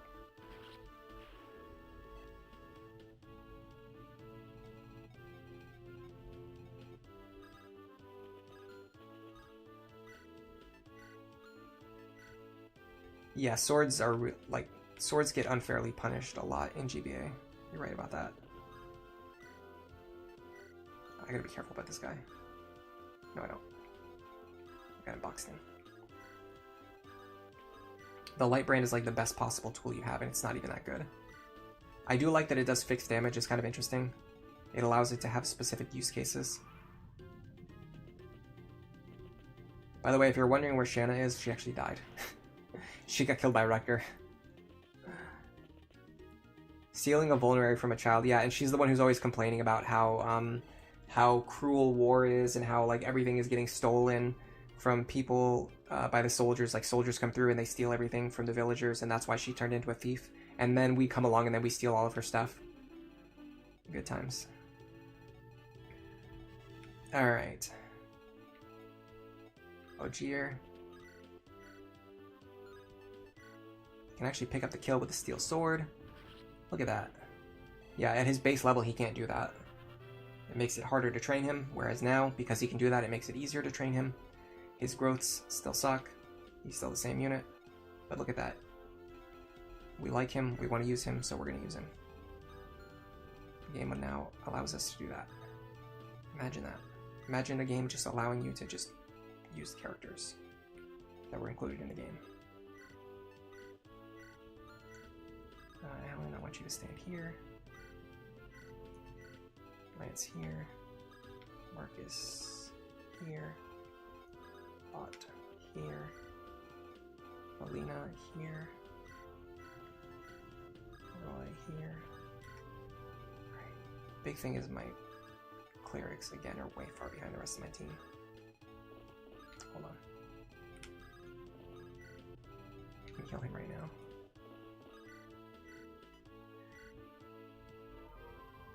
Shanna Bros, they're in shambles. I'm sorry. I didn't mean to let her die, but I wasn't going to reset. Because this is meant to be like a showcase for the features in the hack. So me like wasting time to reset over stupid unit deaths would just make it take longer for me to get to show off all the things that I was trying to show off today. And then the last change was number 11. I made it so that using a Master Seal on a Thief will give them +1 move and higher stat caps. So they're not stuck with the stats of a base class unit. I will mention also that originally, and part of the reason this hack took a little while is because I made a certain change that I liked, but then I had to undo it, and I'm going to tell you what that is now. Originally, I made it so that when you promoted into a rogue, you actually got the ability to use Canto. So you could run up to an enemy, steal their item, and then run away from them in the same action, which was really cool. It felt very satisfying to do this, but it caused a visual glitch where after you did it, the rogue would be stuck in like a weird idle looping animation for a few seconds. And honestly, that alone didn't bother me too much, but I was thinking that rogues being able to use Canto is just too different from vanilla, and I wanted to keep the game more similar to vanilla. So I decided that I decided to remove that change, especially because it's kind of weird to keep that change in, like to put in a bunch of extra work to fix a visual glitch just so that I can make the game less similar to vanilla. It doesn't really fit with what I was trying to do with the game, which was to keep it similar to vanilla. So that was the reason why I ultimately decided that to undo that change, and then having to go back in. So it took a while to make that change, and then having to go back in and then undo it just took even more effort. So that's kind of where we are now. dude, Lot is gaming. Did I not recruit Rutger? I recruited him. He's somewhere. I put him on the bench. Because I knew I was planning on using Ogier. I mean, with these changes, you could actually use Ogier and Rutger if you wanted to. But in my case, I just want to use Ogier. He's going to perform significantly worse, but we're playing on normal mode. It's not that big of a deal. Oh, interesting. Lance with Lot. You are Lot the Mercenary, an axe fighter of great endurance. You're Lance, Knight of Foray. Is something troubling you? You have a worried look about you. Oh, I was just thinking about something. Actually, this is perfect. Let me ask your opinion. If it is within my meager scope of knowledge. Alright, so, axes are weak against swords. That much is common sense. What I'm wondering is, why is it that way to begin with? I don't understand the physics behind it. That's what's troubling me. I see. I wondered the same thing before. I found the answer after going through several books on tactics. Is it the weapon's weight?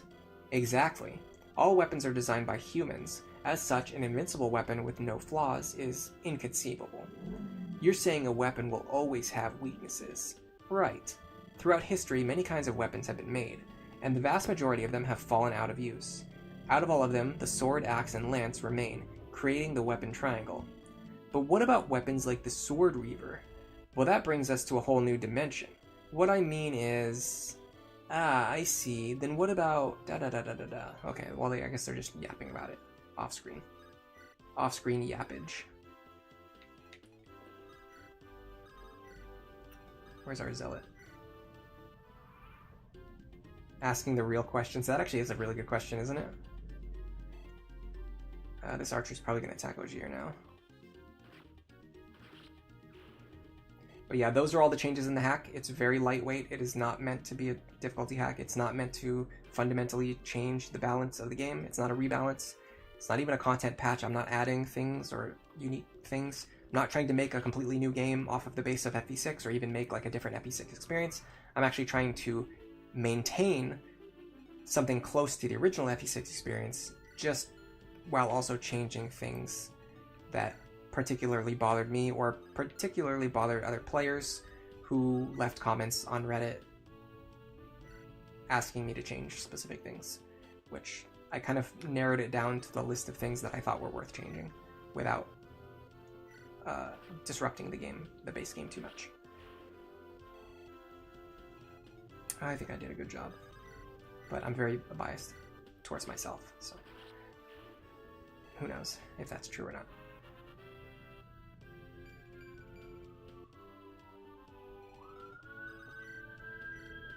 I love the fact that Alan is getting a ton of power.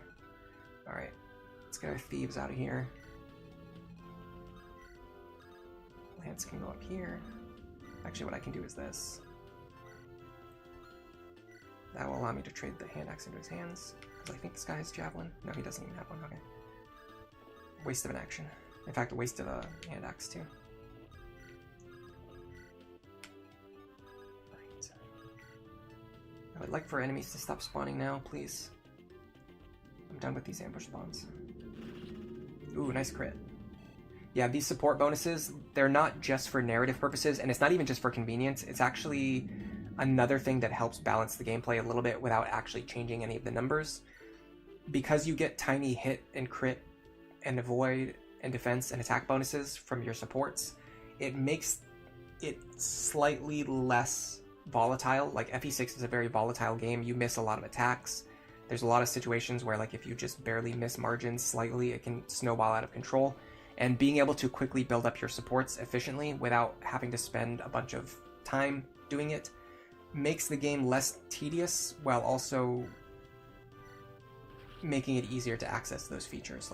It doesn't even make the game easier because you can already do this in vanilla. It's just if you want to do it in vanilla, you have to spend a bunch of time doing it, and it's just not fun. Whereas now, if you want to do it, you can do it quickly, and it is more fun, in my opinion. Yeah, more hit bonuses. It really makes the game a little bit more stable. I wonder what causes this BGM to trigger, by the way. Did you ever notice it triggers, like, it doesn't trigger at the end of the chapter. It usually triggers when there's like a few enemies left. It must be like a set number of enemies. When it's like, when you've killed like 90% of the enemies on the map, it starts to play this BGM. The victory BGM. Because you would think it would do it like after you beat the boss or something, but that's not the case. It starts doing it early on.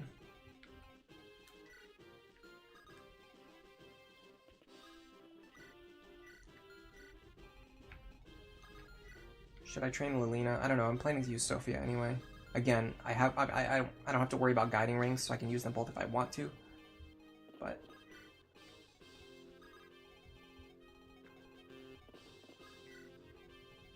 I think there's no more enemies.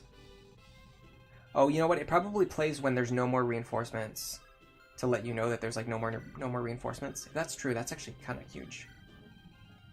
That's another one of those things that I probably never paid attention to, but is kind of a big deal.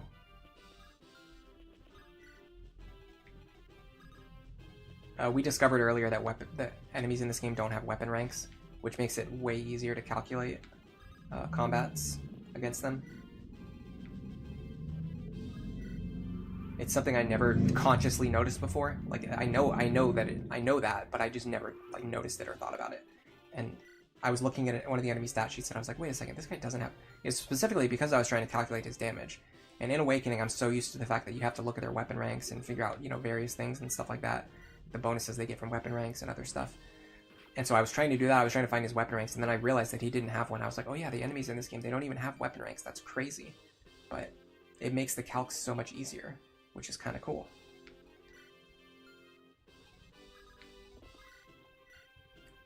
Okay. I'm probably going to have to use the hammer here. I'll worry about that in a few turns.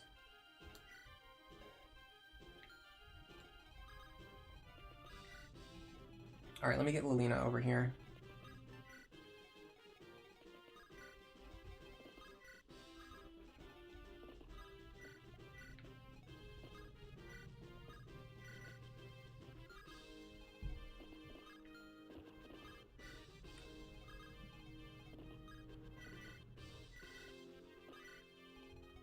Oh my god. Okay.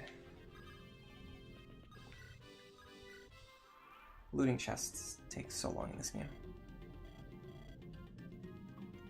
Dude, this boss is, I think, like the first big I don't know what you would call it. I don't even want to say difficulty spike. It's not even that. It's like a noob check almost. Like it just like checks the player to be like, hey, do you understand how to play this game?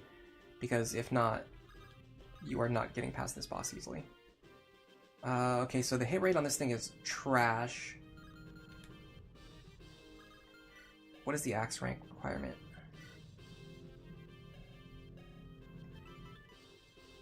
Okay, Zealot can use it. Who are we going to support him with? Zealot supports with Noah, Trek, Juno, Tate, and Shanna. Yeah, that's tough because I'm not using Noah or Trek.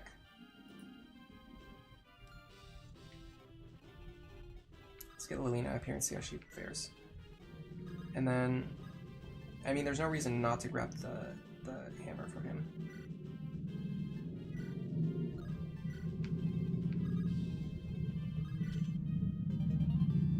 Yeah, honestly, the accuracy in this one in particular, though, is like pretty atrocious. Now we have 2 Master Seals we can use as well, if we want to. Alright, so as long as we keep picking Lilina up after she attacks, the boss can actually never hit her back. That is one important thing to keep in mind. So we could get a ton of experience on her. Ooh, another Master Seal, interesting. Yeah, of course, it's because there's like a Knight's Crest in here, like a Guiding Ray in here. So as a result, you end up getting like multiple Master Seals in this chapter, which is cool. This is the point where the hack really feels different from vanilla. Like this chapter right here is the exact moment when you're like, oh, wait a second, I'm not playing vanilla. I now have like, you know, 3 Master Seals in my inventory. I can use these to build whatever team that I want. And I'm not stuck using, you know, specific units that you would typically have to use in vanilla. Because you have to use, you know, the Knight's Crest on a knight. Stuff like that. So if I want to promote Lance, Lot, and Alan, I can do that. If I want to train Lilina and then promote her, I can do that. I don't love this. I mean, I can deal 1 damage. That's enough to get 10 experience. And then if my magic goes up, then I can start using the Fire Tome.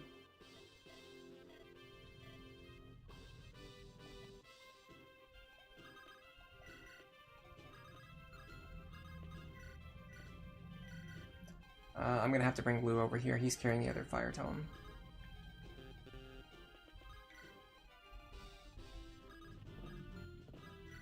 Who does Lilina support with? Roy, Bors, Barth. She supports with Ogier. Okay, that's good. We can do that. Probably not this battle because we've already reached our cap, I would imagine. Gonzalez, Marcus, Wendy, Garrett, Astol. Oh, okay, Astol as well. Cool. So we've got Astol here as well. So we can just support her with Astol and Ogier. Unfortunately, we can't do it now. I could have planned for this better. I could have had her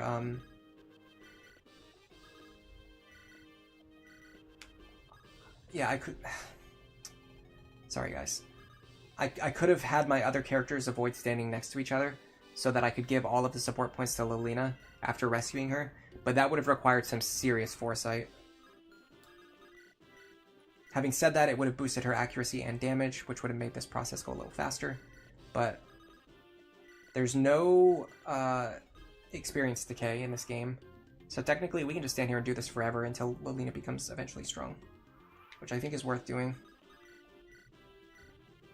Maybe. Probably. The only thing I don't like is I have to use the Thunder Tome until my magic stat increases. So I'm really hoping for +1 magic on my very first level up. 36 hit rate is like fine, honestly. Promote Lot, he's been doing a lot of work. Yeah, I've actually used Lot in my last few playthroughs ever since I started working on this hack. He's a really good unit in general, but when you don't have to think like, oh, the hero crest must go to Rutger, it makes Lot a lot better. It makes him so much more usable. And one of the big changes, honestly, is the guiding rings. In vanilla, there are so few guiding rings. It's really unfortunate and unsatisfying. The fact that in my hack you can basically use as many magical units as you want really fundamentally changes the feeling of the game, even though, again, it's like pretty much the same thing. It's just excuse me, it's just the distribution of like certain items that allows for more free team building, more free promotions. Okay, we're really hoping to land one more attack and then get +1 magic, because if we don't, we might not be able to train her, because she's not going to be able to deal damage with the Fire Tome. You only played FE6 twice. You tried Project Ember, but you dropped it around Chapter 12. Project Ember is just kind of like a different idea from what I'm doing. Their goal was to like completely redesign the game, even like beyond the level of like what a remake would probably look like. So, you know, when they have different goals, they're going to have different results. I'm not going to say one is better or worse than the other. There we go. Okay, that's fantastic.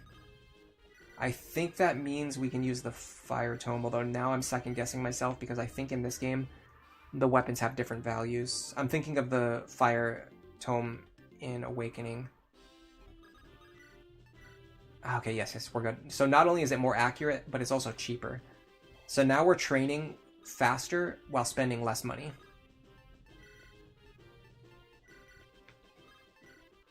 Hello, Sir Winston, welcome back. Hello, Kuro, welcome to the stream. Danny Doyle, wait, it's finished. Eyeball emoji. Yes, we're finally done. I just finished reading through the list of all the changes in the hack. I might do it again really quick if you want to hear the full list of changes.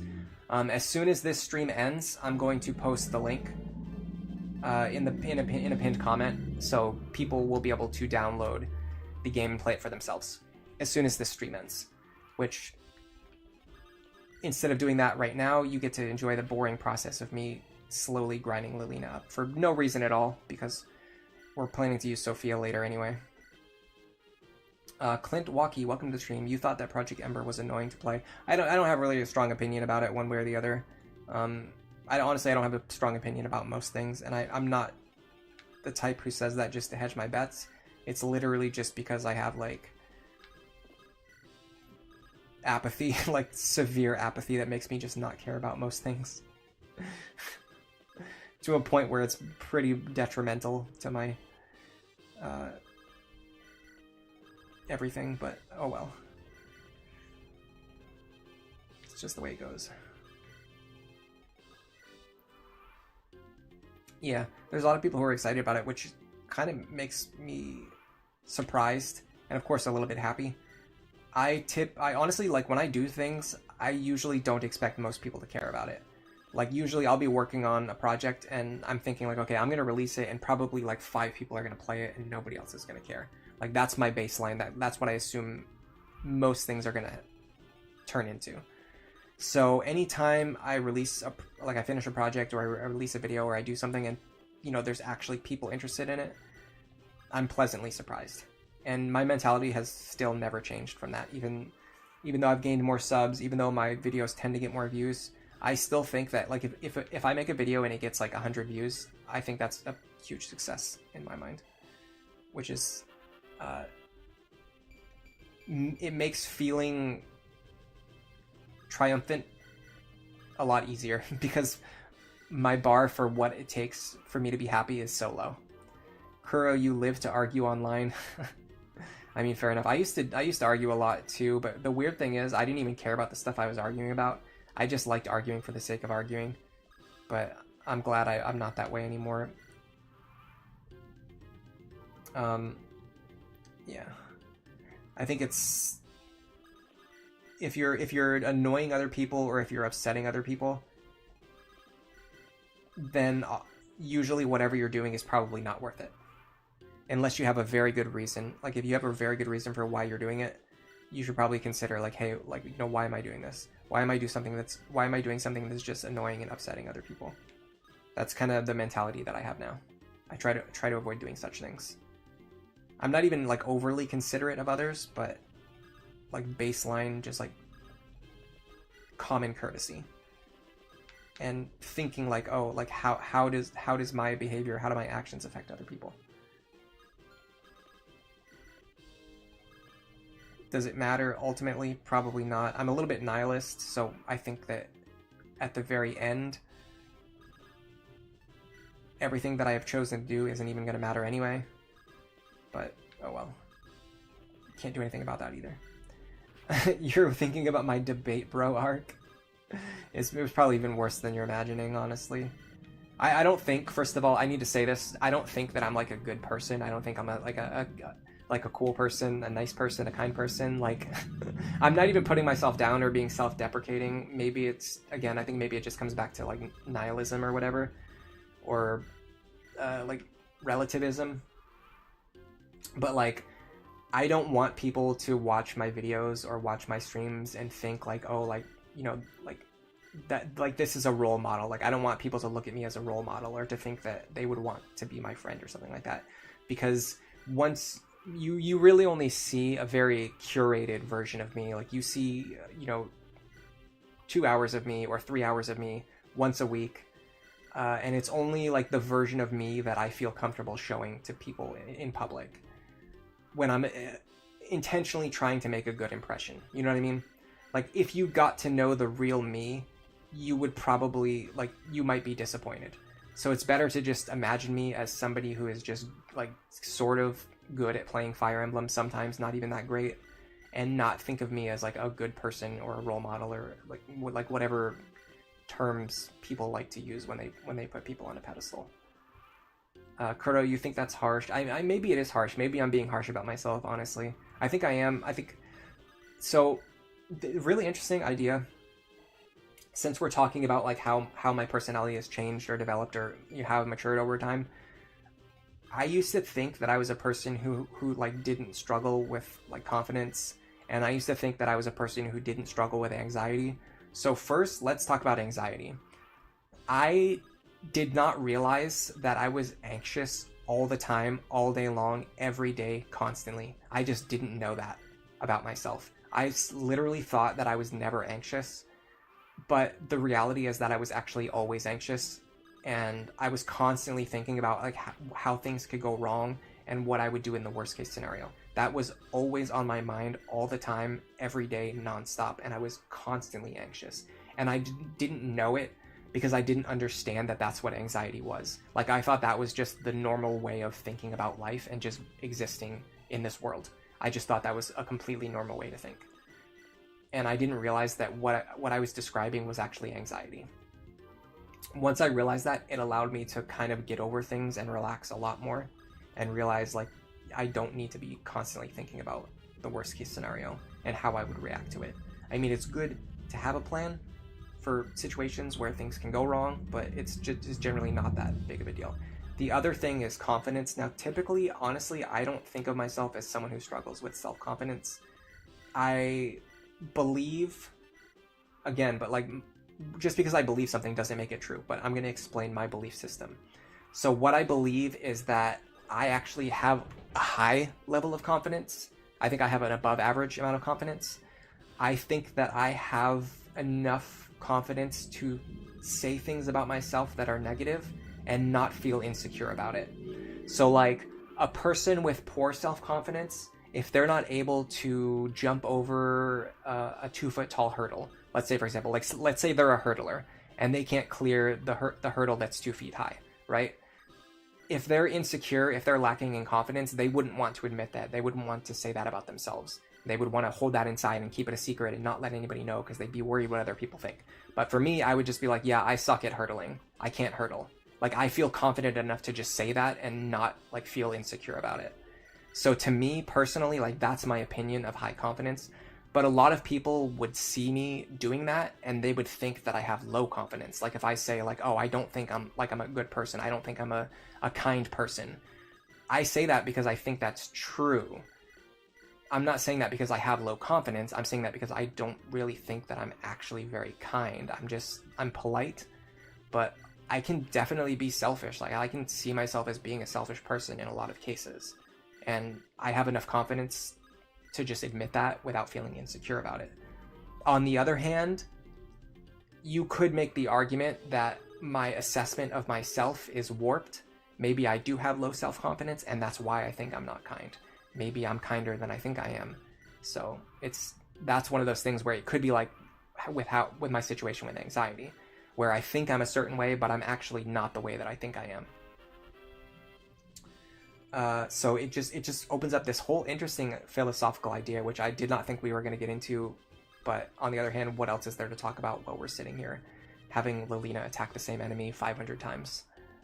I'm so glad they added experience decay and awakening, so you didn't have any incentive to do this. All right, confidence issues are more easily resolved, do you think? Yeah, I don't know. Maybe it's tough to figure things out sometimes. It's tough to really know for sure, like, what is the best thing to do in life? What is, like, how do things work a certain way? Are things really the way that we believe they are? You know what I mean? It's like, there's just so many things to consider in life. It's very interesting for sure. You think that that's very similar to how life works in Japan with politeness versus niceness? I've heard that too, yeah. Like, it's a very polite society, but that doesn't necessarily mean that, you know, people are being kind. They're just treating you politely. That's definitely true. And it's not even that I think I'm like a mean person. I don't think well, I can be mean sometimes, unfortunately.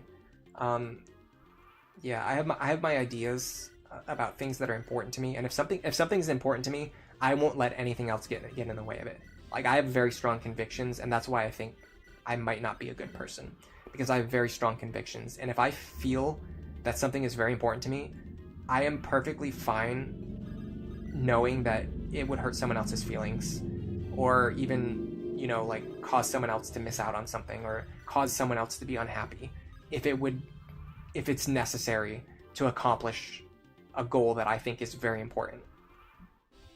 And I think that's I don't think I'm the only person who thinks that way. I actually believe most people think that way, but I also think most people wouldn't admit that.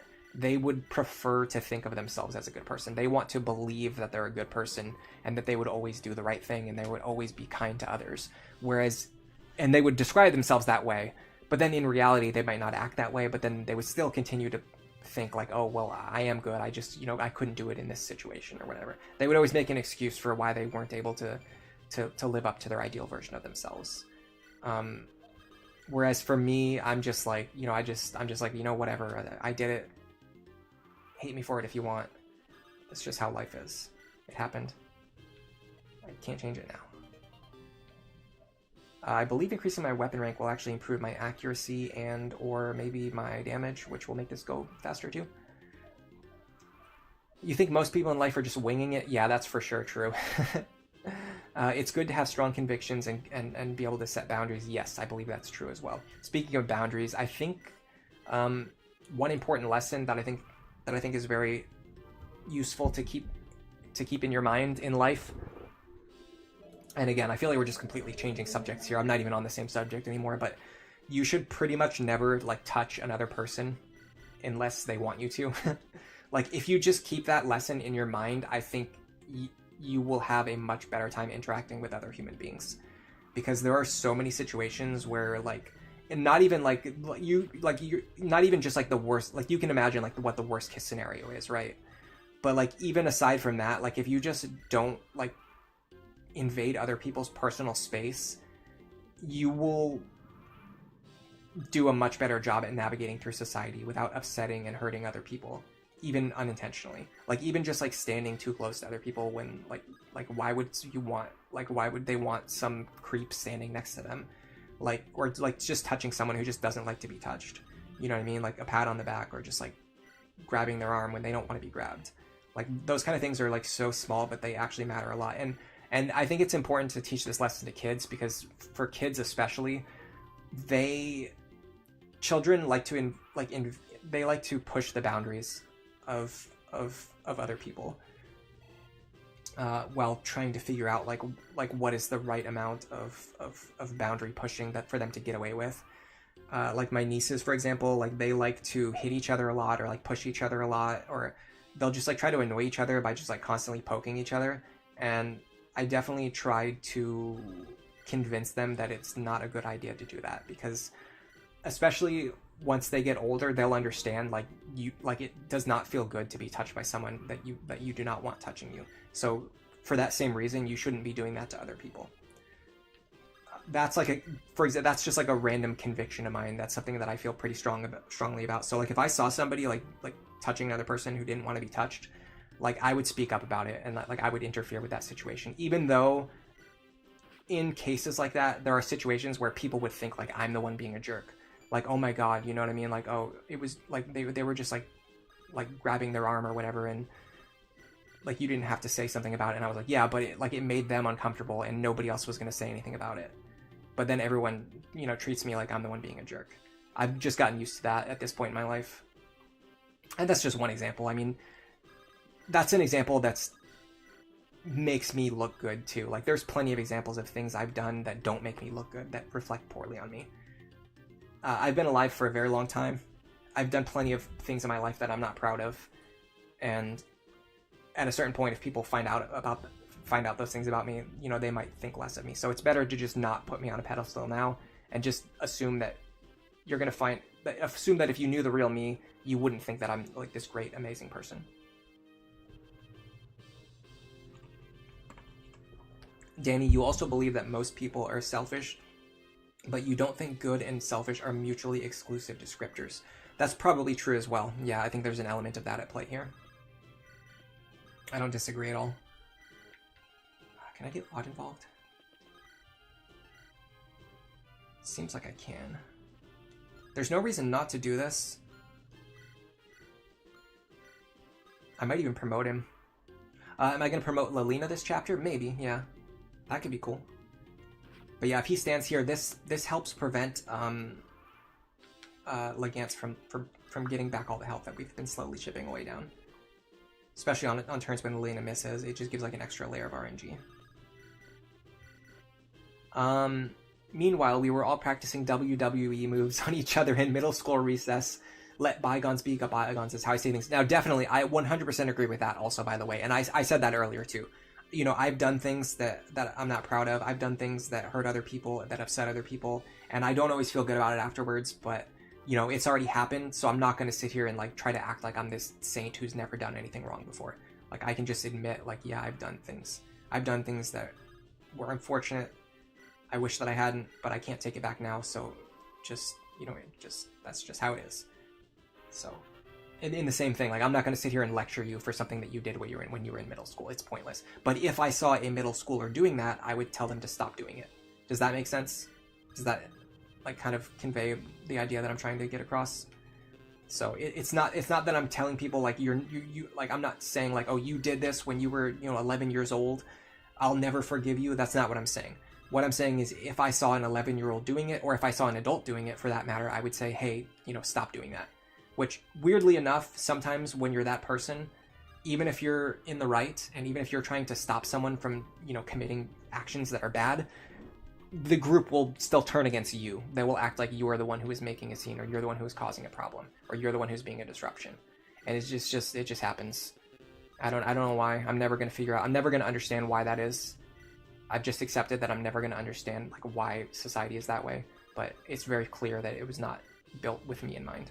Like, society was not designed for people like me. And I just have to do the best that I can to just navigate the world that we live in. Being able to admit your mistakes is great. I do think that is true, yeah. I think being able... Honestly, one of the qualities that impresses me the most about someone,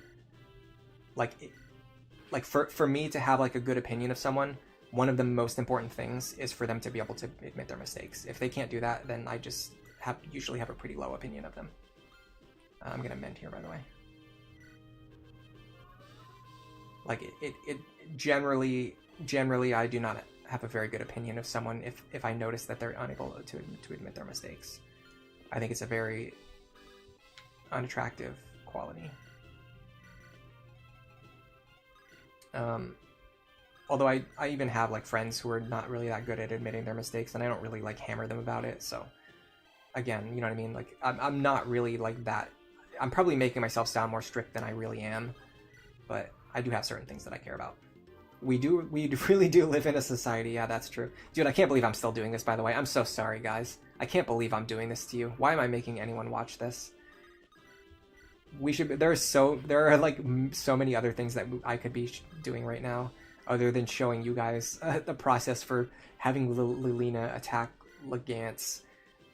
Literally, it has to have been 100 times by now. We must have attacked him 100 times by now. Are we going to promote her this chapter? Honestly, at this point, we might end up promoting her this chapter. It would be hilarious if we did, right? Like, wouldn't that be funny? And isn't that all that matters in this world? We're getting crushed. Okay, we can mend again, it's fine.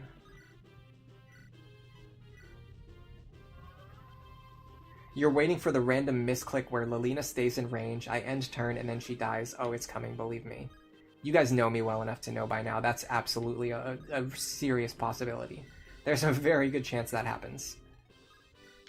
I almost did it twice already, I can tell you right now. Like, I know the turns when I almost did it, and I felt myself almost doing it. And then I did, like, a double take, and I was like, wait, grab Lilina first. Boss abuse really brings out the philosophy of the stream. Yeah, I don't know why. I mean, honestly, probably the fact that we're sitting here having this philosophical discussion probably makes this more interesting than it should be. Like, this could have easily been a low point of the stream, but for me, this has actually become a high point of the stream. Just because we get to have a really fun conversation about how mentally screwed up I am and my weird view of the world. I don't even know why I'm this way. There's like not any... Honestly, I can honestly say there's, like, not anyone in my life who influenced me to behave this way. It's not like something happened to me that made me think this way, or, like, I had a role model growing up, or a parent, or a sibling or a friend who, like, imparted these values into me, and I internalized them, and it's not like that at all. I was literally just, like, born this way. I can seriously remember being, like, 6 years old and, like, people being weirded out by me. Because I was, like, the way that I think and the way that I act is different from other people. Something seriously wrong with me. I don't know why. I don't know why it has to be this way. It's funny though. But yeah, either way. Just don't think of me as a role model. I mean, if I say something that makes sense, it's fine to agree with me. but you shouldn't be like, you shouldn't think of me as someone who's like, oh, if Ellery does something, it must be good, it must be right, it must be the correct thing, you know what I mean? That's what I'd like to avoid. I don't want people to unconditionally support me and believe in me, because I'm 100% sure that at some point in my life I have done something that you would find offensive or upsetting. I'm 100% sure. Every single person in chat right now, there's probably at least one thing that I've done that you disagree with. Without a doubt, in my mind. I think it's very important to be able to understand that, both for me and for the people watching. I think it's very important both ways. I really do believe that. I'm getting pretty close to the point where I'm going to have Zealot run over and grab this kill. I can start fishing for hammer attacks now. It's tough though, because the longer I do this, the more powerful Lilina will get. She's gained 0 speed. I didn't even notice that. No, she gained speed on one of her earlier levels. I think she did. Are you sure about that? Hold on, let me check. I'm curious now. I'm not like trying to prove you wrong. I thought I saw her speed go up earlier, so I'm gonna check. Okay, character base stats. Lilina joins with 4 speed. Yeah, no, she's leveled up speed twice. She's just a slow character.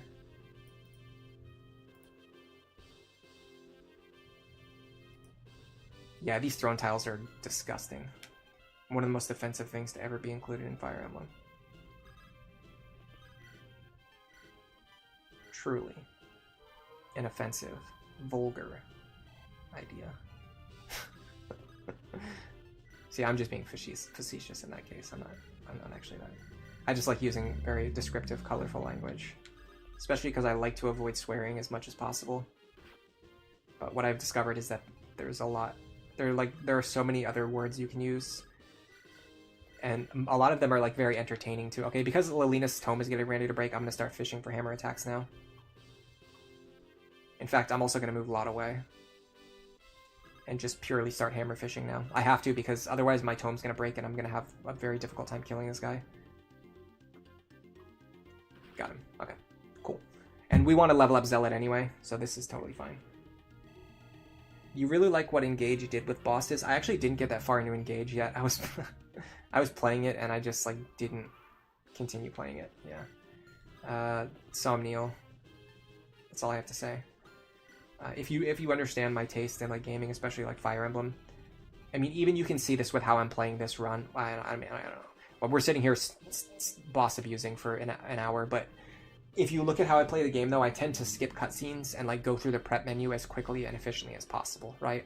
So just imagine like me having to play a game where it forces you to sit through long cutscenes and then like spend a ton of time in between chapters, like doing like out of battle management in the Somnial or in the monastery or in the, you know, whatever else. I think Fates did an okay job with it, whereas like all the stuff is contained in one really small map.